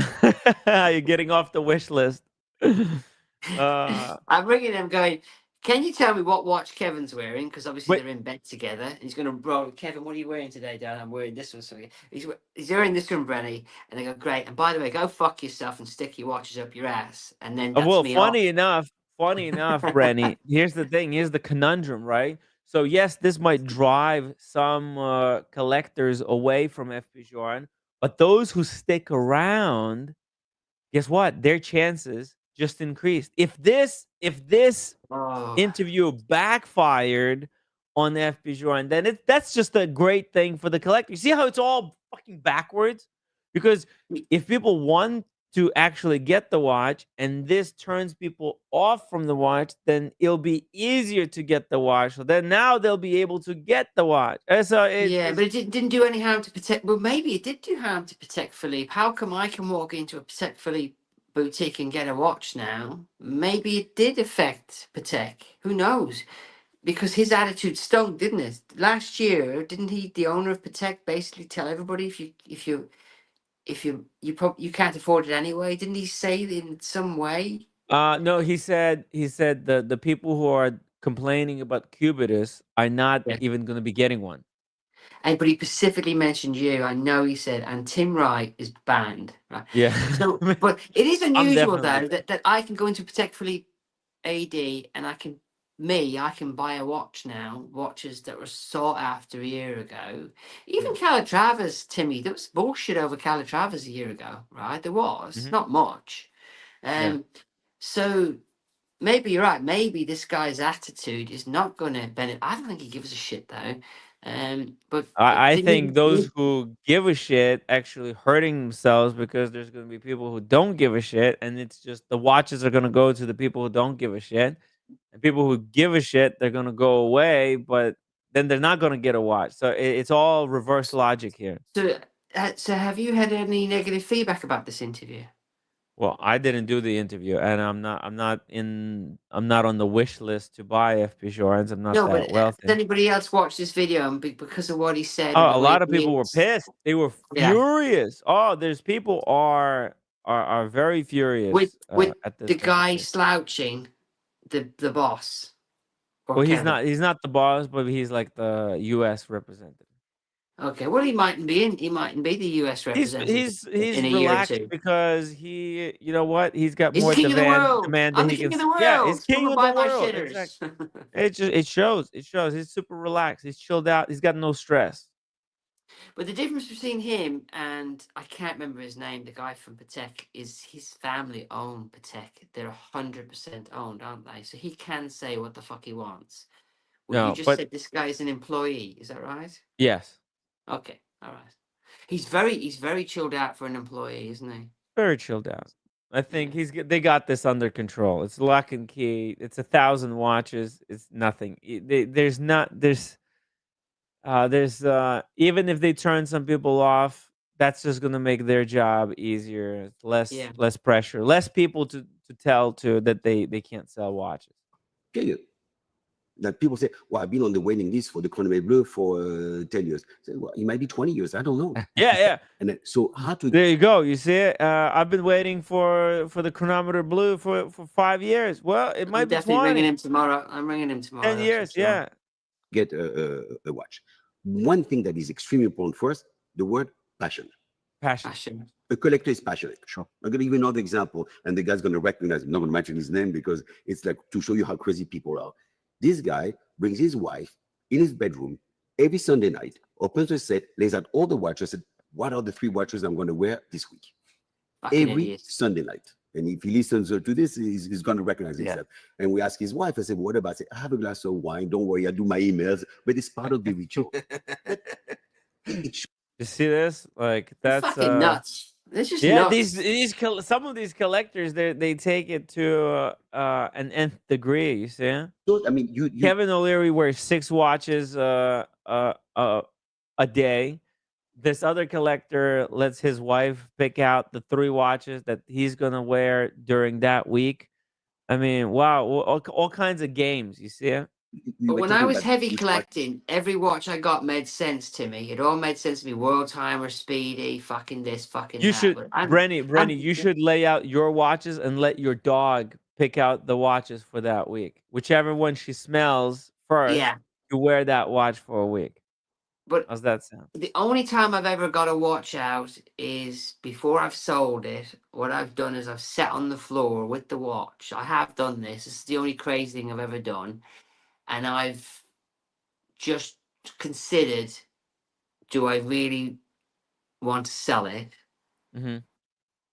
And no, nearly 99% of the time I've sold it. That's the only odd thing I've ever done. Why sitting on the floor with the fucking watch makes any difference to my decision, I do not know. Mm. And I've laid out all my watches. Yeah. But that's the only stupid thing I've ever done. But I haven't done that in a while. When I sold 2 watches to get this, I didn't do that shit anymore. Yeah. So yeah, that's the only crazy thing I've ever done. I used to do it a lot. I had a rare watch. It wasn't really rare. It was a Tudor Pelagus FXD, but it was an MN21, right? And they only released the watch in November, which meant it was only in a short production. They only made 3,000 of them, right? Mm-hmm. And in January, they then had the change of the date on the back to MN22, right? And because it was rare, I was able to sell it for £1,000 profit. I had a short window. And I sat on the ground. I tried it on a few times. I said, nah, fuck it, let's sell it. Mm-hmm. And I'm glad I did, because all it was just the date at the back. It wasn't rare. And then I found out afterwards that it was a 4-liner, and they actually made a 2-liner, but it didn't go to people like me. And they also made a left-handed version of it, and it didn't go to people like me. Oh. So it wasn't really a rare watch. It was a rare watch to standard people. And later on, I could see that other versions existed. Did you know that other versions of that watch existed? No. Do you know the watch? Uh. A Tudor FXD. Anyway, Yeah. you can do another. Tudor FXD, yeah, I know. It's the one. Oh, there was the 2021, and then they released 2022, 2023. It's just a number on the back. It made no 2021 was the most rare one because it was released in the last 3 months. It fucking wasn't. It fucking wasn't, because I found out in late January that they'd made a left-hand version. Does that make sense? Mm-hmm. Which was now they have so many different versions of the No, they FXD. actually made it at the same fucking time, right? So if you were a high-level Tudor collector, you could have got a very rare left-handed version of the watch and then a fucking 2-line version. So I knew this watch wasn't rare, but at the time, I thought, fuck it, I'll take the money. But I did sit on the ground and look at this fucking watch, thinking, what do I do? But I would never think of every Sunday night getting 3 watches out and fucking around. And to me, that would just be nonsense. It's just nonsense, isn't it? Oh, yeah. But why are they telling him this shit? Because if somebody told me that story, I would think this guy's crazy. But he's people are loving all having this. fun with their watch collections. You got to do something creative. Like then it's just a fun thing to do. You know, if But your life is so good, why suck up to this guy and tell this guy fantastically, ridiculously stupid stories just to get a bloody watch? what you think they're making stuff up, or they're Who they're the honest with fuck's their who fun? the fuck would do that every Sunday night and get a glass of wine out and go through the watches? Somebody who's having great life, who don't have to grift every single day for 3+ hours a day So Timmy, we've to got talk to about create watches and make you've got money to for create. rent. So to get a watch off them, you have to create the stupidest story you can think of, and then go in there and tell them the story. Yeah. So maybe you should go to Timmy. Go into Chat What if they GPT. ask you? What if they ask you? Can you show me a picture of you doing it? You got to have some kind of evidence, you You've know. got Chat GPT, haven't you, Timmy? Just for shits and giggles, another day, can you write down the craziest story you can tell to this twat to get an FP Journe, right? Mm-hmm. And maybe it'll come up with a fantastic story that You all don't you even have to need do. Chat GPT, where you could just make stuff up. Like you let your dog What I do select the is I watch. get all the watches out and then I You get your jerk all watches, you over put them them. in I the jerk all circle. over the watches, and wherever the jizz lands, I wear that watch on that day, right? And I don't wash it. And then you look Exactly. at his face and he goes, God, that's a great story. What do you want? Maybe maybe it's as easy as that. Don't you think it's nonsense? It's nonsense, isn't it? Would you think it's nonsense that Kevin O'Leary wears 6 watches a day? You think he's No, just I think making it's that up, or do you nonsense. think he I think it's actually wears? nonsense that the guy from FP Journe is judging people on the most ridiculous stories they can come up with to get a bloody Or watch. maybe look, that may be just the most extravagant of the cases. Other people Maybe he's don't going to have tell us. such. Maybe he's going to tell you another Hey, story. look, let me show you something. I've been waiting to unbox this thing. You know, there's this super collector called NYC Watch Guy, right? He's like a mega collector. Check out these watches he's got here. He's got all kinds of stuff, all kinds of Yeah. cool shit. You see it? He's got Yeah. Dibathune. By the way, Dibathune, those are limited to 300. They have a production of 300 watches per year. He's got Dibathune. He's got FP Journe chronometer blue. He's got a Sovereign. Oh shit! No, that's the other one. The what do they call it? The fucking what do they call it? The resonance, right? The resonance. Yeah, the resonance. Uh, and then he's got the work. He's got that crazy one. He's got all kinds of independent brands here. He's got Gronfeld, Acrivia. Look at all this shit he's got, right? Patek Philippe. I'm just seeing a very expensive servicing bill. Well, see, if you can't afford it, you shouldn't be buying it, right? So it is. Well, It's a very expensive collection. Oh shit! He's got the Daytona. You see no, that? that's not a Daytona. That's a fucking rare Le Mans. Daytona. That's the That's a Le Le Mans. Mans. Yeah, Yeah. it's got the Le Mans. Is Not that his? the, Is that his watch? yeah, I met him earlier today. Yeah, he's Uh, got money. in the city. He's got not just money. I mean, this is You don't get serious. that watch. No, you don't get that watch unless you've got massive buying power. And he's got great taste as well. Look at this. He's got J.N. Shapiro. That's an L.A. guy. This is like a I would love to $90,000 know watch. what a real watch collector. I'm going to call him a real watch collector. Would you Thinks consider this guy a real watch collector? 100% thinks of this bullshit about getting your watches out and drinking wine on a Sunday night. I'd love to know what a real, because I think it's horse shit told to this guy. I think this guy is some kind of fucking pervert, and you have to tell him. Maybe he's the Harvey Weinstein of the watch industry, where you've got to tell him stuff that's so bizarre just to get his attention, so that he puts you on the list for a fucking watch. Hey, you got to do something to stand out, right? Make up. Yeah. You can make up, or you can actually become that what you make up, right? Because you could be a You gotta candidate. have fun with You watches. have one watch. You've got a Speedy, Mm-hmm. and you've got loads of other watches, and you've gone and bought 4 fucking straps for it that you don't even need. So you're an ideal candidate. You could tell him strap stories and see if it works. Yeah, exactly. But you have, Well, Timmy, you have a load of watches. I got a The couple fact of that you watches. flipped your studio, Studio Underdog. that's gonna, because they talk to You each think other, it's gonna don't they? hurt my chances? He's gonna reach out to Studio Underground. They're gonna tell him that little fucker, right? Flip the two, and then you're gonna be blackballed before you even know it. Yeah, I made a video about it though. I can't keep everything either. You know what I'm saying? And I kind of broke even, to be honest. Yeah, And hopefully they went into good I'm hands. joking, Timmy. I'm sure they don't give a shit. So, No, I don't think so. yeah. Look, I genuinely like the brand. I still kept the other one. I can't You've keep got one, have all the you? watches, huh? You know Yeah, what I you've got think? one. I think look, the avocados, those were cool, but they were not for me. I think I'm Did you gonna keep get the the pizza pizza? one. No, the pizza wasn't even for me to begin with when I bought it. But I think I want the pizza.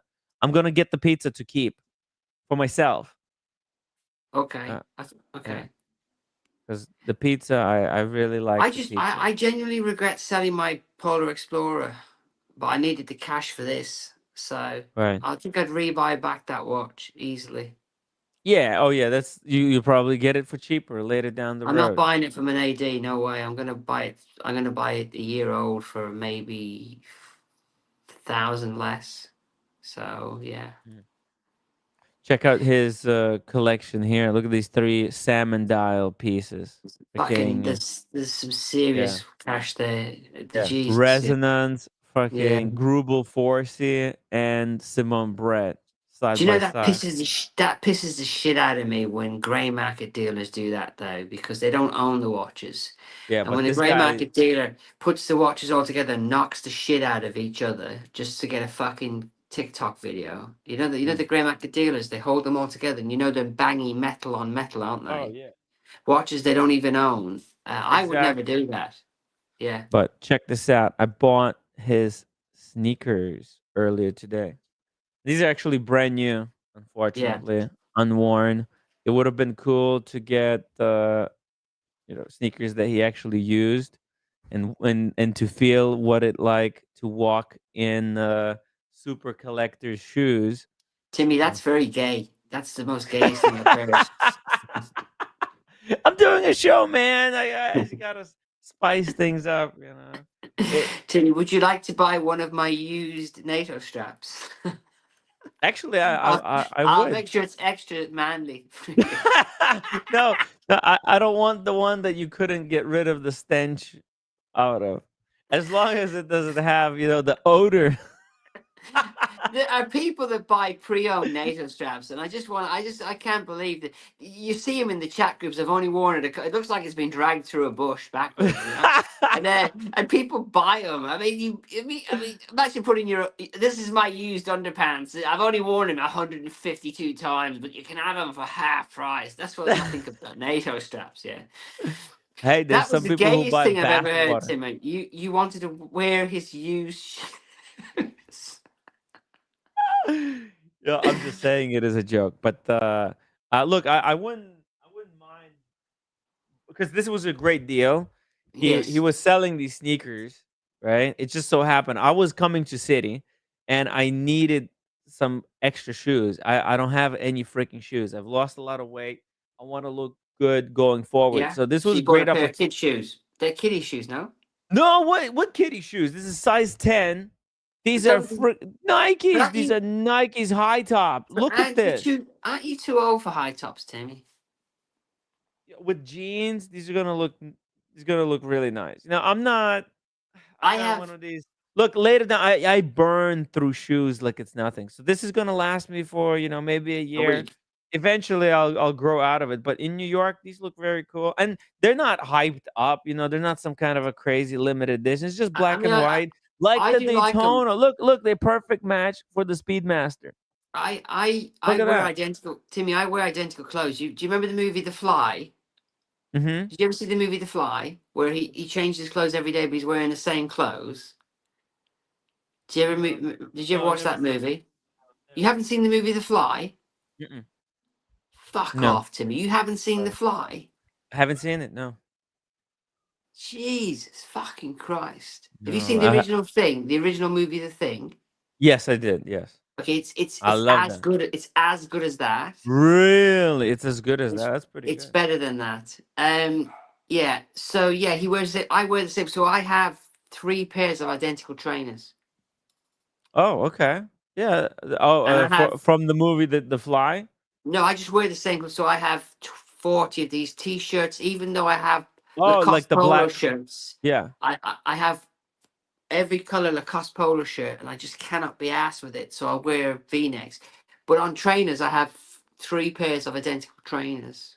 That's very popular to do. Just because it simplifies the wardrobe choices, so you can focus on other things, right? Just having different color shirts and having to pick out the wardrobe. It's just a big kind of time sink, But and I but the guess. classic black Nike trainer is timeless. I just wear an Air Max, but I don't have no. But they're all black. Look They're how just good pure. these look. No. No, you poor pure black. I have a white pair as well, but they're pure white. Because I'm very black and white, as I always say. Yeah, That's mixed. I like these. See, if I bought them, I'd be coloring the sole black. The sole is black. Oh, you mean No, this part? yeah, You would yeah. paint it black. No, I kind of like it like this because it kind of looks like the Speedmaster. The bezel. You got a little bit of a Looks white nothing like trim. Speedmaster. Okay, the Daytona. Let me pull up your Daytona, or my Daytona. It kind of looks like my Daytona. Yeah. There we go. Okay, this is going to be a perfect match. Yeah. Boom. What do you think? White dial, just Yeah. like the white swoosh with the black bezel. No, I'm just joking. It's just I wouldn't wear those kind of trainers because I'm old. I would think they're too young for me. I'm just saying. I'm just I'm jealous because I'm not 35. young. You're 30. I'm 53, so you're a lot younger than me. I just think that they're very, they're hip. So, are you gonna wear your pants Yeah. halfway down your ass, or are you gonna? No, I don't. That's a little bit too much, but I maybe I'll give it a try. We'll see how it Can you looks. do me a favor to me? It's called sagging. Can you not put that FP Journe video back on? Because I'm suicidal here. Oh man, well, I have to finish it. Look, Brendan. If you have to go, I can. Yeah, I'm gonna go because yeah, I just find yeah. it No, so you don't have boring. to stick around till the end. No, No, no, I like. you're not a No, it's all hostage good. here, man. It's all good. Yeah. It's just the guy is so boring. The guy is so boring, and then he goes on to this. They're What's watch his nerds. next story? What's his next stupid story Oh about? well, we'll see it. Let's see what they're gonna say. I I'm going to find put this a stopwatch fascinating. on what he's going to say. I'm going to time how long it is before he says something more stupid. Right, go. Okay, here we go. I'm going to wear. It's a question, right? So it is important. So because we have each of us have a collector, and the collector has an advisor. When comes July, this is when we do the main frame of the allocation, not the finished one, but the main frame of the allocation for the subsequent year. We go collector by collector, and I'm asking each an advisor, me included, I'm part of the game. Why Kevin? He wants this and this. Why Kevin? Tell me more about Kevin. I mean, like Kevin, I know, but and they know also, but let's say somebody we don't know. And in my advisor, I don't really know him. Next question, right? Know him for next time. That's why reputation is so important. Boom! You see it. This is how allocations game works. So every collector who comes in and gets on the wish list with FP Journe, they get paired up with an advisor, and then those advisors come to Pierre, and they make an argument why their collector should get the watches. And whoever makes the best argument wins. I found the glitch in the matrix. All What's you the have glitch? to do is bribe the fucking advisor. Why? If they Give him get a nice caught, holiday.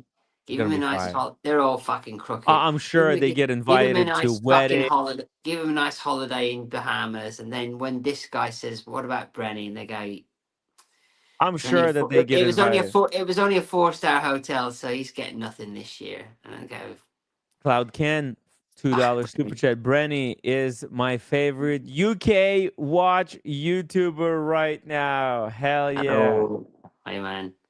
Hells to the yeah. Thank you, Cloud Ken, for the super chat. Really appreciate it. Guys, give an upvote for Brenny sticking with us here through this, for some, very painful video. So this guy wants to hear the Why most you should get the watch. the most intimate details for every fucking watch. There must be they must have nothing better to do. That's 1,500 conversations about each fucking watch. That's so ridiculous. It's a lot of work. It's right? bullshit. You think it's bullshit? I think it's this. Well, I how think how would you certain things- decide? If okay, I'll put you in charge of FP Journe. How do you decide the allocations? I basically would base it on the fact. You Well, I you have have a s- 1,500 watches to allocate to people, and you got 10,000 people who want to buy your watches. How do you do it?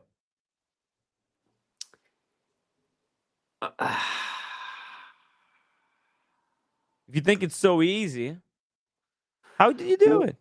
What I would do, I would sell the first 500 to myself. I'm not joking. Listen, Yes.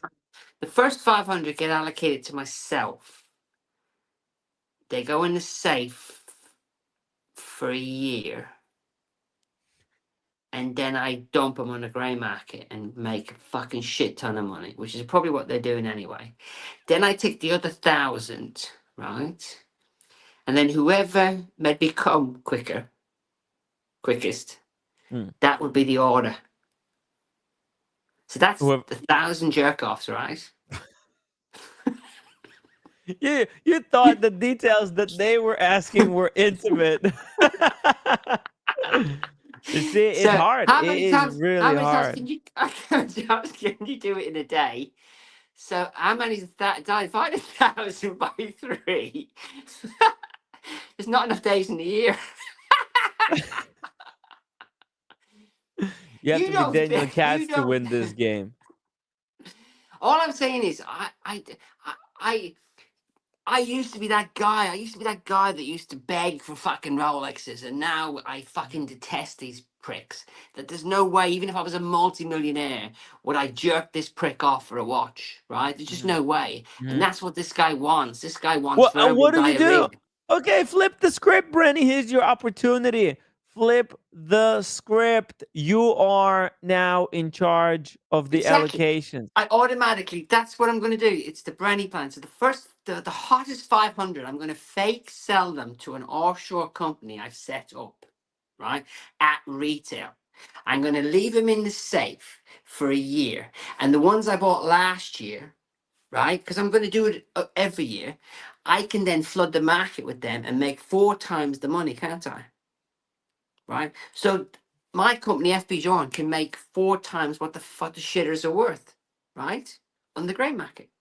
And then the other 1,000, whoever made me come quickest, that's the list. So it just depends how talented they are, don't they?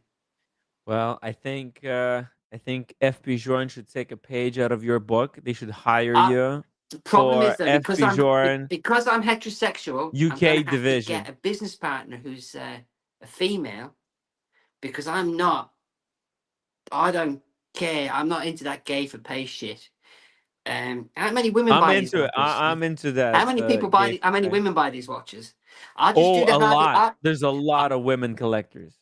I'll do the women, and then I'll hire a really attractive woman to do the men, and then she'll just give me the list, and I'll just say, who, Barbie, Kevin, where's Kevin? Kevin's not on the list anymore. She said, I didn't find him attractive. Okay, so Kevin's out. So Kevin's off the list, right? Kevin's out. He doesn't qualify as a real collector because he's not hot. He's not. Timmy, do you not think Rolex 10 out of 10 stud? Do you not think Rolex AD sells watches to themselves and then sticks them in a safe, and then suddenly they become available to treat 2 years later on the CPO scheme at double what they're worth? So they're buying them twice. Do you not think they do that? I don't think legally they're allowed to do that, because if they were caught, they would. Do you not think anti-mayor? Oh, this watch is for I think that would be some kind of a fraudulent thing. I don't think they would risk it. It's not worth it. Rolex don't give a shit. Doesn't care about the money that they're making out of. It's insignificant. Brenny, wake up! Wake up! Rolex doesn't give a flying fuck about profits made out of selling watches. It is insignificant on their income charts. At the end of the year, it's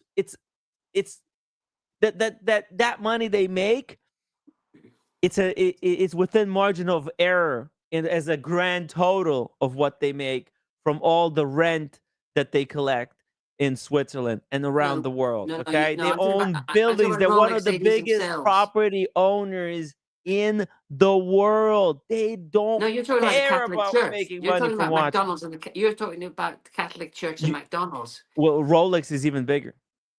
Rolex is Okay, even bigger. I'm on about a smaller scale. They own half of Switzerland, man.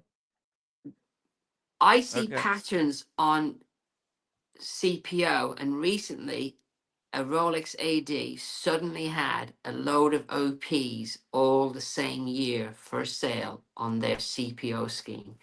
And then it dawned on me that 3 years ago, they somehow sold them watches to themselves, stuck them in a safe, and then voila, three times the money. An unscrupulous or crooked sales associate might do that, but higher ups in the brand, they're making millions. These people have no incentive to make 1,000 or 2,000 or 5,000 on the side. Why waste and take risks when you're making $500,000 to $1 million in salary? Why risk getting fired from a job where you're making millions? Jimmy, we have a lot of privately owned ADs in the United Kingdom still, and they'll own 2 shops. Well, a lot of them lost the AD. It's not. That's what I'm saying. Rolex themselves, as a company, they would never take a risk. Think about it. If you were an employee of Rolex, you wouldn't be doing this shady shit. No. But I can guarantee you, ADs. I got to be really careful what I say here. Some of these smaller ADs, they backdoor people. About a month ago, a Rolex AD that I know fired one of their managers, and you know why they fired the manager? Why? Because they took too much. That the kickback that they took was deemed to be excessive.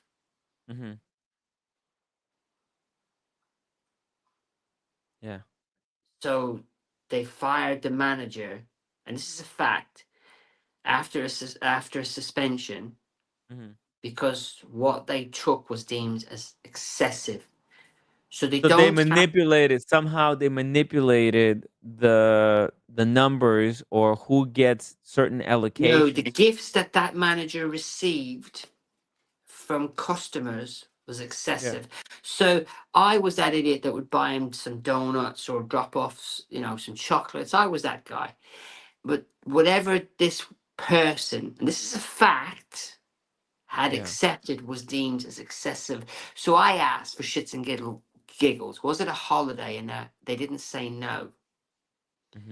So, but the fact that came back to me and said the wording was excessive, which means they're allowed to take kickbacks. Well, I talked to a guy, Brenny, in when the frenzy for watches started, before Rolex was implementing any of these strict rule or paying attention. There was a guy who heard about the Daytona hype in San Francisco Bay Area, and he went to every single Rolex AD and under the table paid every associate $1,000 and got himself 8 Panda Daytonas within span of 2 months. He purchased every single Panda Daytona that was available by just talking to the sales associate and then just giving cash, hard, cold cash, without any games, and these sales associates relinquished the Panda Daytonas to this guy. Yeah. Now, even though the shops, to get this watch, they can't. I'm not talking about Watches Switzerland, by the way. They have got to ring somebody high up to say, Brenny is due a watch, and they ask him, what did he buy? Oh no, he can't have one.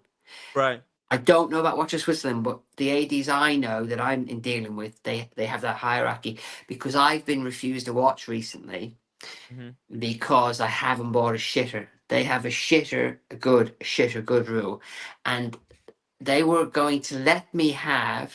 This is a fact. They've been it's honest true. about it. It's based. Yeah, it's true. I bought a rose gold Yachtmaster, no regrets, two-tone, love the watch, still have the watch, and then they sold me a Batgirl.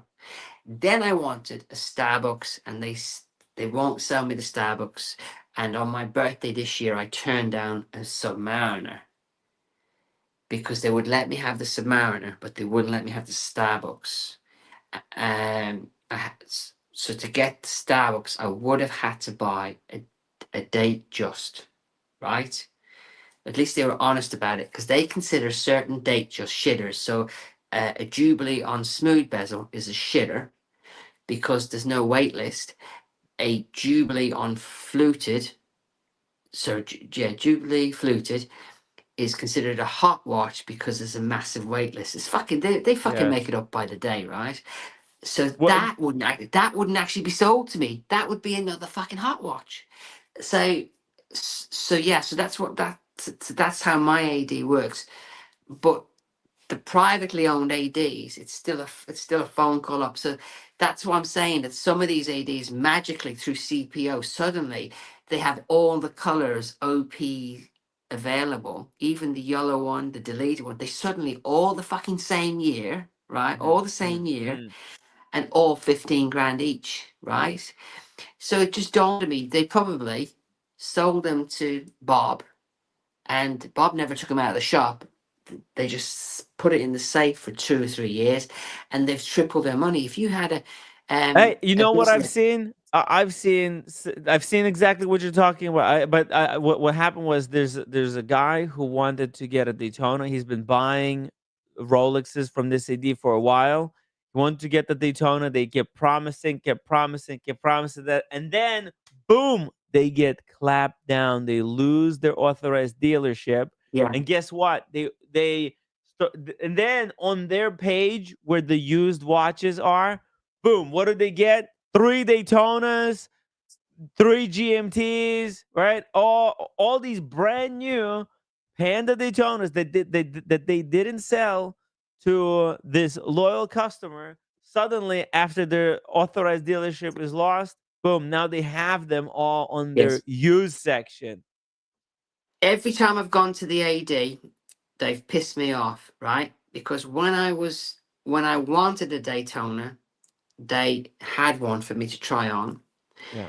And when I bought a Daytona, they had one for me to compare mine to their one. And I'm like, so these fucking watches are just sitting in the back. And when I went last time, they had the new OPs, but they weren't willing to sell them to people because they knew what they were worth, and they were only selling them to people who they said wouldn't flip them. That wasn't the truth. They were selling them to people who'd already fucking bought certain watches. They watch what you're buying, and they'll sell you watches that are worth less, and then they'll sell you watches that are worth more. And they track that. They won't give you these watches unless you've lost on other watches. They do this to me. And they even let me try on all the new meteorites. So I had on my wrist, the new meteorite, which retails for 33K. I actually had 33K at the time. And I went, that's a nice watch. And I just bought this, and I'd proven that I was willing to pay over the odds for this, because it makes no fucking difference to them. And they let me try on the new meteorite that was for sale. And it was For the gold one. sale. Yeah. It was The just in. meteorite is now below retail? No. This is the latest meteorite Daytona.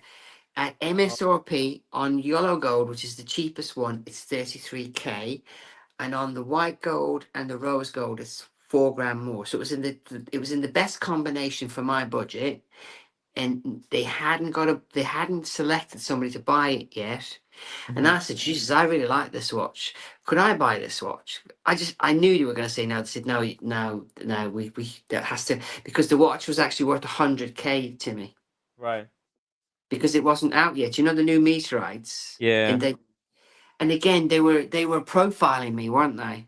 My own AD was telling me I wasn't good enough.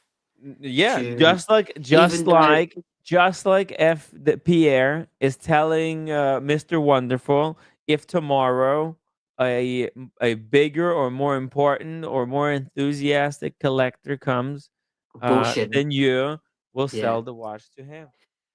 Yeah, but there's got to be. But you're telling me that every single FP Journe sells at a profit. So really, what's the? Yeah. I don't understand the. Check out what I've got for my ID today. Yeah, I've you got got a fucked. You went magazine. in for a watch and you left with a fucking book. I got a magazine. These are expensive, man. Really Yeah. valuable magazines. Beautiful production. This was free. I didn't have to pay anything. Yeah. All right, because I'm already a customer. Oh, you don't even have to be a customer. That watch you'll never get in a lifetime. You know If you that want that watch. a member of the watch community got this watch? Terry Yeah. Civil Watch Austin from UK. Somehow he got it, and he's not a mega buyer. There's Somehow no he way got they're it. giving that watch unless he's a mega buyer. There's no And way. somehow they did. So there's somehow, but he is very enthusiastic. He's a civil worker. I also got this one, IWC F1, the movie. It's like a It's like a. Have you seen that movie with Brad Pitt? I Is that what did. you're on It's about? incredible. Yeah. I mean, It's a, it's nonsense. I mean, what he did on the first day on F1, he'd have been out on his ass in fucking 3 seconds. Him smashing through all them signs, Timmy. Come on. yeah. It's Have the you seen fact. F1? If you even It's a fantasy movie. I know. yeah, It's not based on reality. if you fart crooked in there, you're off. Yeah. Yeah, of course. But it's a But movie. It's a movie. What effect has that had on IWC sales? Because IWC is all over that. I think they're not doing so well. So Yeah, but they got a hope major plug there, didn't they? yeah, that was a major plug. You've still got yours, Hopefully it right? helps them out. Yeah, I do. I have 2 IWCs. You've got the one in the video. You've got the green one, haven't you?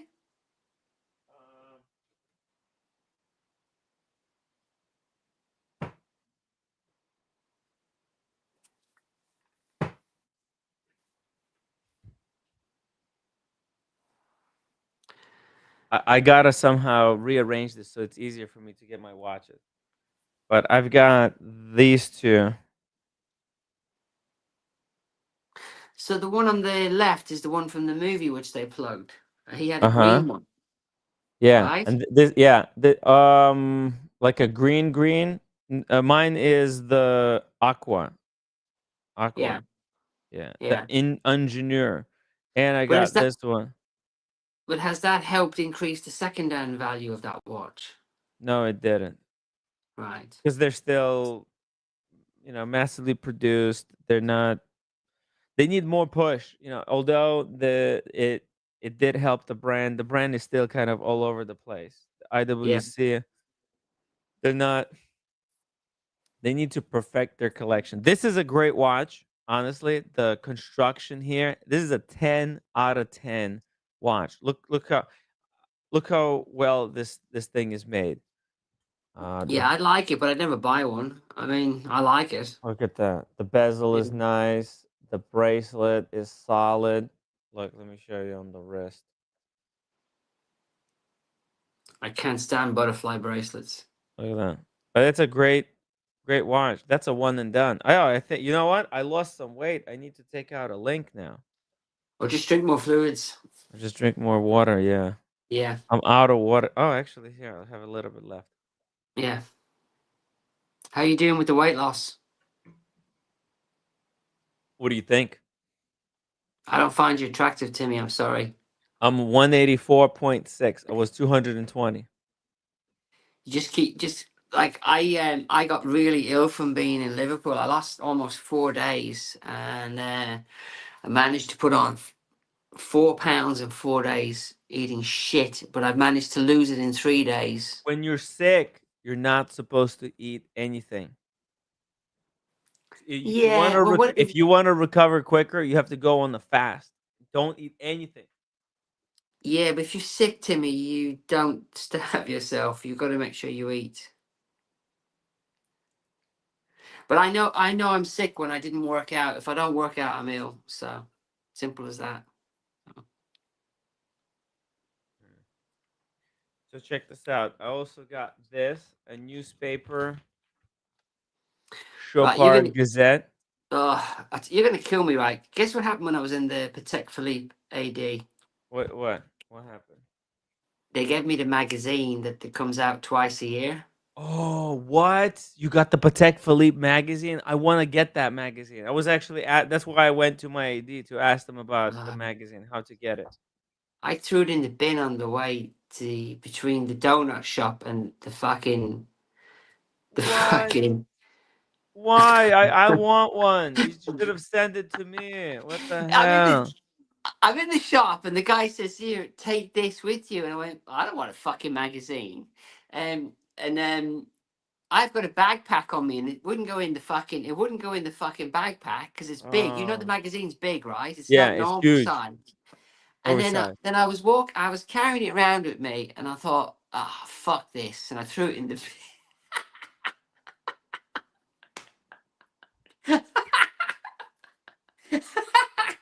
But you know that magazine. Me. You know the magazine that you just had just now. I've thrown loads of them out.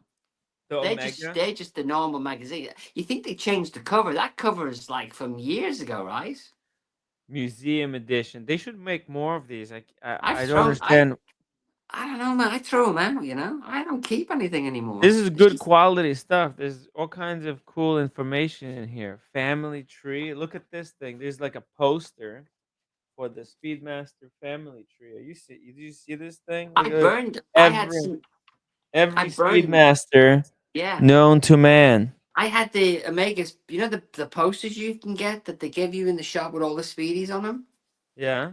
They used to be behind me till I set fire to them when they really pissed me off. I did a video where I burned the shit out of them, but I didn't keep the video for long. But it got out of control with the fire because they were framed. So really, Jesus.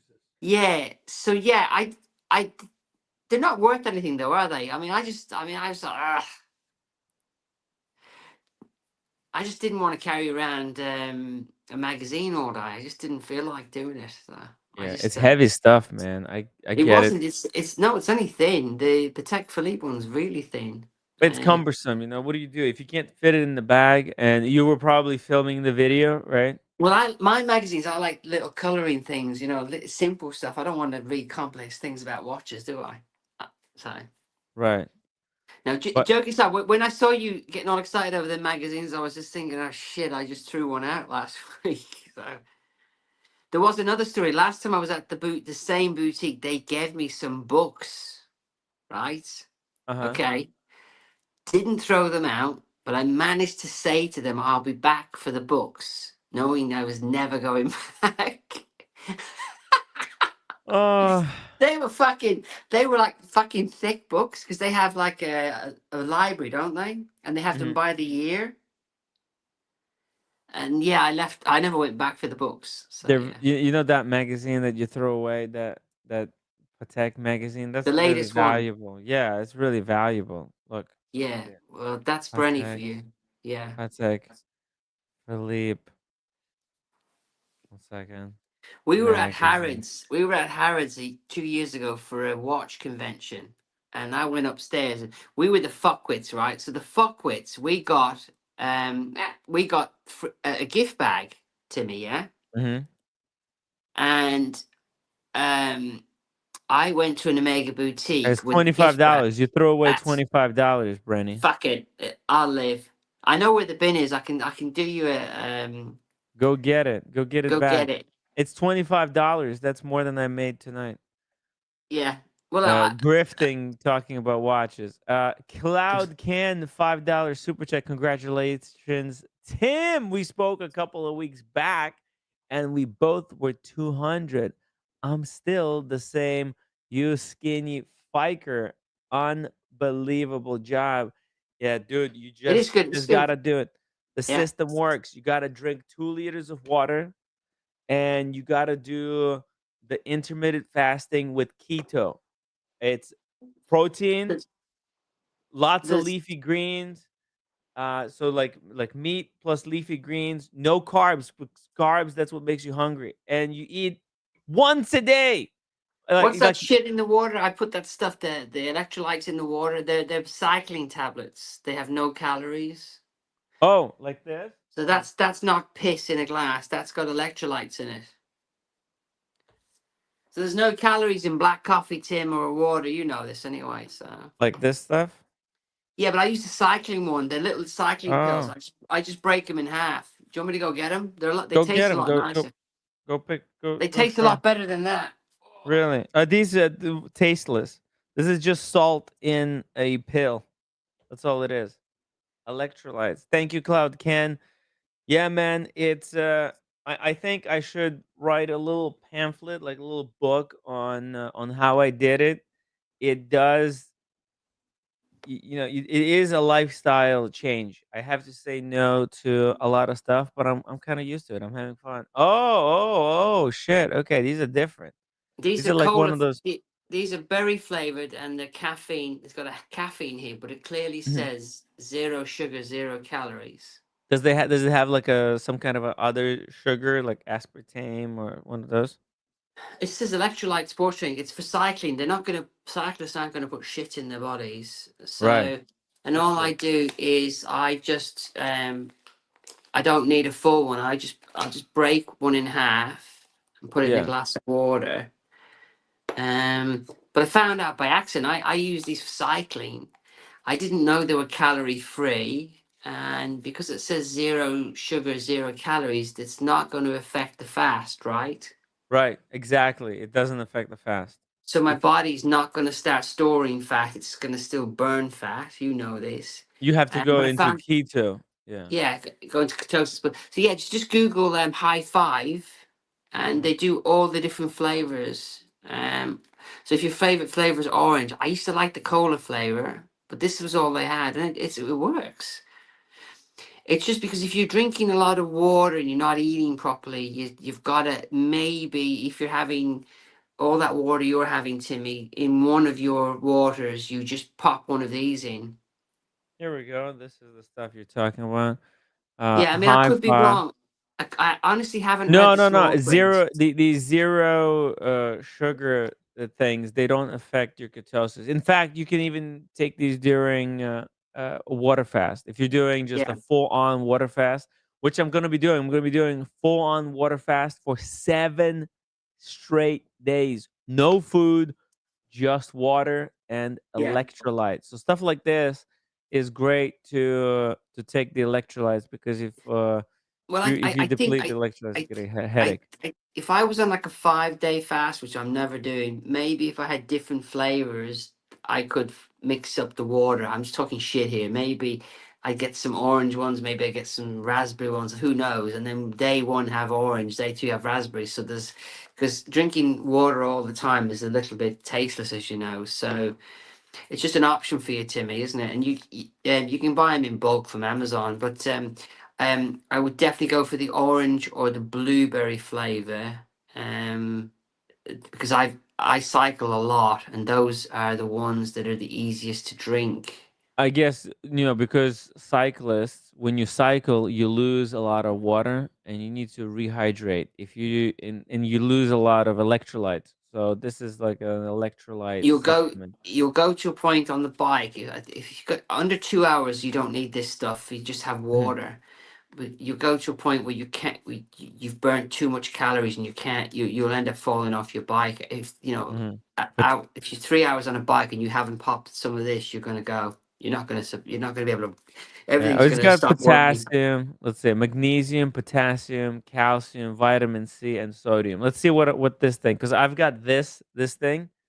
So Yeah, let but I me found show this by you. accident. I was fucking about and I went, geez, I already have. I was gonna buy some of this electrolyte shit, and I realized I already had it. This is what I bought.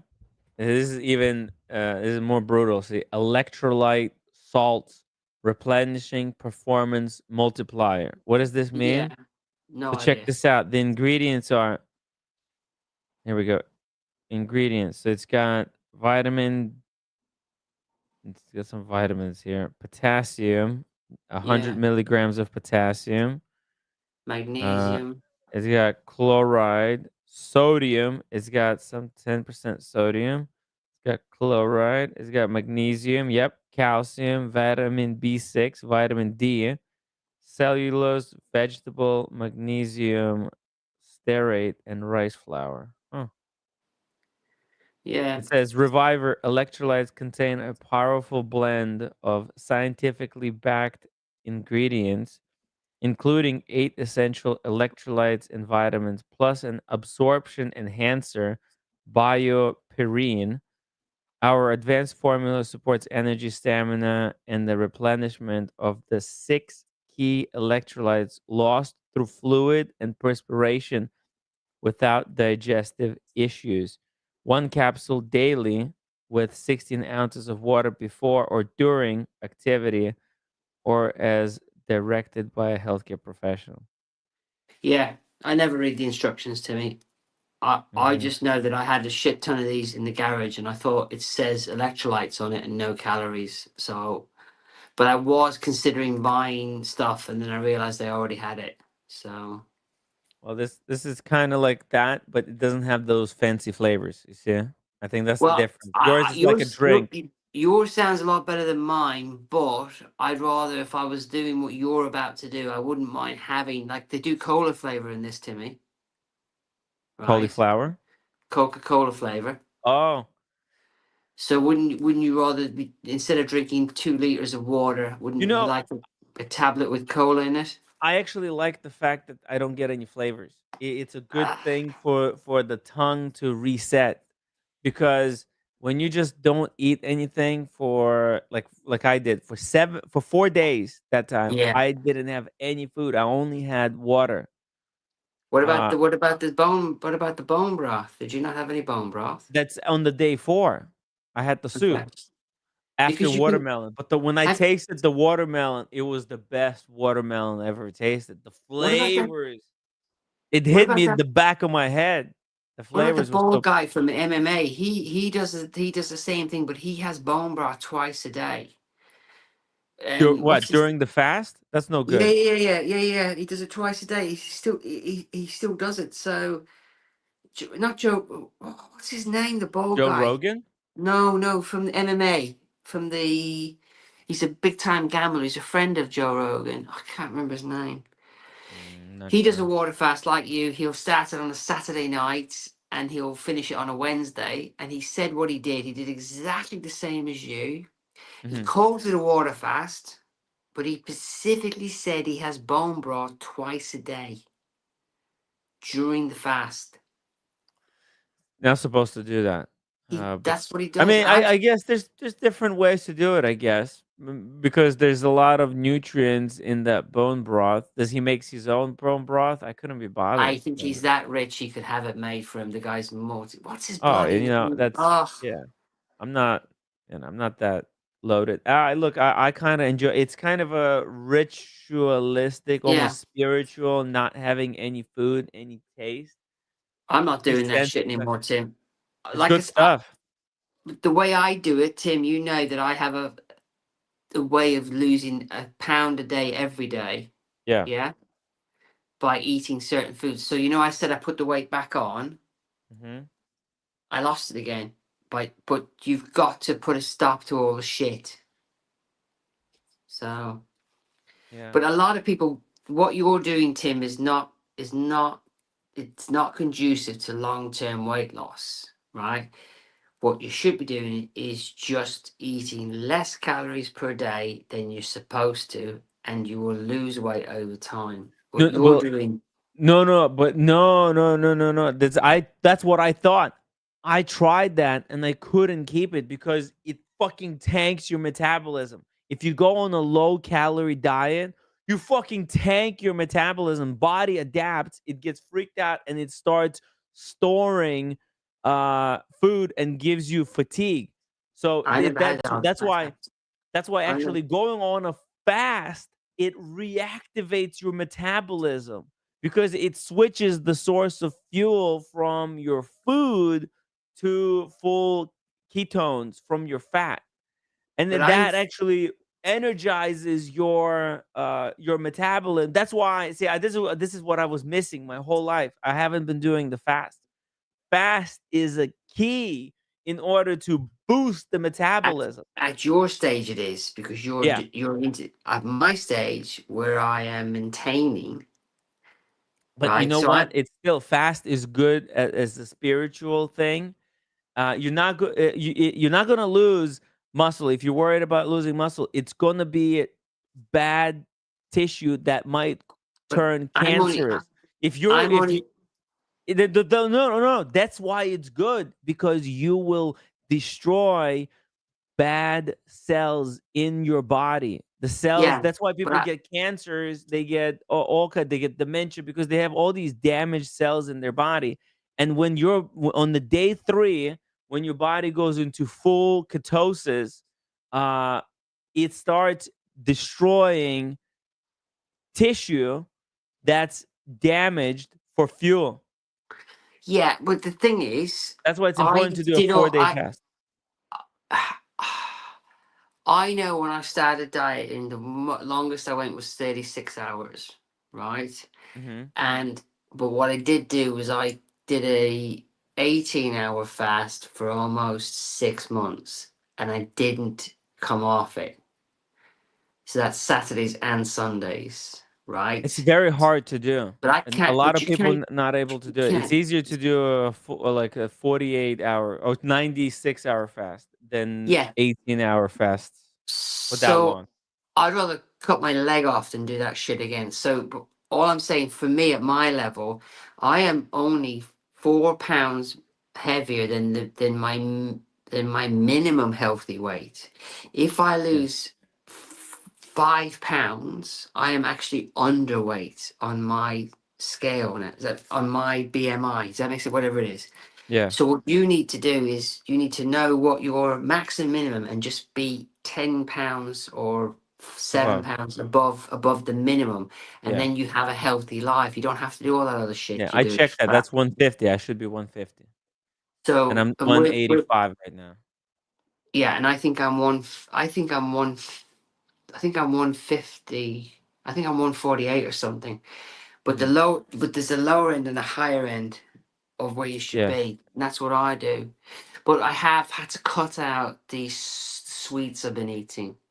Yeah. Oh, yeah. Even Sweets. even though I don't gain weight, I looked at the sugar content, and I'm putting 12 unnecessary spoonfuls of sugar in my system every day. That you should cut that out. It's gone, but I went cold turkey on it. And when I Google it, you can actually have 6 to 8. But it's very hard to get wrapped up. Once I get on the sugar, it's very hard to stop, because it's like an addiction. For me and for a lot of people. That's why I cut out sugar.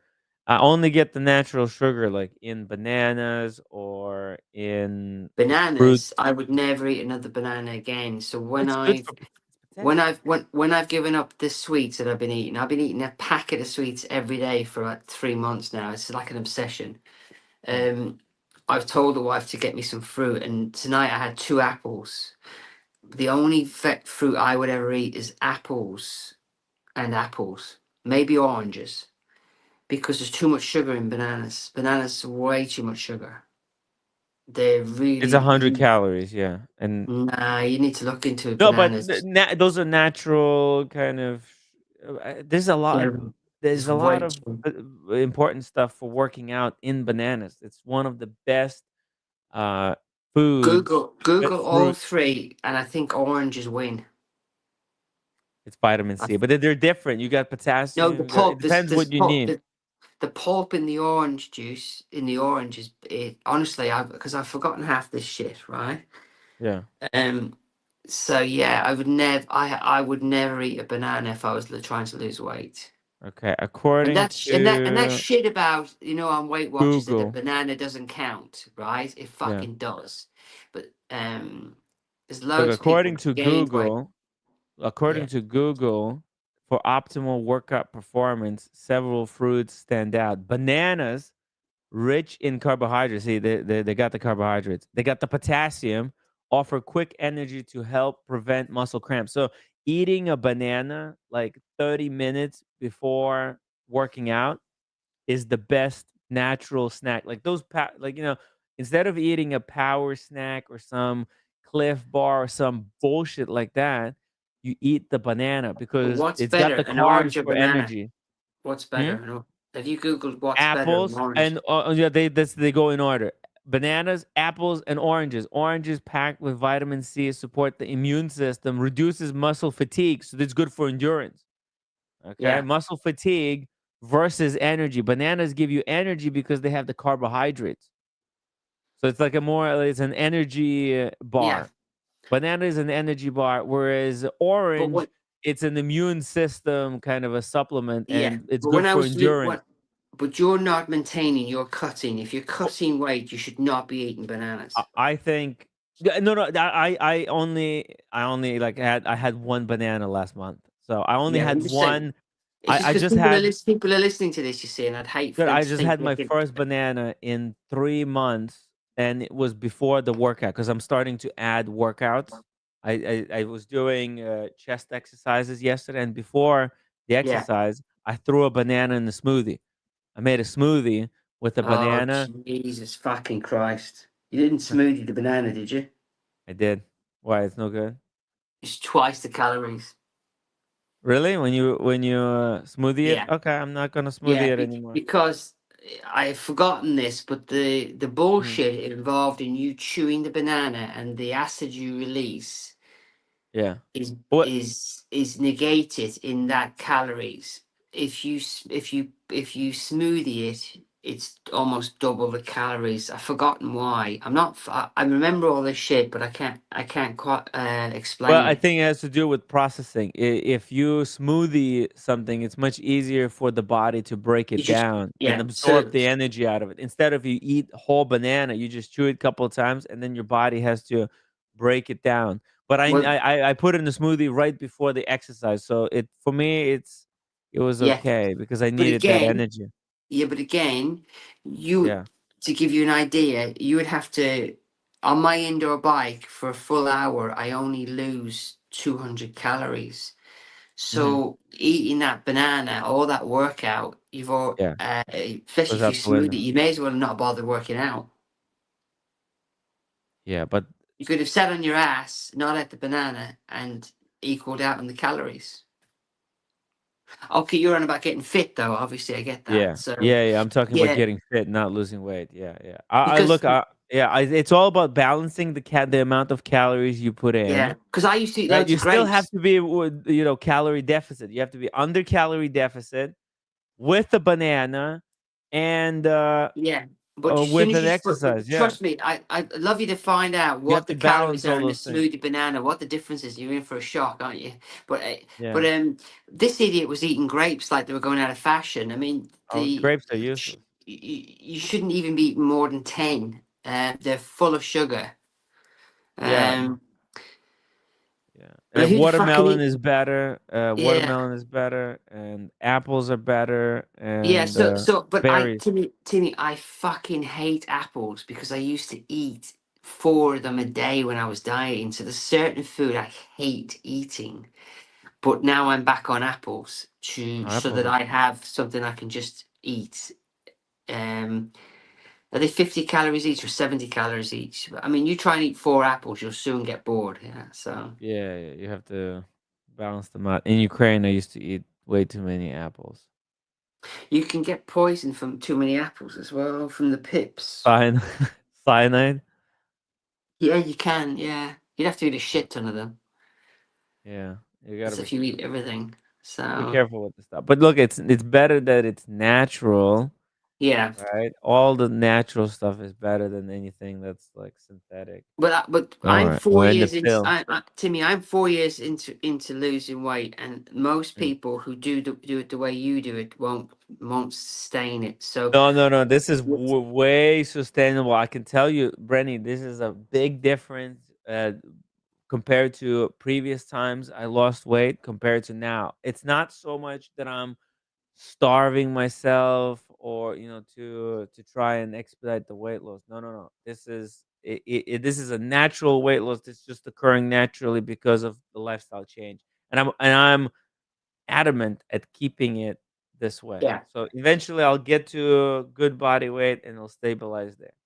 and I need to keep bit more, I will. And then if I need to come back down, I'll just do a 4-day fast. Boom. Did Red take my advice and switch his complete food and then go on to eggs, or did he give up? Is Red I don't losing know. We'll weight? have to ask him when he comes back. So you might have to do that as well. You might hit whatever you're doing to me, you might hit a road, a blockage where you just can't lose weight, and then you're gonna have to shock your system by eating completely different food. Right. It's good. Actually, I was doing some reading about that, and it's important to eat 30 different vegetables a week. You have to go through the entire Yeah. rotation. You have to rotate every available vegetable that there is: peppers, cucumbers, carrots, beets, uh, uh, uh, mushrooms, green leaves. You gotta go to those fucking weird things like pumpkins. You rotate the entire spectrum. Yeah. It's important So because last night there was no apple, so I had a fucking carrot and some fucking we call them scallions over here. They're long onions on green, aren't they? Yo, no fold. Welcome to the show. Oh, I love. What's good, bro? How you doing? Hey, man. You're doing fantastic. You just done me a favor. I can now go because Timmy's got a new wingman. I was ready. Nah. I was just gonna say, Timmy, when I did my 20-day water fast, the first thing I ate, bro. You ready for this? Uh-huh. A red onion, and it was the most I ate it like an apple. It was the most delicious thing I've ever had in my life. And everyone that keeps saying like, "Yo, you need to eat," brother. You live 20 to 30 years longer if you don't eat as much as people do. The average person walking around is putting 12 to 15 meals in their stomach a day. It's disgusting.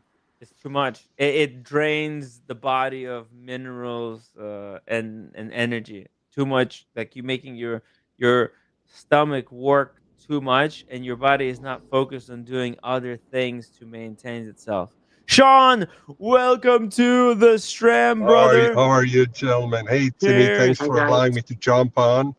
Hello, gentlemen. I saw Brenny. I just got in my car. I saw Brenny on the stream, and I was surprised you're still on. This is like, how many hours are you doing this week, Timmy? Hard work, man. Hard work. Great job. We're 4 hours in. You know, I'm keeping Brenny as long as he's got time. You know, Timmy, you're 5 hours in. You're done. 5 hours in, exactly. I'm gonna finish the O'Leary video. I got plenty of stuff to go. That's what I did. I was actually gonna play your video stream. I figured you're already off, but I saw Brenny, and I just wanted to jump on for a couple of minutes and say I watched your stream last night, Brenny, and the interview that you did, and just want to say great job, man. Yeah, I had no notice. I couldn't believe the guy wanted to talk to me. I wouldn't have done it. And the first half an hour was just trying to not go full on Brenny on him and just get as much out of him as I could. Yeah. Because I don't like the guy. I don't like many people anyway. But yeah, I got as much out of him as he was willing to give. Yeah. No, it was amazing that at first, if you don't know anything about it, he started talking and he made sense. He not made sense, but you kind of like, although you're pissed off that all these people don't have money, but he was kind of trying to be very convincing. But at the end, when he said, "Hey, I don't even have money. I got rid of my computer." You were saying exactly what I was going to say. If you don't have money for a computer, how are you going to get people to invest in your company? And all of a sudden he started sounding like TPG. And yeah, I owe millions of dollars. I owe 5 million, but I'm going to start working and making a little bit of money here to pay off. How are you going to pay off people, right? So anyways, just wanted to say, hey, great job. You stayed with it, and you stayed on track with your questions. And if I were a victim, I would certainly be happy that you're on my side. But in general, just thank you, man. Appreciate it. When you get a chance, if you watch the second one I put out tonight, okay. I managed to put in 3 parts from the one you watched that disproved him and showed him to be a liar. Right? So when he said that Ryan was actively reaching out to people and having the money into his own account, I disproved that because the second payments went into the same bank accounts, which were the companies. Does that make sense? And when he promised to do that girl a reference, he wrote her a bad one. Right? Unbelievable. And something else. But what I managed to do was the interview I did tonight, I used that to hear another victim's story, which is really bad, really bad. And I managed to get those into the conversation. Does that make sense? So if you get it, I don't expect you to watch the whole thing, but I managed to show him up even worse because he had an opportunity to do something good for that girl, and he was such an evil prick. Exactly. It's just He reference. wrote She her a needed bad reference. She needed reference. It had nothing to do with money, right? She needed reference. And here's the thing, Brennan. He said he had other businesses. It would be really interesting to dive into, look into some of the other businesses he had and see what kind of what kind of history those businesses had. And you got a guy that again, it's going to the character of the person. It's one thing when the business goes bad and all that stuff, but then he's blaming everything to Ryan and everybody else, and he's saying he did this, and obviously I'm going to watch it and see this, that he's whatever he was talking about Ryan was bad. This guy is just not a good guy. And I watched your short 4-minute clip that you put out there this morning, showing all these people that were promoting his company, and yes, they were saying, hey, this is a paid advertisement or whatever it is, this guy paid. But listen, this guy picked some of the very well-known people in this space, right? Mm-hmm. And the question is, if you're one of those people, how much money would it take for you to promote somebody that you don't know anything about? Right? And what's crazy to me is my channel had 2 copyright strikes against it, which I managed to get taken down. You're the Joker, bro. And if I had one more copyright strike, there's no negotiation. My channel was gone, right? Yeah. So when I put out, there's 3 videos I put out today. They are re-releases. I had to take them down because one of them is about Swiss watch gang. And he personally threatened me passively that what a copyright strike can do to your channel, Brenny.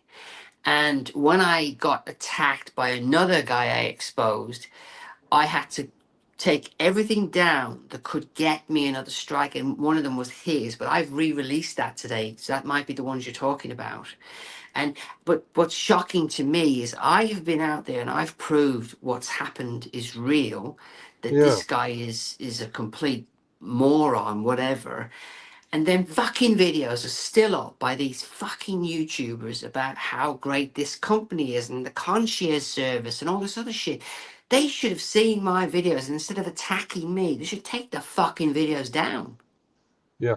They're still up. So Swiss Watch Gang has 2 videos out saying how great this company is and saying how good the concierge service is and saying they're a family, right? I know their family, and that was like, I'm going like, oh my God, these guys are laying it on so thick that it's laughable how good this company is, and not knowing anything about them. And basically what you're saying with these guys still having these videos up is they still have the trap out there for some guy that doesn't know what's going on, that doesn't know that you're after these guys, doesn't know you have all these people. And here, if it's 140 people, you're talking about, if it's 10 grand, you're talking about 1.4 million. No, right? It's 2.1 million at 10 grand each, but the minimum I genuinely think it's 4 million based on The minimum deposit on most of the watches How is many people were 15 grand. involved, Brenny? Well, I've now managed to have 15 in my group, but I've got one. You will love the latest video. You will, Yeah. because you watched that video. I Yeah. don't want to spoil it for you, but if you put on the latest video, Yeah. that video I did with him allows me to say publicly that Avanti is a scam. It's also a Yeah. Ponzi scheme, and it's also fraudulent, right? Yeah. Yeah. I wasn't able to say that even after speaking to Hanu, right? Yeah. But now I would quite happily say that. So, and if you just only watch the first 5 minutes of the next latest video, you'll go, fuck me, yeah, I can see all that. But I Yeah. did another interview today and I was too lazy to edit it. I decided to come on with Timmy. I have another interview I did today, and that's an hour long I've got to edit. And that's another victim who is insinuating that the company is a shell company and was always a shell company. Scary, man. So Scary. yeah, so but he said that it was a criminal venture from the start, and I said I don't think it was. But this guy, he's out 15 grand, and his friend is out 55 grand. That's insane. You got a guy that's 80, and you know, so what happened with the guy with the rugby player that Ryan called and said, knowing he's not going to get the There, watch, look, saying it's on your screen watch is now. ready. It's on So screen where now. did that money go? It went Here, there to it is. Timmy's got it by accident. You see the payment, 7,904. You can't see it, can you? Sorry. There's a payment yeah there. See, it's on screen. yeah Aventi Right. PTE yeah Ltd. So it yeah didn't go to Ryan. It went to Hanu. You see that? yeah. So Hanu had asked Ryan to make the call. Hanu is the sole owner of the business, and everybody in that business is Yeah. a contractor. And Yeah. he alleged that Ryan reached out to people and took the second payment and ran off with the money. And I used the rugby player as a case study because I can always Yeah. refer to him in my brain. So I reached out to the rugby player and I said, right, who did you pay the second payment to? Because he did get reached. Ryan did call him, right? Yeah. Yeah, he did. And I've got a lovely letter from Ryan to him saying they're like brothers, right? And it's so nice and all this other shit. And won't it be nice for you to have your watch? Please pay the deposit. Sorry, please pay the balance. And that is where the money went. And I said, where did the first amount of money go to? He said, the same bank account. So that is the opposite to what Hanu has said. Yeah. In this particular case, that money went straight to Avanti. So that disproves Ryan in this case. Sorry, that disproves Hanu in this case. Yeah. So yeah, so Hanu is talking rubbish. But didn't you think it was funny what Hamish did, though, that he went to his house, sold all his stuff, and then told him he's keeping the money? I thought that was funny. That was here. Listen, with what he's doing with people that are, and if he actually is bad mouthing them, but yet he's telling them to go get this, and he's blaming everything on these people. At least TPG didn't do that. TPG. This is worse than TPG. Dollar amounts may not be as much. The biggest mistake he made was not stopping the channel immediately. He should have stopped his channel because he incriminated himself, right? Yeah. But aside from all of that, and you just want to see how bad things are, at least he didn't blame his people. He didn't say, I didn't know anything about it. The guys were doing it, and so did this. I wasn't aware of it. You know what I mean? But this guy, from what you're saying, he's like a child, is blaming everything on the people that worked for him, and he's the owner. He's the owner. He's like a child, isn't he? If he's opening his mouth, he's lying, isn't he? Yeah. So but I think what he did to that girl was, and he's got no brains either. He said that girl's name, right? Mm-hmm. About 18 times on the video. And at 3 a.m. in the morning, I'm watching the video again. And if you see a 35-minute video, I've had to watch myself at least 8 times. I want to kill myself watching it because I'm so sick of looking at myself. And then I thought I got him That's all right. over And, four. By the way, Timmy, that would be over 4 hours. and then he said her name again. He said her name again. And I went, shit. And I'd already uploaded it to YouTube. So I had Yeah. to go back into the file, find the point, cut it, right? And Good then job. down, so just to protect her, this Yeah, girl, good because job. she You did was, the right thing. but I let everybody else's name fly, right? But Yeah. she specifically asked me Yeah. to take her name out of everything, and because Yeah. I try and do what people asked, Yeah. but the fact that he gave her, and the word he used was unemployable, but it was a different way. And that's up there as well. Somehow you'll find it there, Timmy. He called her unemployable in the Yeah. reference. What an Yeah. evil That's prick.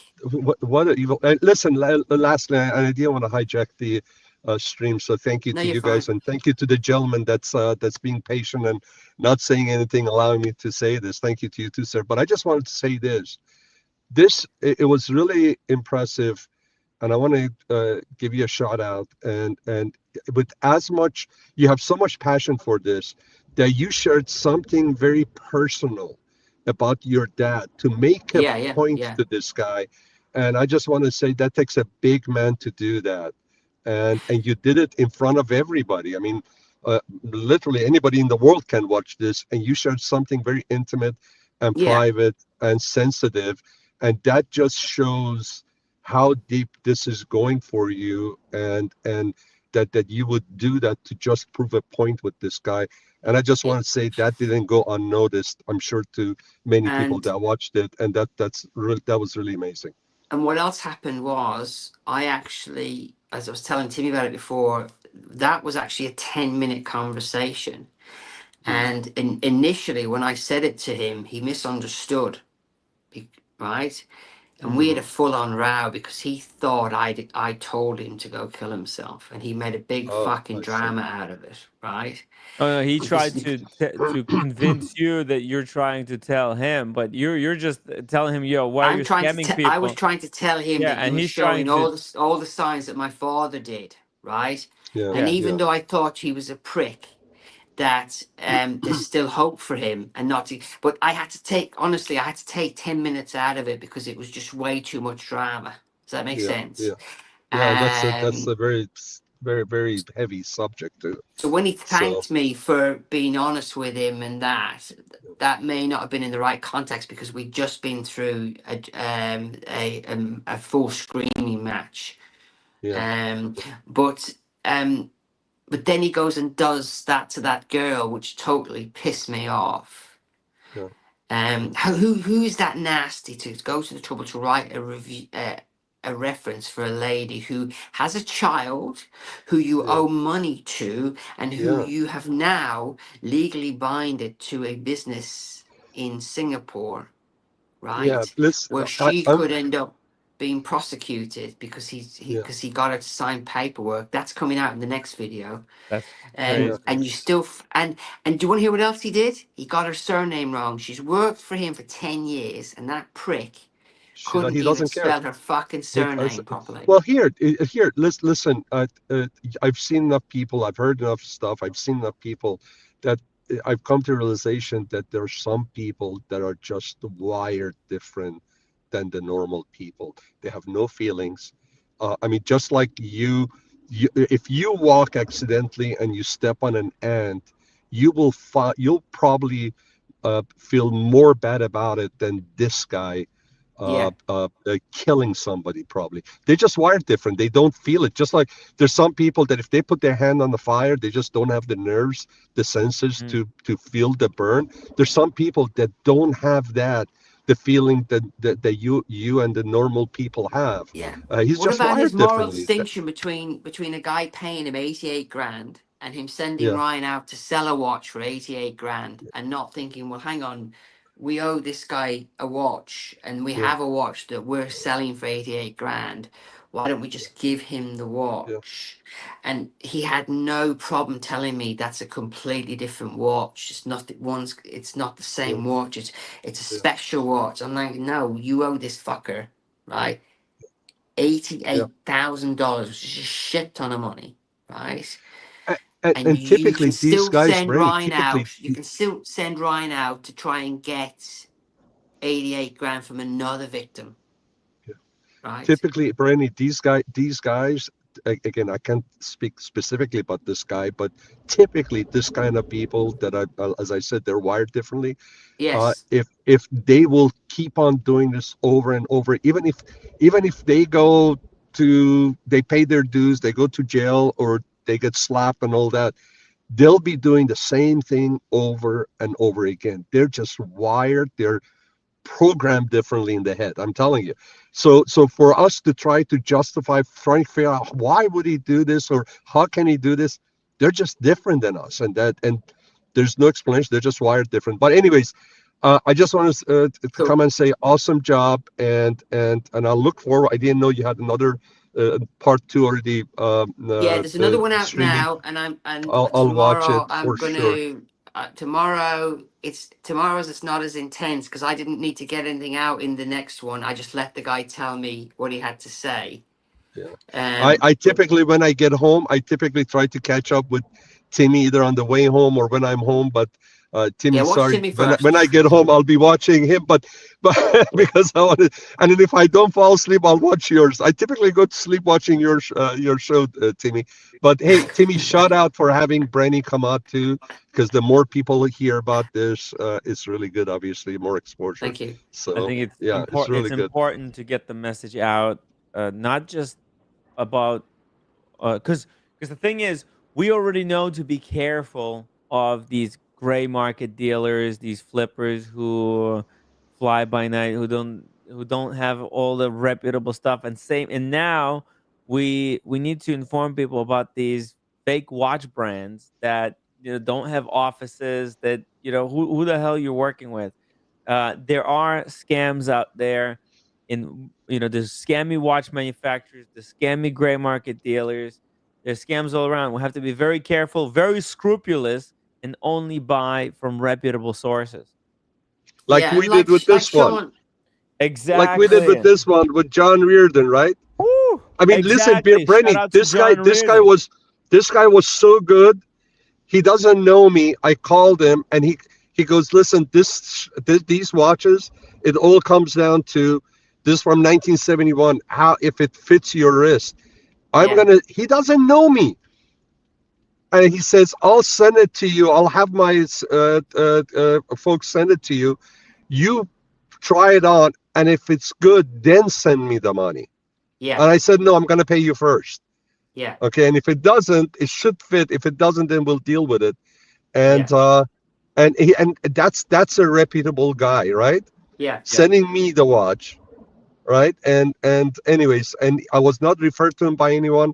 I just called him up. I sent him an email. Then I called him up and I said, hey, I'm calling about this. And as a matter of fact, I said, hey, if you can come to the event that Cars and Chronos had, because he was in town for his daughter's daughter goes to one of the local colleges here, and that's all he knew about me, and he was willing to send me the watch first. Amazing, huh? Nice. It's a nice watch. Yeah, I mean that guy I trust. That guy I'll if he has another watch that I like, I'll buy from him with confidence. But anyways, guys, have fun. And I'm sorry, the other gentleman dropped off. Or is he still on? No, he dropped off. Oh, sorry, guys. Anyways, have a great evening, and I'll catch up with you guys later. Nice talking Take to you. care. Bye-bye. Take care, Sean. Bye. I'll drop the link. The link is actually pinned, but I'll drop. Timmy, I was giving you the international sign before to kick me, because remember, I don't know how to do it. Brenny, thank you so much for joining us tonight. Fine, thank you so much for pleasure, man. bringing this really, really important news to the watch world about Aventi.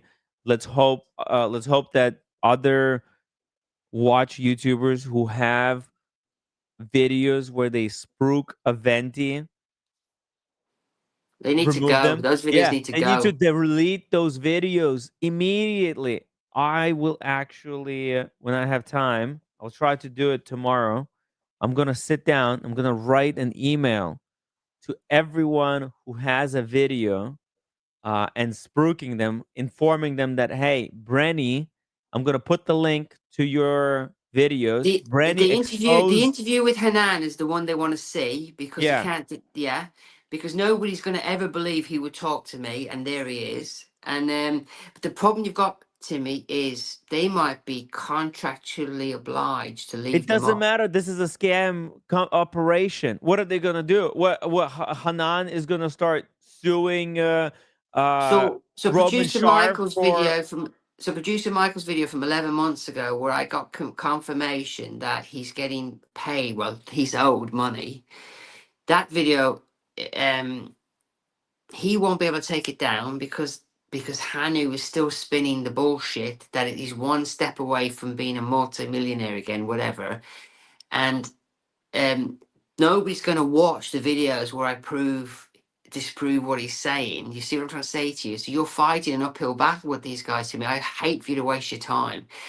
You got to think, what was Swiss Wasp Gang's first reaction to my first video was to threaten me. And then all things random, his first reaction was to call me names again and get the situation so mixed up. He took his own video down. They just don't want to hear the truth. I hate for you to waste your time to me.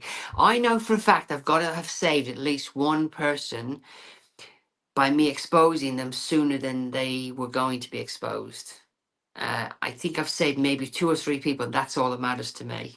The fact is, there's 16 victims, right? 16 victims. There's 170 to 147 watches outstanding, and I've only got now, because of the new videos, 11, 12, 11, 14. I've got 14 people in the group now confirmed, and 14 confirmed victims. on my end, and it's over 300K on my end. But I know it's in the millions, so. And like, what did they do with this money? What did these guys? They took the money. What did they do with the millions? Why are they crying that? I strongly believe.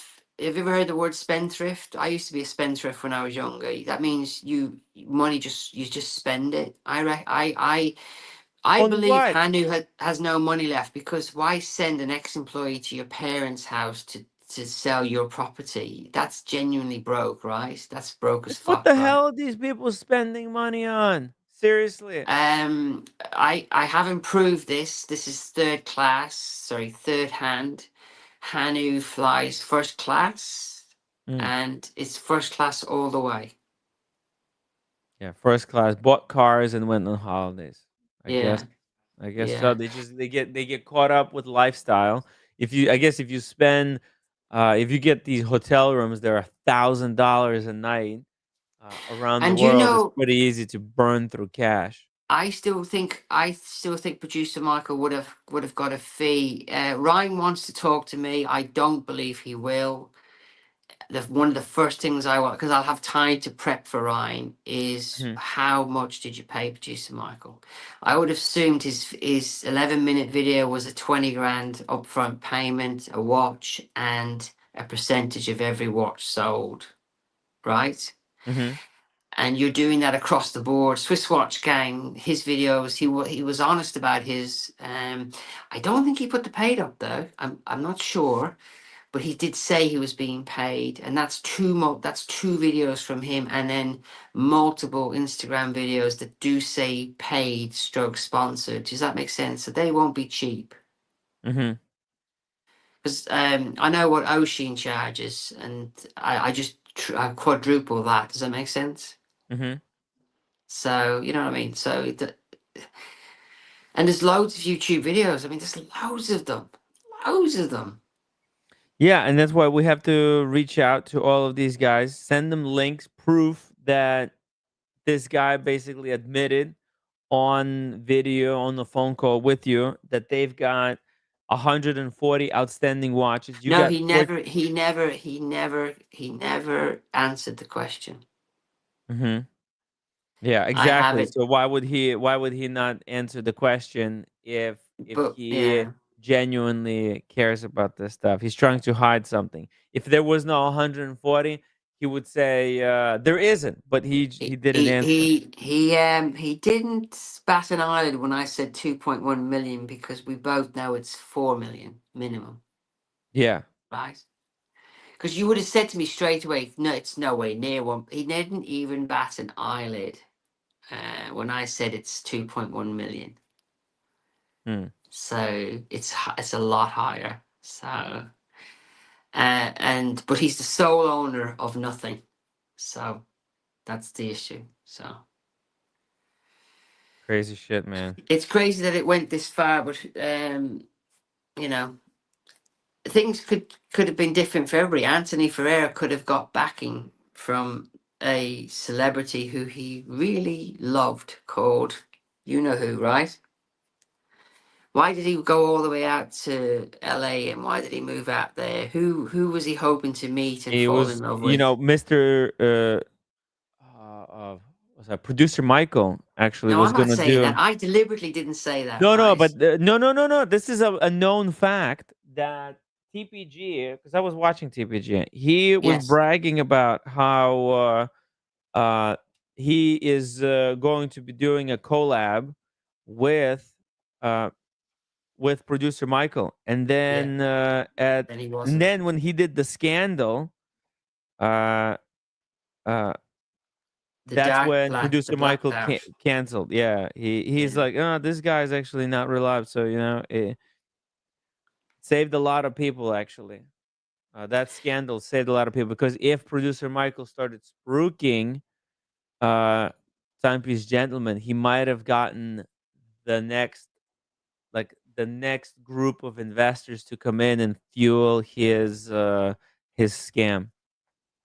Maybe Yeah, it would have. eventually he would have been able to make it through. You know, if he sold the rights to Timepiece Gentleman the movie to a network studio, he would he would be able to, let's say, make $10 million, and then he would take that 10 million, and and he would pay off the victims, make victim, or maybe not even, but he probably Well, would make the victims whole and just say that, hey, you should have never doubted me. I've always knew what I was doing. But that was but the plan. Fake it till you make it. That's what but they mean by fake it till you make it, right? He was faking it up until the very end, until he, for some dumb reason, decided to come clean and admit that he stole the money. but He thought Anthony it'll be would funny. have. Anthony would have made 10 million. He would have gone to a casino and he would have put it all on black because he was a fucktard. Exactly. You've So seen him do that, unfortunately, haven't with you? You these saw the guys, casino episodes where yeah, 100K. He put 100K on black. he kept chasing it till he got his money back, and then he Yeah, stopped. Yeah, you saw what he that was was doing. He didn't close. actually. He didn't win anything. He just had enough money to.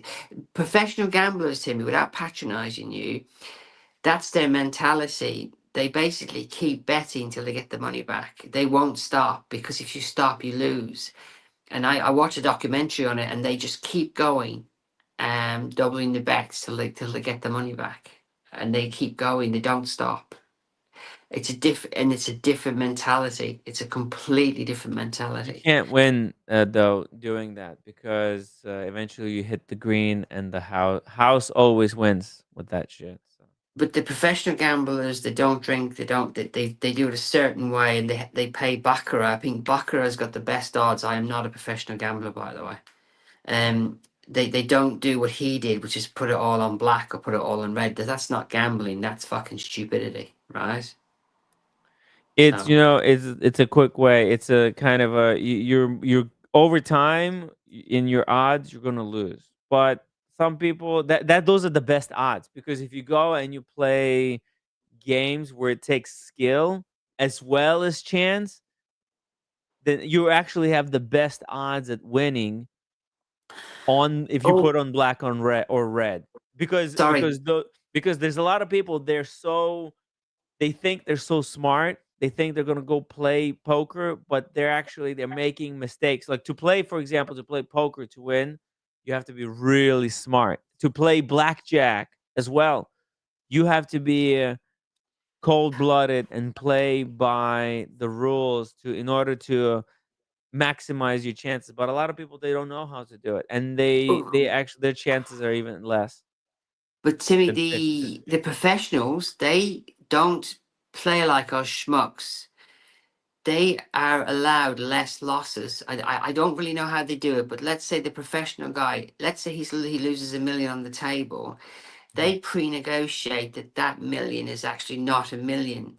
That they get a discount on their losses. So you're talking about the tournaments where they're not playing with real money. Like No, they no, no, no. start out. No, They there's start, real gamblers that go into the casinos and they yeah, have but the different money is not terms. real. The No, no, money no, is no, not no. real. But they when okay, well, because what happens? This is what happens. They start out by playing. There's this. It starts out with 50 tables. Okay, Yes, yes. That's 50 not what I'm on tables, about. That's and not what I'm then on about. no, that's not what you're talking about. There's a guy covered in tattoos and he's banned from every casino and he plays baccarat, but he says he wouldn't win a baccarat if he just went to the table.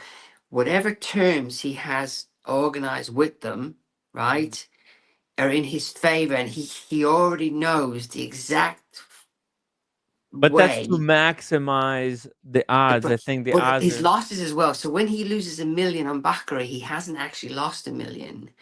They give him a discount on his losses as well. Does that make sense? okay. Right? It's beyond my level Okay. but the guy is such a mathematical genius. That's the only way he'll play. So when somebody interviewed him and said, "How do you play?" He said, "Well, I don't play like you.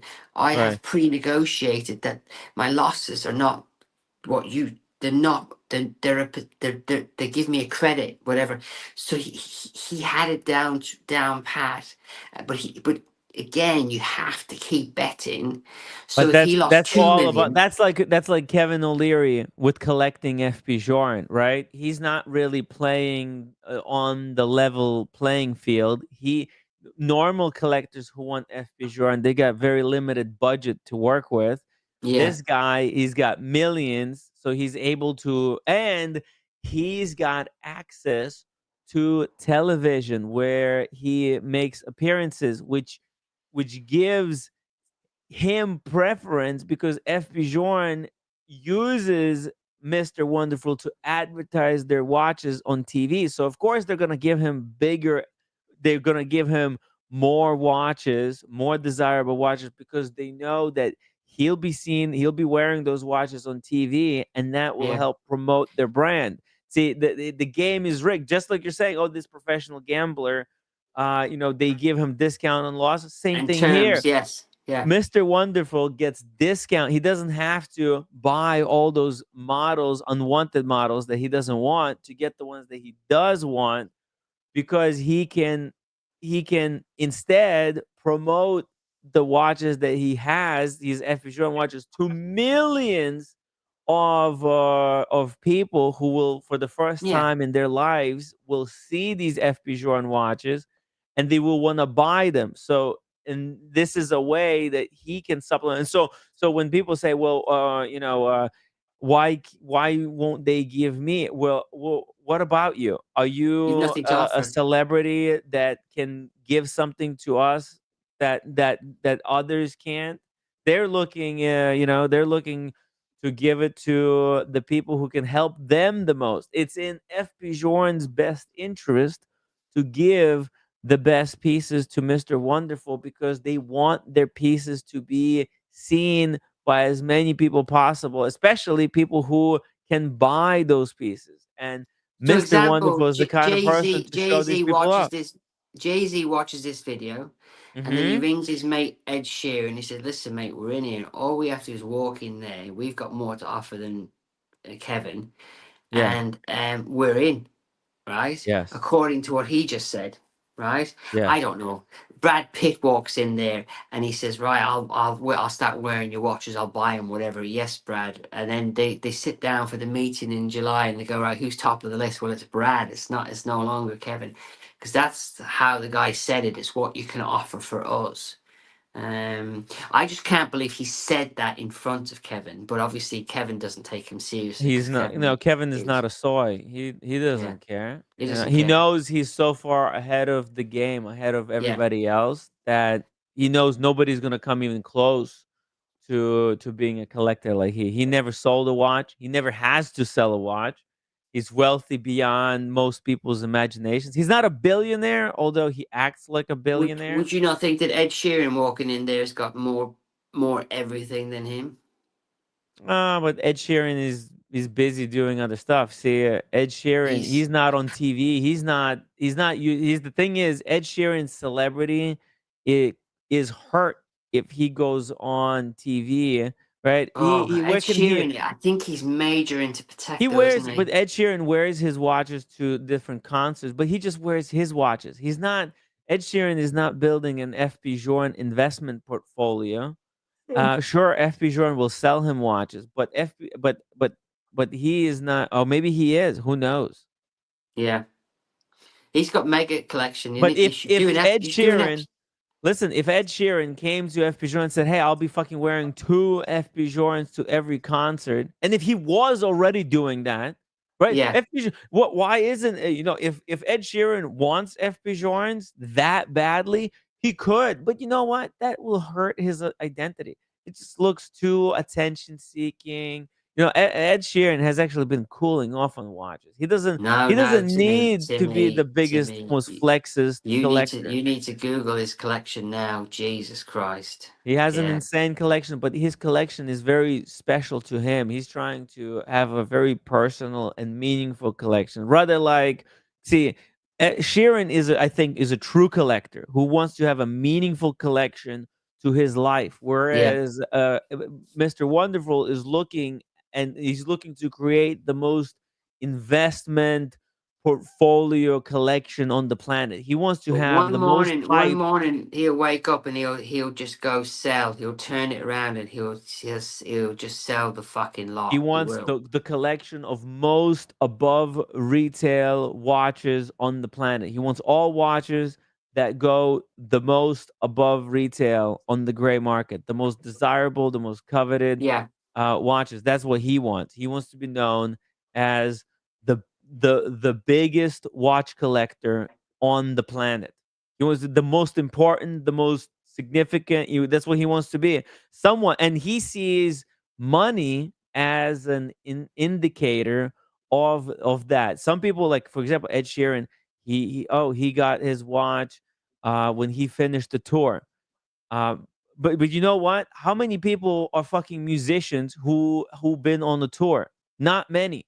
Whereas what Mr. Wonderful is saying, anybody can achieve that. See, not everybody has talent to be on tour like Ed Sheeran to be able to build a collection like that. But everyone could, see monetary value. You could be a plumber, you could be a welder, you could be a lawyer, you could be a doctor, and you could create a collection that accumulates monetary value. You see, that's relevant to most people, most regular people out there. Okay, there's a difference. Right? It's 4 a.m. in the morning here. All right. Good night, Brenny. Thank you so much for joining us. Really appreciate your support. Pleasure. You're coming in here to chat with me, and we'll see you sometime soon. Peace. See you next time, buddy. Yeah, kick me, buddy. That's it. There you go. That was Brenny, everybody. We're gonna go back here to this video and continue from where we left off, guys. So imagine that's going on without you there. You're not your own advocate. That the group is talking about you, and they're getting all the information from maybe other watch collectors or other brands or whatever it is. You don't want a single negative mark on your reputation. No, because it's a question mark. Yeah, So that we have. But the funny thing is that Kevin O'Leary has so many what could be considered negative marks against him. So he is a very controversial figure. He's not like Federer. Like Federer is as clean as a whistle. For example, even Tiger Woods, he has quite some drama surrounding him. in like, if you Google Tiger Woods controversies, you'll see. If you Google Kevin O'Leary controversies, you'll see a lot of controversies. But like Federer, I don't think there's a single controversy on Federer. So, but Federer, he's not that interested to be known as this mega collector. But even people that are requesting, I would like to buy an elegant. Send an email, an elegant. I said, no problem. Go and visit one of the stores. Yep.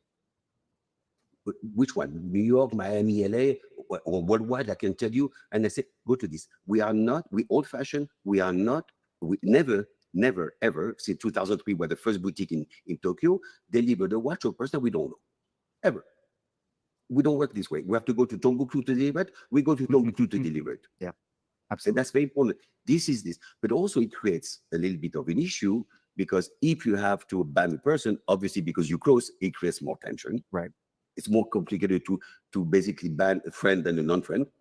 And also, and we realize this here, that's why I created upstairs a private space, because when we're here, today, no, we close for the interview, but let's say I'm sitting with Kevin, we have 3 collectors coming, they might sit with us and talk to, hey, Kevin, which one are you wearing? And then I'm in the middle of that discussion and we have no privacy anymore. Right. So that's some of the things. That's why I created a private space. If we need to talk something in a private, and I don't want people to say, oh, look, I just got my special request. And then everybody said, can I have a special request? Thank you. Yeah. Not easy. Another no and no and no and no. Yeah, I get it. So that's all. That's only how to acquire what. Yeah. Be close to your advisor. Don't call him every day. Don't harass him. It's not going to. If he doesn't know you, he's not going to be able to defend you. It's like your attorney, if you want. Yeah. That's the guy that's going to defend you. So know your collector. The second one on the production. People say, why are you capping production? The answer is simple. So just to bring up this comment from Mike Lewis.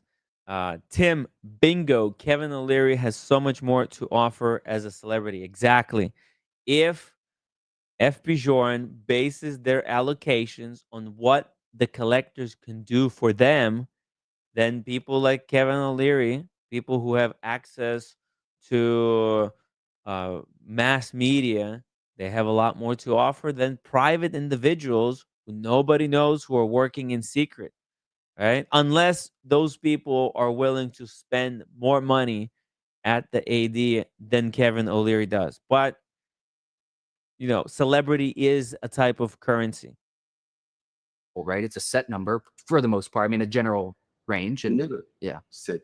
We never put a maximum. Like right now, people say, oh, are you still making less than 1,000? No, since 2020, we did more than 1,000. Right. But I think in people's minds, like they could do 1,500, they could do 3,000, right? But like there's a range of what can really be done. The real question that people ask, and I'll ask it now so we can get an answer from Pierre. Everybody wants to know why the entry-level piece, the elegant, used to be the entry-level piece, couldn't have 10,000 a year being made. Right. It's a quartz watch. Mm-hmm. I asked that from that myself. He just looked at me and said, no. We're very good at no. Yeah. We know how to pronounce it. But so that is a good question, because that watch could be made in volume. No, but depends what volume is. But anyway, I'll go back to the elegant question. So the way that François Paul organizes production, and I'm not saying it's better than the other companies. It's just different. So there's no value. Sure. In any company with certain volume, we're not talking about Lacharlotte or Roger Smith. This is like, really artisanal. When Audemars Piguet said, for example, we're going to cap it at 40,000. Right. 139,998 and a half. Right. How did you come up with that number? That's a marketing number. Right. We don't know how many they made. Actually, we don't know how many they made before, how many they made the year after. Doesn't matter. It's their problem. We try to make as many watches as possible. Sure.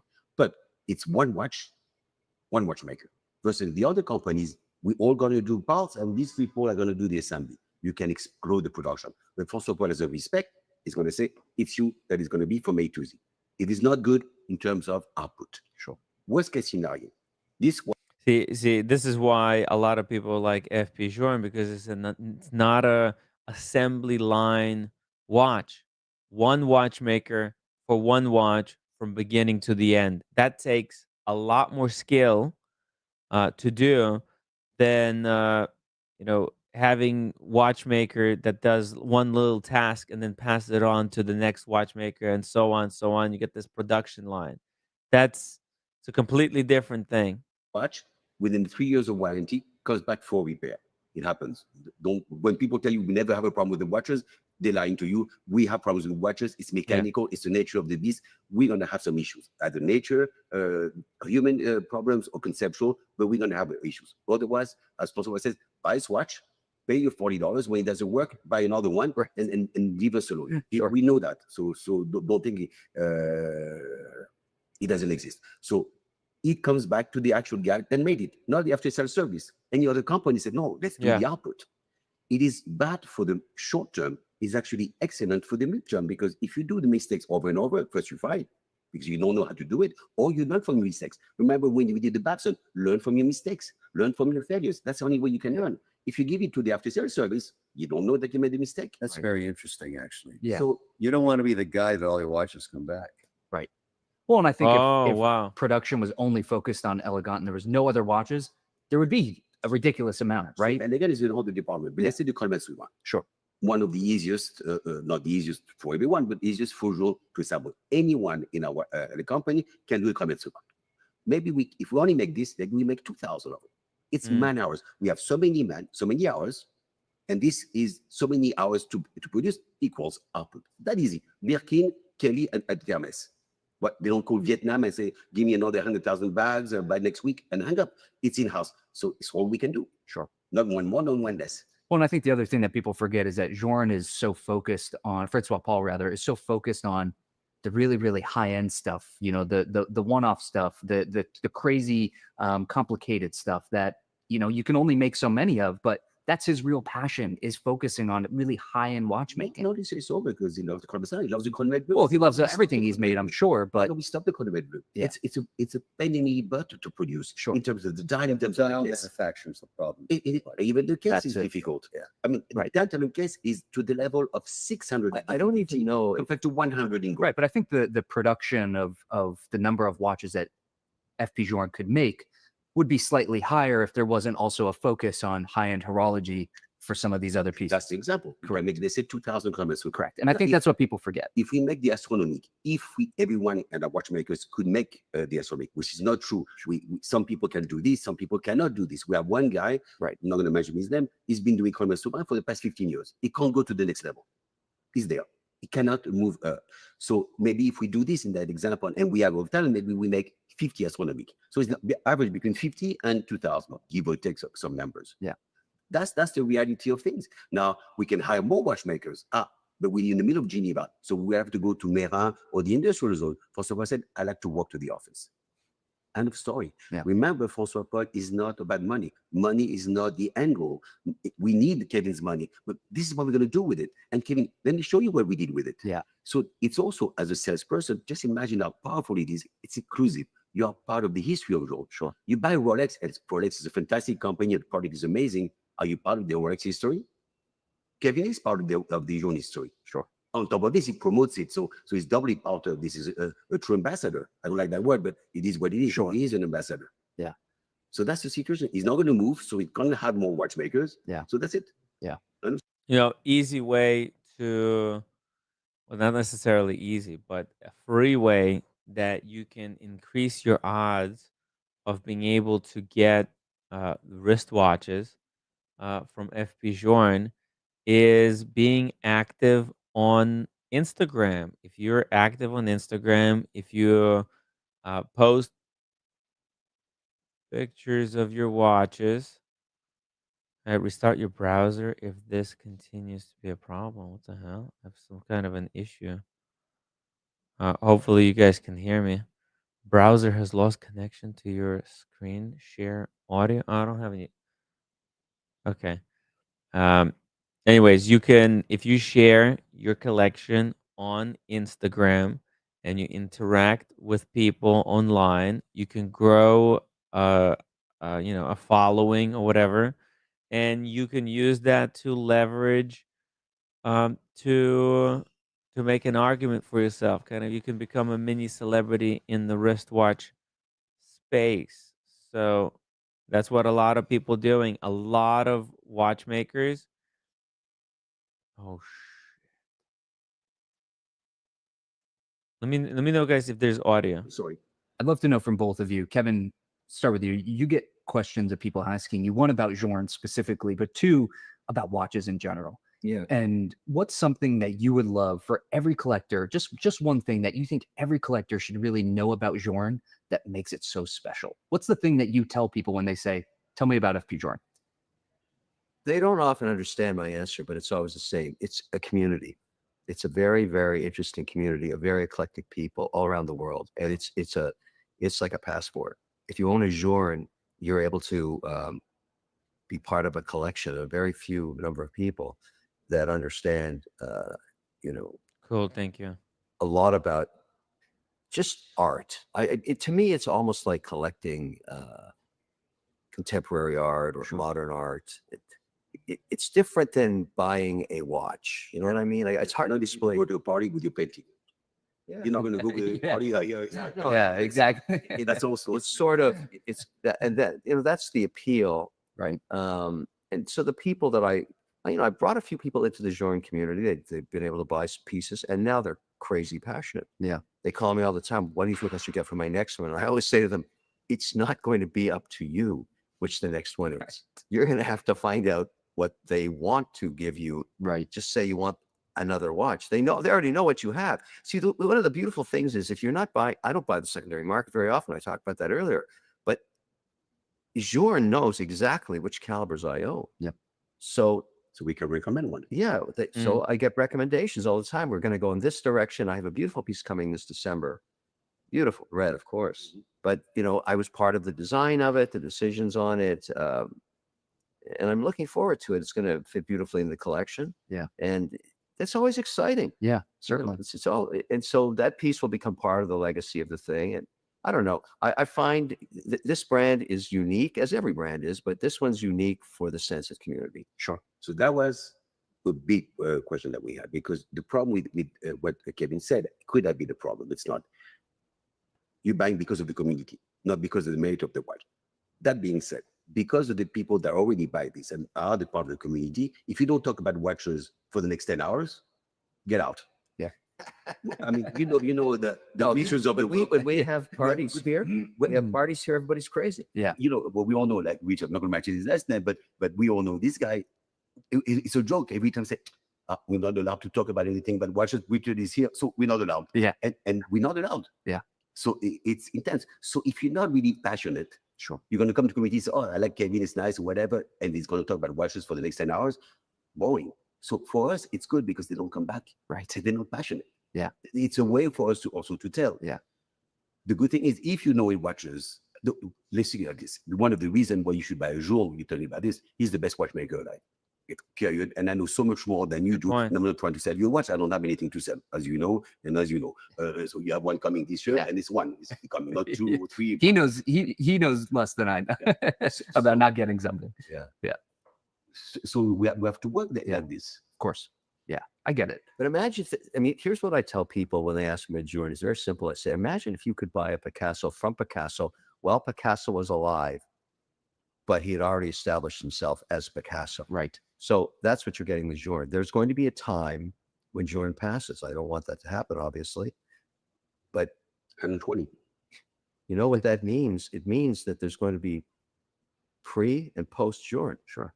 And every piece is going to go up by 40% on this passing. It's crazy to even talk about that, but that's what collectors are thinking. You may not be aware, but I'm telling you. Well, no, it's kind of sad, Well, actually. It's talking about the potential that FP Journe might pass away. Well, the guy is still quite alive, doing fantastic.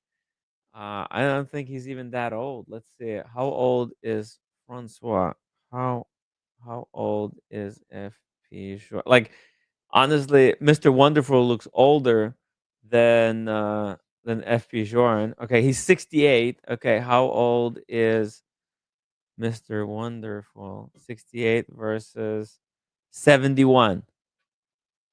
Yo, Mr. Wonderful is older than FP Journe. What the fuck is Mr. Wonderful talking about? Wait, why is he being worried about that FP Journe might pass away?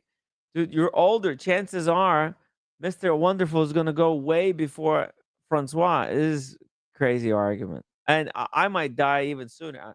I definitely would have died sooner if I didn't get on this new lifestyle plan. Conversations are always relevant is what happens when or what happens if, right? Especially when you're in the situation of someone like Well, Fred. the guy, he is the Picasso of watchmaking, of course, yeah, but not just for the mechanical genius. The dials are fucking crazy. Yeah. Like that's what is so, you can tell from 20 feet away it's a Journe. Yeah. You can't miss it because of, the dial, and it just is what it is. It's like, there's very few brands that have that. There's another brand like that, Moser. You can see it and say that's a Moser. Yeah. Maybe Moser and Journe are the only ones. I get Rolex, but you have Smith, you have Cartier. yeah, it's not the Sigari, you have a lot of people are knocking off the Cartier tank. Look, crazy. You can't be sure till you get close. That's yeah. It's But I'm saying when you see a Journe, it's a Journe, right? And I don't know. Has anybody knocked off a Journe? I don't think so. So we had. I offered it to François Paul a long time ago. I was in charge of. Actually, FP Journe, little known fact, kind of knocked off this very obscure brand called what the hell they're called? Fuck, it's a very obscure brand. Hey, roommate. Do you remember which brand FP Journe knocked off? It's not a very popular brand, and they're very popular in China. It starts with the C. Help me out, guys. Help me out. Let's see who's the first one in the chat. Gonna help me. Remember what's the brand that FP Journe? There was actually a lawsuit, and I think they won the lawsuit. What was it called?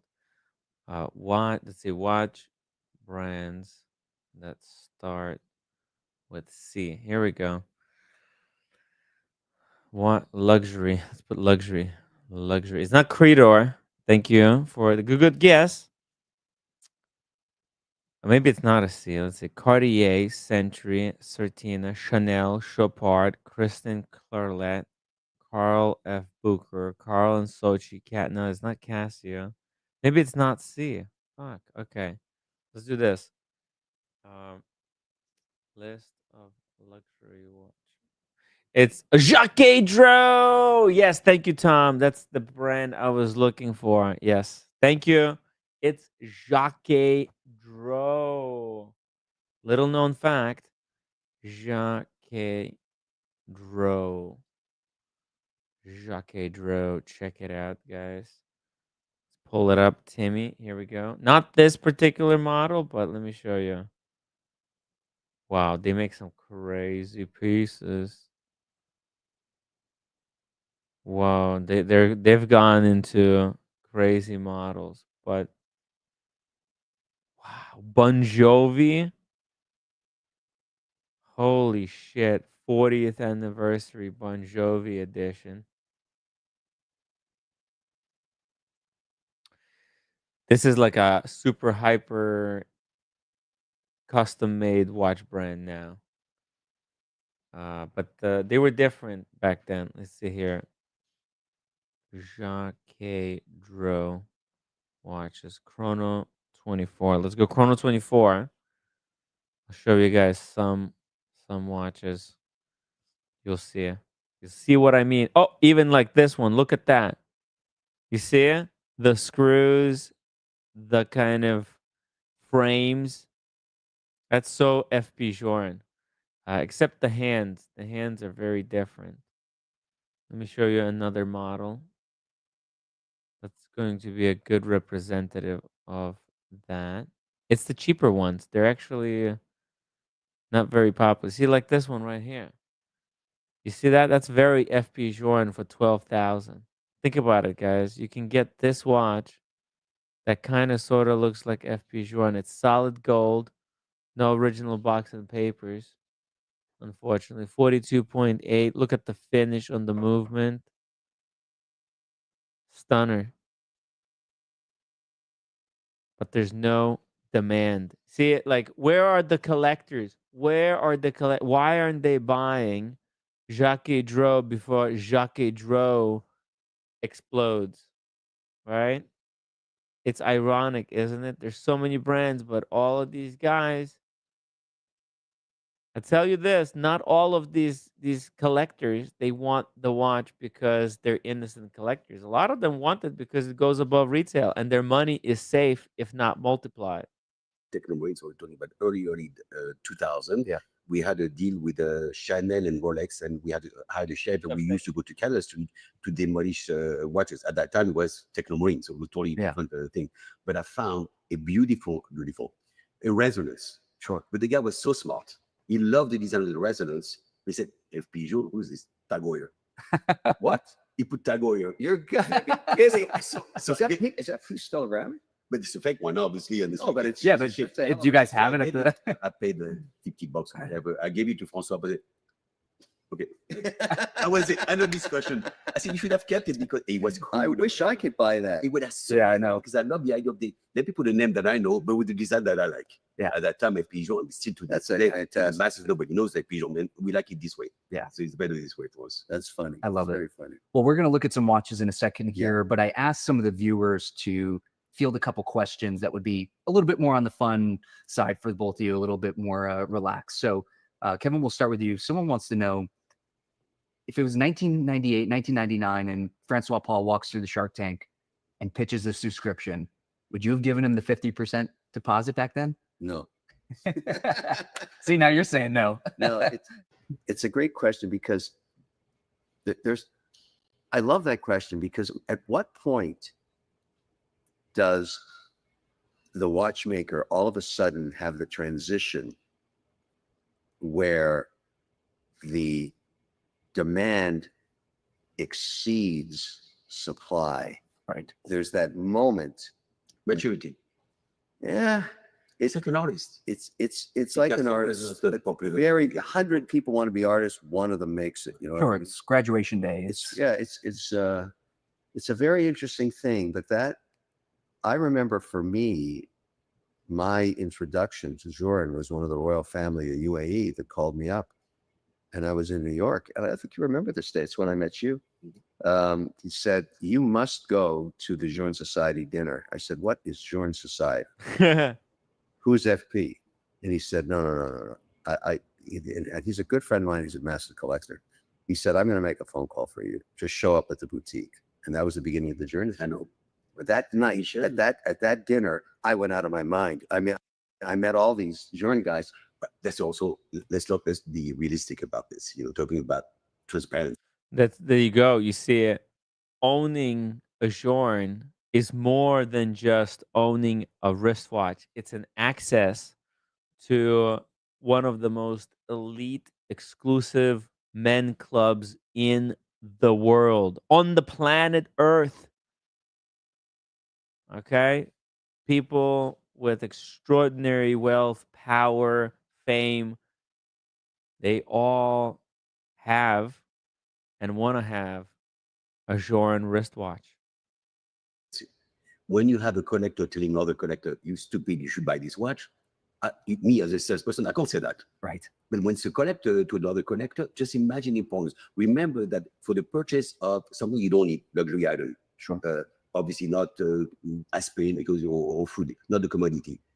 What decides the purchase of a new thing? 57% of the time, if I go back to my research I did it was I think MIT or Harvard that did a survey, 57% of the time was, okay, the next time you go to Milan, you have this guy who's doing shoes, you go and see it. Chances are he's going to go and see it, and chances are, because I know him, he's going to buy it. Sure. So friend. The second one was reviews at like 36%, if I recall. That's the time also at Amazon, they started putting certified reviews, and also they start putting bad reviews on top. Why on earth would you put a bad review on top? Because if the bad review is there, means everything else is true. It validates all the one. If everybody says, we're the best, you have one review saying we're excellent, you're going to be careful. Right. The third one was the point of sale, 19%. Fourth, the brand, 13%. Interesting. We're the best. What can I say? We're not the best. But now when the collector says that, just imagine the importance. So now we have this compounding effect now with the community and the fact that we have collectors that are super fun. They love to drink. They love to laugh. They love to travel. I mean, we went to Tokyo. Like 50 of us went to Tokyo. We didn't pay for the Fantastic trip. We didn't pay for it. We each paid for this, for have the chance to travel together. Where does this happen? But also, you remember the That's also my argument about community. No, I agree. The community is a lot, and that's what we enjoy also. Otherwise, you buy your watch and you're at home and just enjoy it. What is better if you share it? Sometimes also, when you're passionate, you want to share your passion. Yeah. That's the beauty of it. If they were not passionate, we would be dead. Yep. I buy a Rado tomorrow, and nothing wrong with Rado, but it's not my stuff. I'm not going to be excited. I'm not going to say, you should buy a Rado tomorrow. It's not my world. Nothing wrong with it. I'm not saying anything, but it's not my world. I want to do something that excites me, that brings, the banana on the table and the internet. Yeah, Rado is a kind of a brand that, yes, it'll tell the time pretty accurately, but it's not gonna change your life. Rado watches. Let's just pull it up here, just for comparison. Let's see here. What are they doing right now? Watch engraving. Okay, what's the engraving? I love you. Oh, now you can order custom engravings on the Rado watch. What a ooh, these are ugly. Fuck me. It's like the worst watch I've ever seen. It's terrible. It's terrible design. So it's ceramic, which is pretty cool. That's unscratchable, I guess. But it's just fucking hideous. Hideous, unfortunately. Nothing wrong. Hey, if you like Rado, nothing wrong. Cool. Now, Captain Cook is pretty cool. Yeah, this is more my style. I like the beads of rice bracelet on this one, and look at the straps, the options that you get: a leather strap and this nylon strap. Oh, you get all three? No way!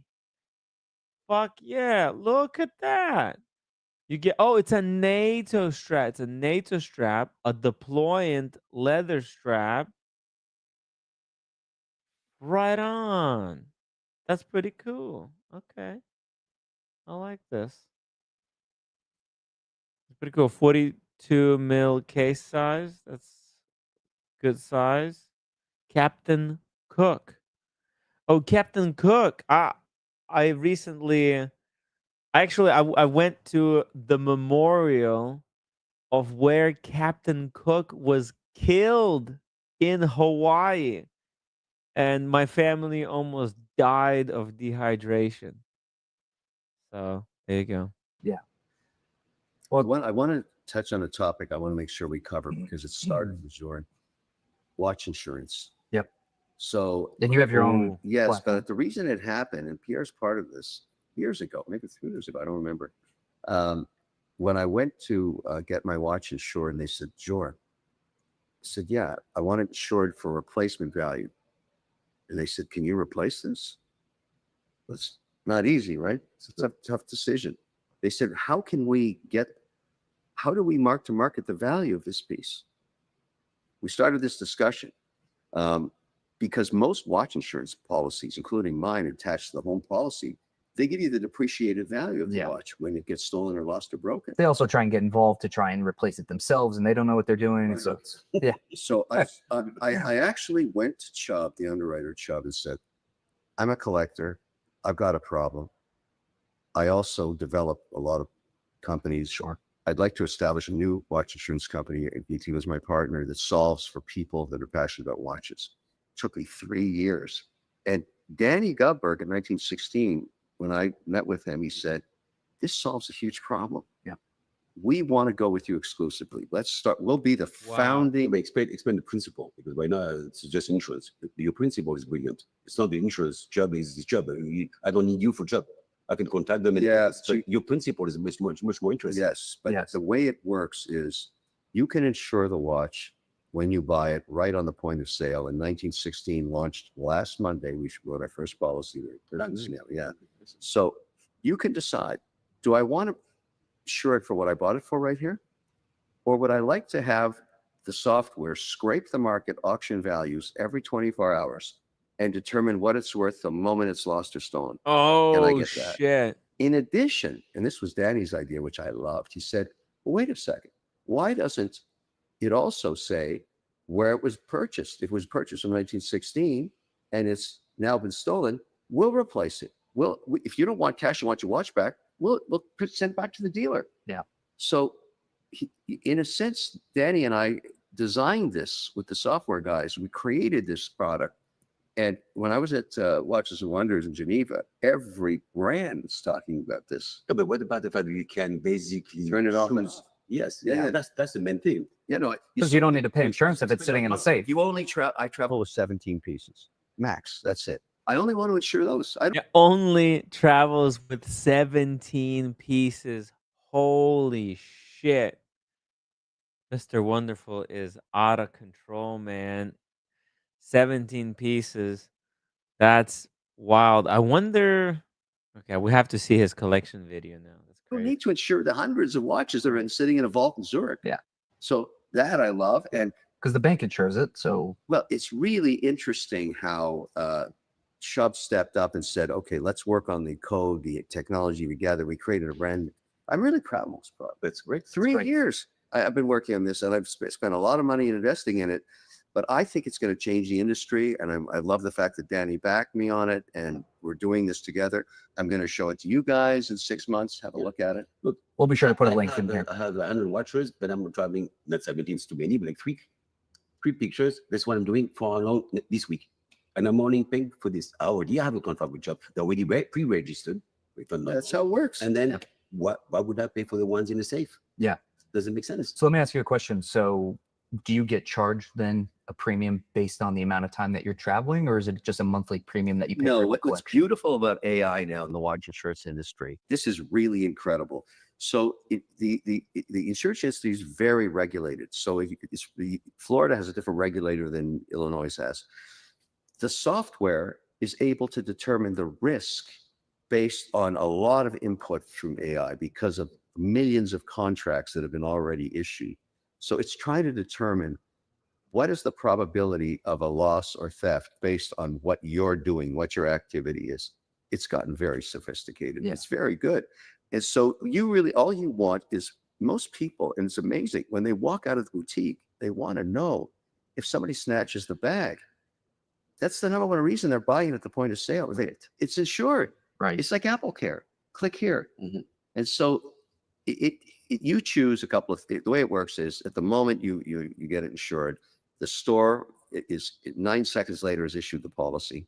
It also sends it to you at your email, and it also provides you with a printed copy if you want. And you have decided, do I want replacement value at the date of purchase, or do I want the auction value 2 years from now? You decide. That's great. I'm insuring mine for whatever they're worth the moment they're lost.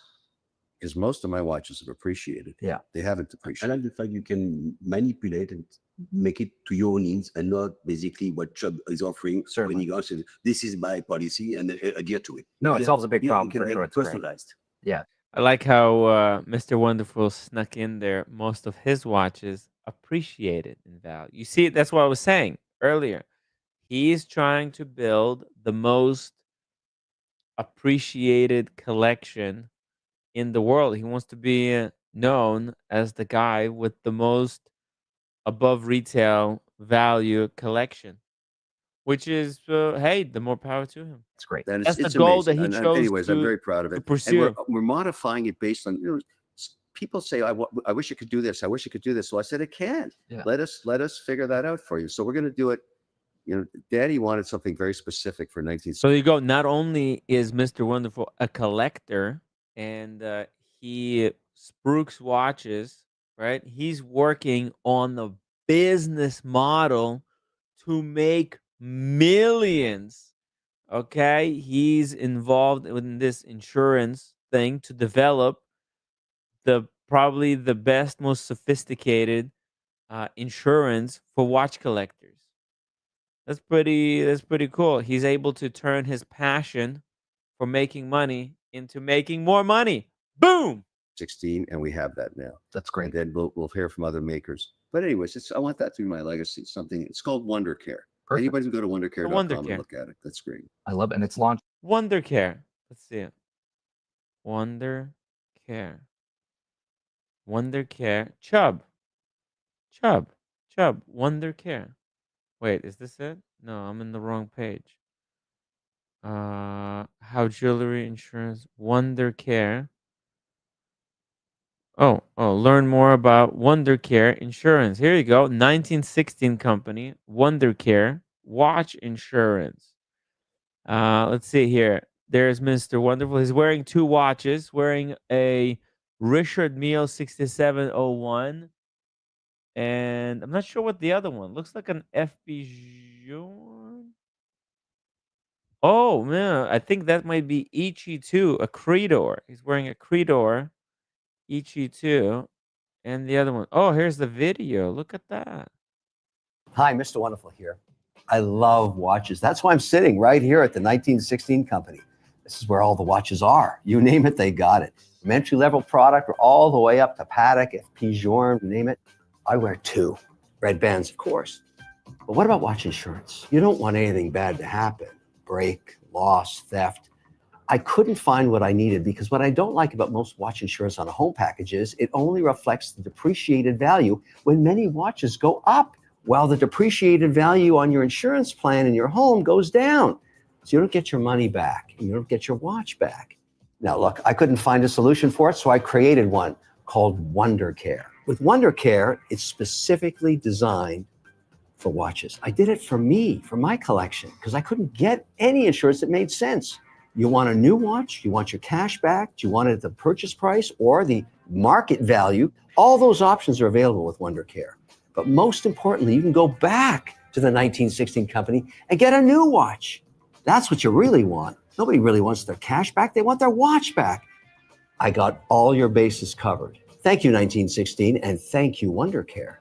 Now, don't walk out of the store without your watch insured. There you go. Very interesting. 0 deductible, instant quotes, worldwide coverage. Amazing. Hey, this guy is, he's a businessman and he's a collector. It's ready to go. People can sign up right now. That's amazing. Yeah. All right, Pierre, I got a listener question for you. Everyone knows that you love number 100. But let's say Francois Paul came to management today and said, Pierre, I want to make you something that you want, piece unique, whatever it is, and it will have the number 100 on it. I'll make sure that there's 99 pieces of it before. But what is it that you would want? To get the number 100, we're talking about the Tokyo Chrono. Sure. You know that I was not allowed to have one limited edition for my whole life. The Pierre is for collectors. I have 32 jours. Yeah. You didn't get a Tokyo? So for the Tokyo, I went there. I said, look, this is my only chance to have a limited edition 100. I missed on the Zodiac because I was not allowed to do this. And for a reason that my father thought he was against it, and well, obviously he wasn't because they were good friends, the opinion was 99. What the F you doing? I'm calling the 100. You stop at 99. Like, my dad thought he was like against it, which obviously wasn't possible. You pay attention to this. So I asked permission. I said, if you don't want to, I'm not going to ask again. But if you can, that's fine. And if I do, I'll pay the price like anybody paid. And I would pay in Switzerland. So it would not go through this company. Sure. Would I obviously make some money on the back end because I'm a partner with Francois Paul. I would buy directly with that. But also, I didn't want to minimize my quota here. So I added on Geneva's quota, and I was allowed to have it. Amazing. 100. That was. Did you have the 100? To have the number 100. Oh, that's spectacular. So what I would have asked Francois Paul is another Chronomètre Souverain. The problem that I have with the Chronomètre Souverain, that's another thing that we have to mention. There's only one number 100. Whether it's in platinum, in bitonium, zelonium, in fuchsia, whatever you can imagine, there's only number 100. So, oh my God, you would think there'd be 3 or 4 100s. I know, not with Francois Paul. It's identical. It's the identity of the watch. If I call them and said, I have a problem with number 100 CS, they don't have to ask what it is. They know exactly. So the other Chronomètre Souverain I have, they're not number 100. Like the blue one or the new one that we have that I ordered for next year is going to be number whatever. I can do it. So if you can make one with number 100, or maybe put the 100 on the dial, or change to 12 on top and put 100 instead of 12, that'd be fun. But you know what? I will go For me, Chronomètre Souverain is absolutely the best watch possible. And we're going to see some more watches that are much more valuable than this. But if I have to end up with one watch without money involved, 20 years. Yeah. There you have it. For me, the piece that I'm so proud of, Journe, is the vertical tourbillon I have with the red K at the 12. Remember we debated that for a year. It was complicated. Just that letter was complicated. Yeah. The vision and yes, okay. Let me tell you that piece is a nice stock. Absolutely. I'm sure others have come to you now. Listen, I'm sure they say to you, do it for me too. Who? Anybody. Oh, of course. But again. Yeah, let's bring them in. Well, there you have it. Kevin, Pierre, thank you guys again for joining me on the show today. We're going to look at some watches. Stay tuned for part 2 of this video. And thank you to Kruk and Blake for providing these amazing gifts and cases for these two. And make sure you check out WonderCare. Take this to Dubai next week. This case is. Let's see a photo of that in Dubai. Yeah, I'm equipped. That's what that is. There you have it. All right, stay tuned for part 2. Thanks. Ooh, part 2, guys, coming up. There you go. That's the part 1. Make sure to go rewatch that video in its entirety. I'm gonna put the link in the chat. Okay, the link is in the chat. Let me you guys know. Should I watch the Mr. Wonderful collection review today, or should I save it for next time? Because I can't do it tomorrow. Tomorrow we got a very special guest joining us on the live stream. We'll do an interview. It'll be a lot of fun. And then Thursday, I might not be in the office, guys. Thursday, I'm not gonna be live. I'm going to an event. I can't talk about it yet. It's under embargo. It's a watch related thing. And if when I come back on Friday, I'll probably be able to talk about it and show you guys some stuff. But on Thursday, or maybe I'll do like an early stream. I might do like a morning stream. You know what I mean? Like 7 o'clock. Would you guys be okay with that, or what do you think? Should I take a night? Or let's do a poll. You know, whoever stuck around. Okay, what should I do on Thursday? Because I can't stream at regular hour. Because I can't stream at normal hours. Okay. Skip a day or do early stream. Okay, so the poll is live. Maybe I could do like a 1 hour early morning stream to talk about some interesting topics. Or I can skip a day. Just let me know. What do you think? Help me out. Okay, whilst you guys are voting, Dingo Dave wants to know whether I think and whether you guys think this date is worth 20,000 Australian. What do you think, guys? Could this be worth 20,000 Australian? It's a date with a diamond dial. I'm not sure about the reference number. It just doesn't seem personally, I think this type of date, because those diamonds are probably premium. So I would like to see a full date bracelet. There's nothing like full date bracelet. To me, it's all about that bracelet, Dingo. Presidential date should be on a date bracelet. Now, a watch like this, nothing wrong with inheriting watch like this. That's pretty cool, you know. I know a few people in the watch community. I don't know what happened to the bracelets, but they inherited just the head of the watch. So it's kind of a weird situation. But what do you think? Yeah, I think it's too much. 20,000 Australian. That's a lot of money, man. And you're thinking of selling an Air King to get this. I don't support this, to be honest, because the Air King is such a Dingo Dave watch versus this. You're not gonna be able to put this put it this way. You're not gonna be able to put this watch in the aquarium. Okay, you're just not gonna be able to do that. Okay, you're not. This is no longer waterproof, right? So look, here's the Air King. Let me just show you for comparison. Okay, so here's this watch, and here's what you could do with the Air King. Air King, you can put inside aquarium, 100 meters of water resistance. The fishes can even tell the time. Okay, even the fishes can appreciate a beautiful Rolex Air King, but the day date, that leather strap is going to be ruined if you put it inside the aquarium. So I wouldn't do it. Plus, I don't know, the price doesn't seem to be very attractive because I can go here. Let's go collectors. Let's go to day date. Day date president. Okay, we'll go to day date president. See, look at this. Let's organize things like this from the lowest to highest. Okay, we'll have some bullshit day dates, but let's skip the bullshit. Okay. So the cheapest one is this one, no box, no papers. But that is a proper day date, full bracelet.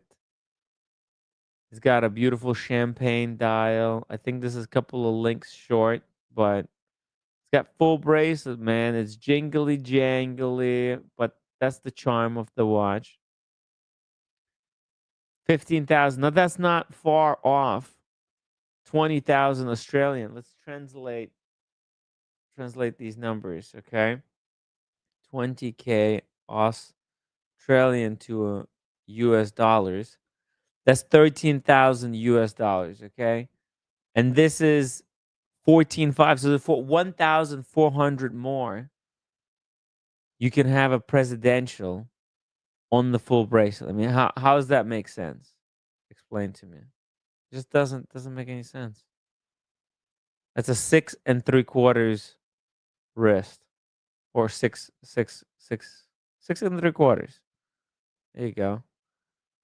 That could work on my wrist. There's enough links. Okay, and if you want to spend just a little bit more, let's see. Oh shit.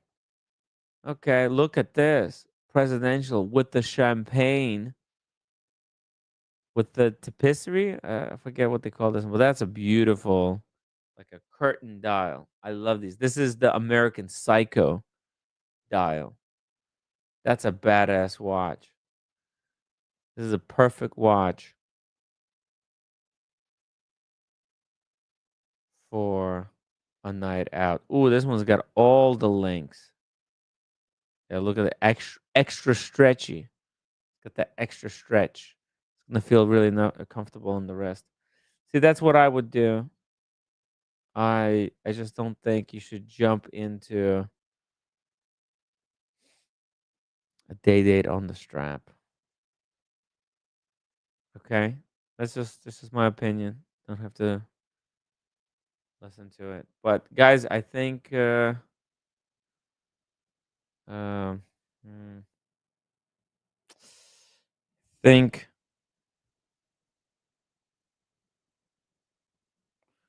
we're gonna wrap it up here, guys. Okay, watch fam. That's going to be it. It's going to be it. Okay, I'm a little bit tired. It's been a long episode tonight. I had a long day.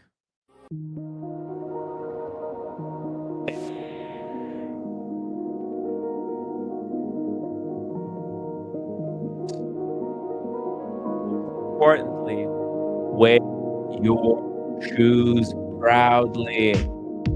Wear it loud, wear them proud. Huge shout out to Father Time for this beautiful gift of a Speedmaster strap on the pin buckle. I was able to upgrade this community Speedmeister to a leather strap now. Really appreciate that. Guys, love your watches. If you enjoy these live streams, support the show. You can do it via PayPal. The link is in the chat. I think tomorrow we got a big interview, but Thursday, I'll do early stream. Maybe I'll do like a super early stream on Thursday, and we'll talk about Kevin O'Leary's collection. That sounds like fun. Actually, let me see here. 62% said skip a day. You know, guys, I hate skipping a day. So thank you for your opinion. I'll be back tomorrow. Don't miss tomorrow's good fun episode.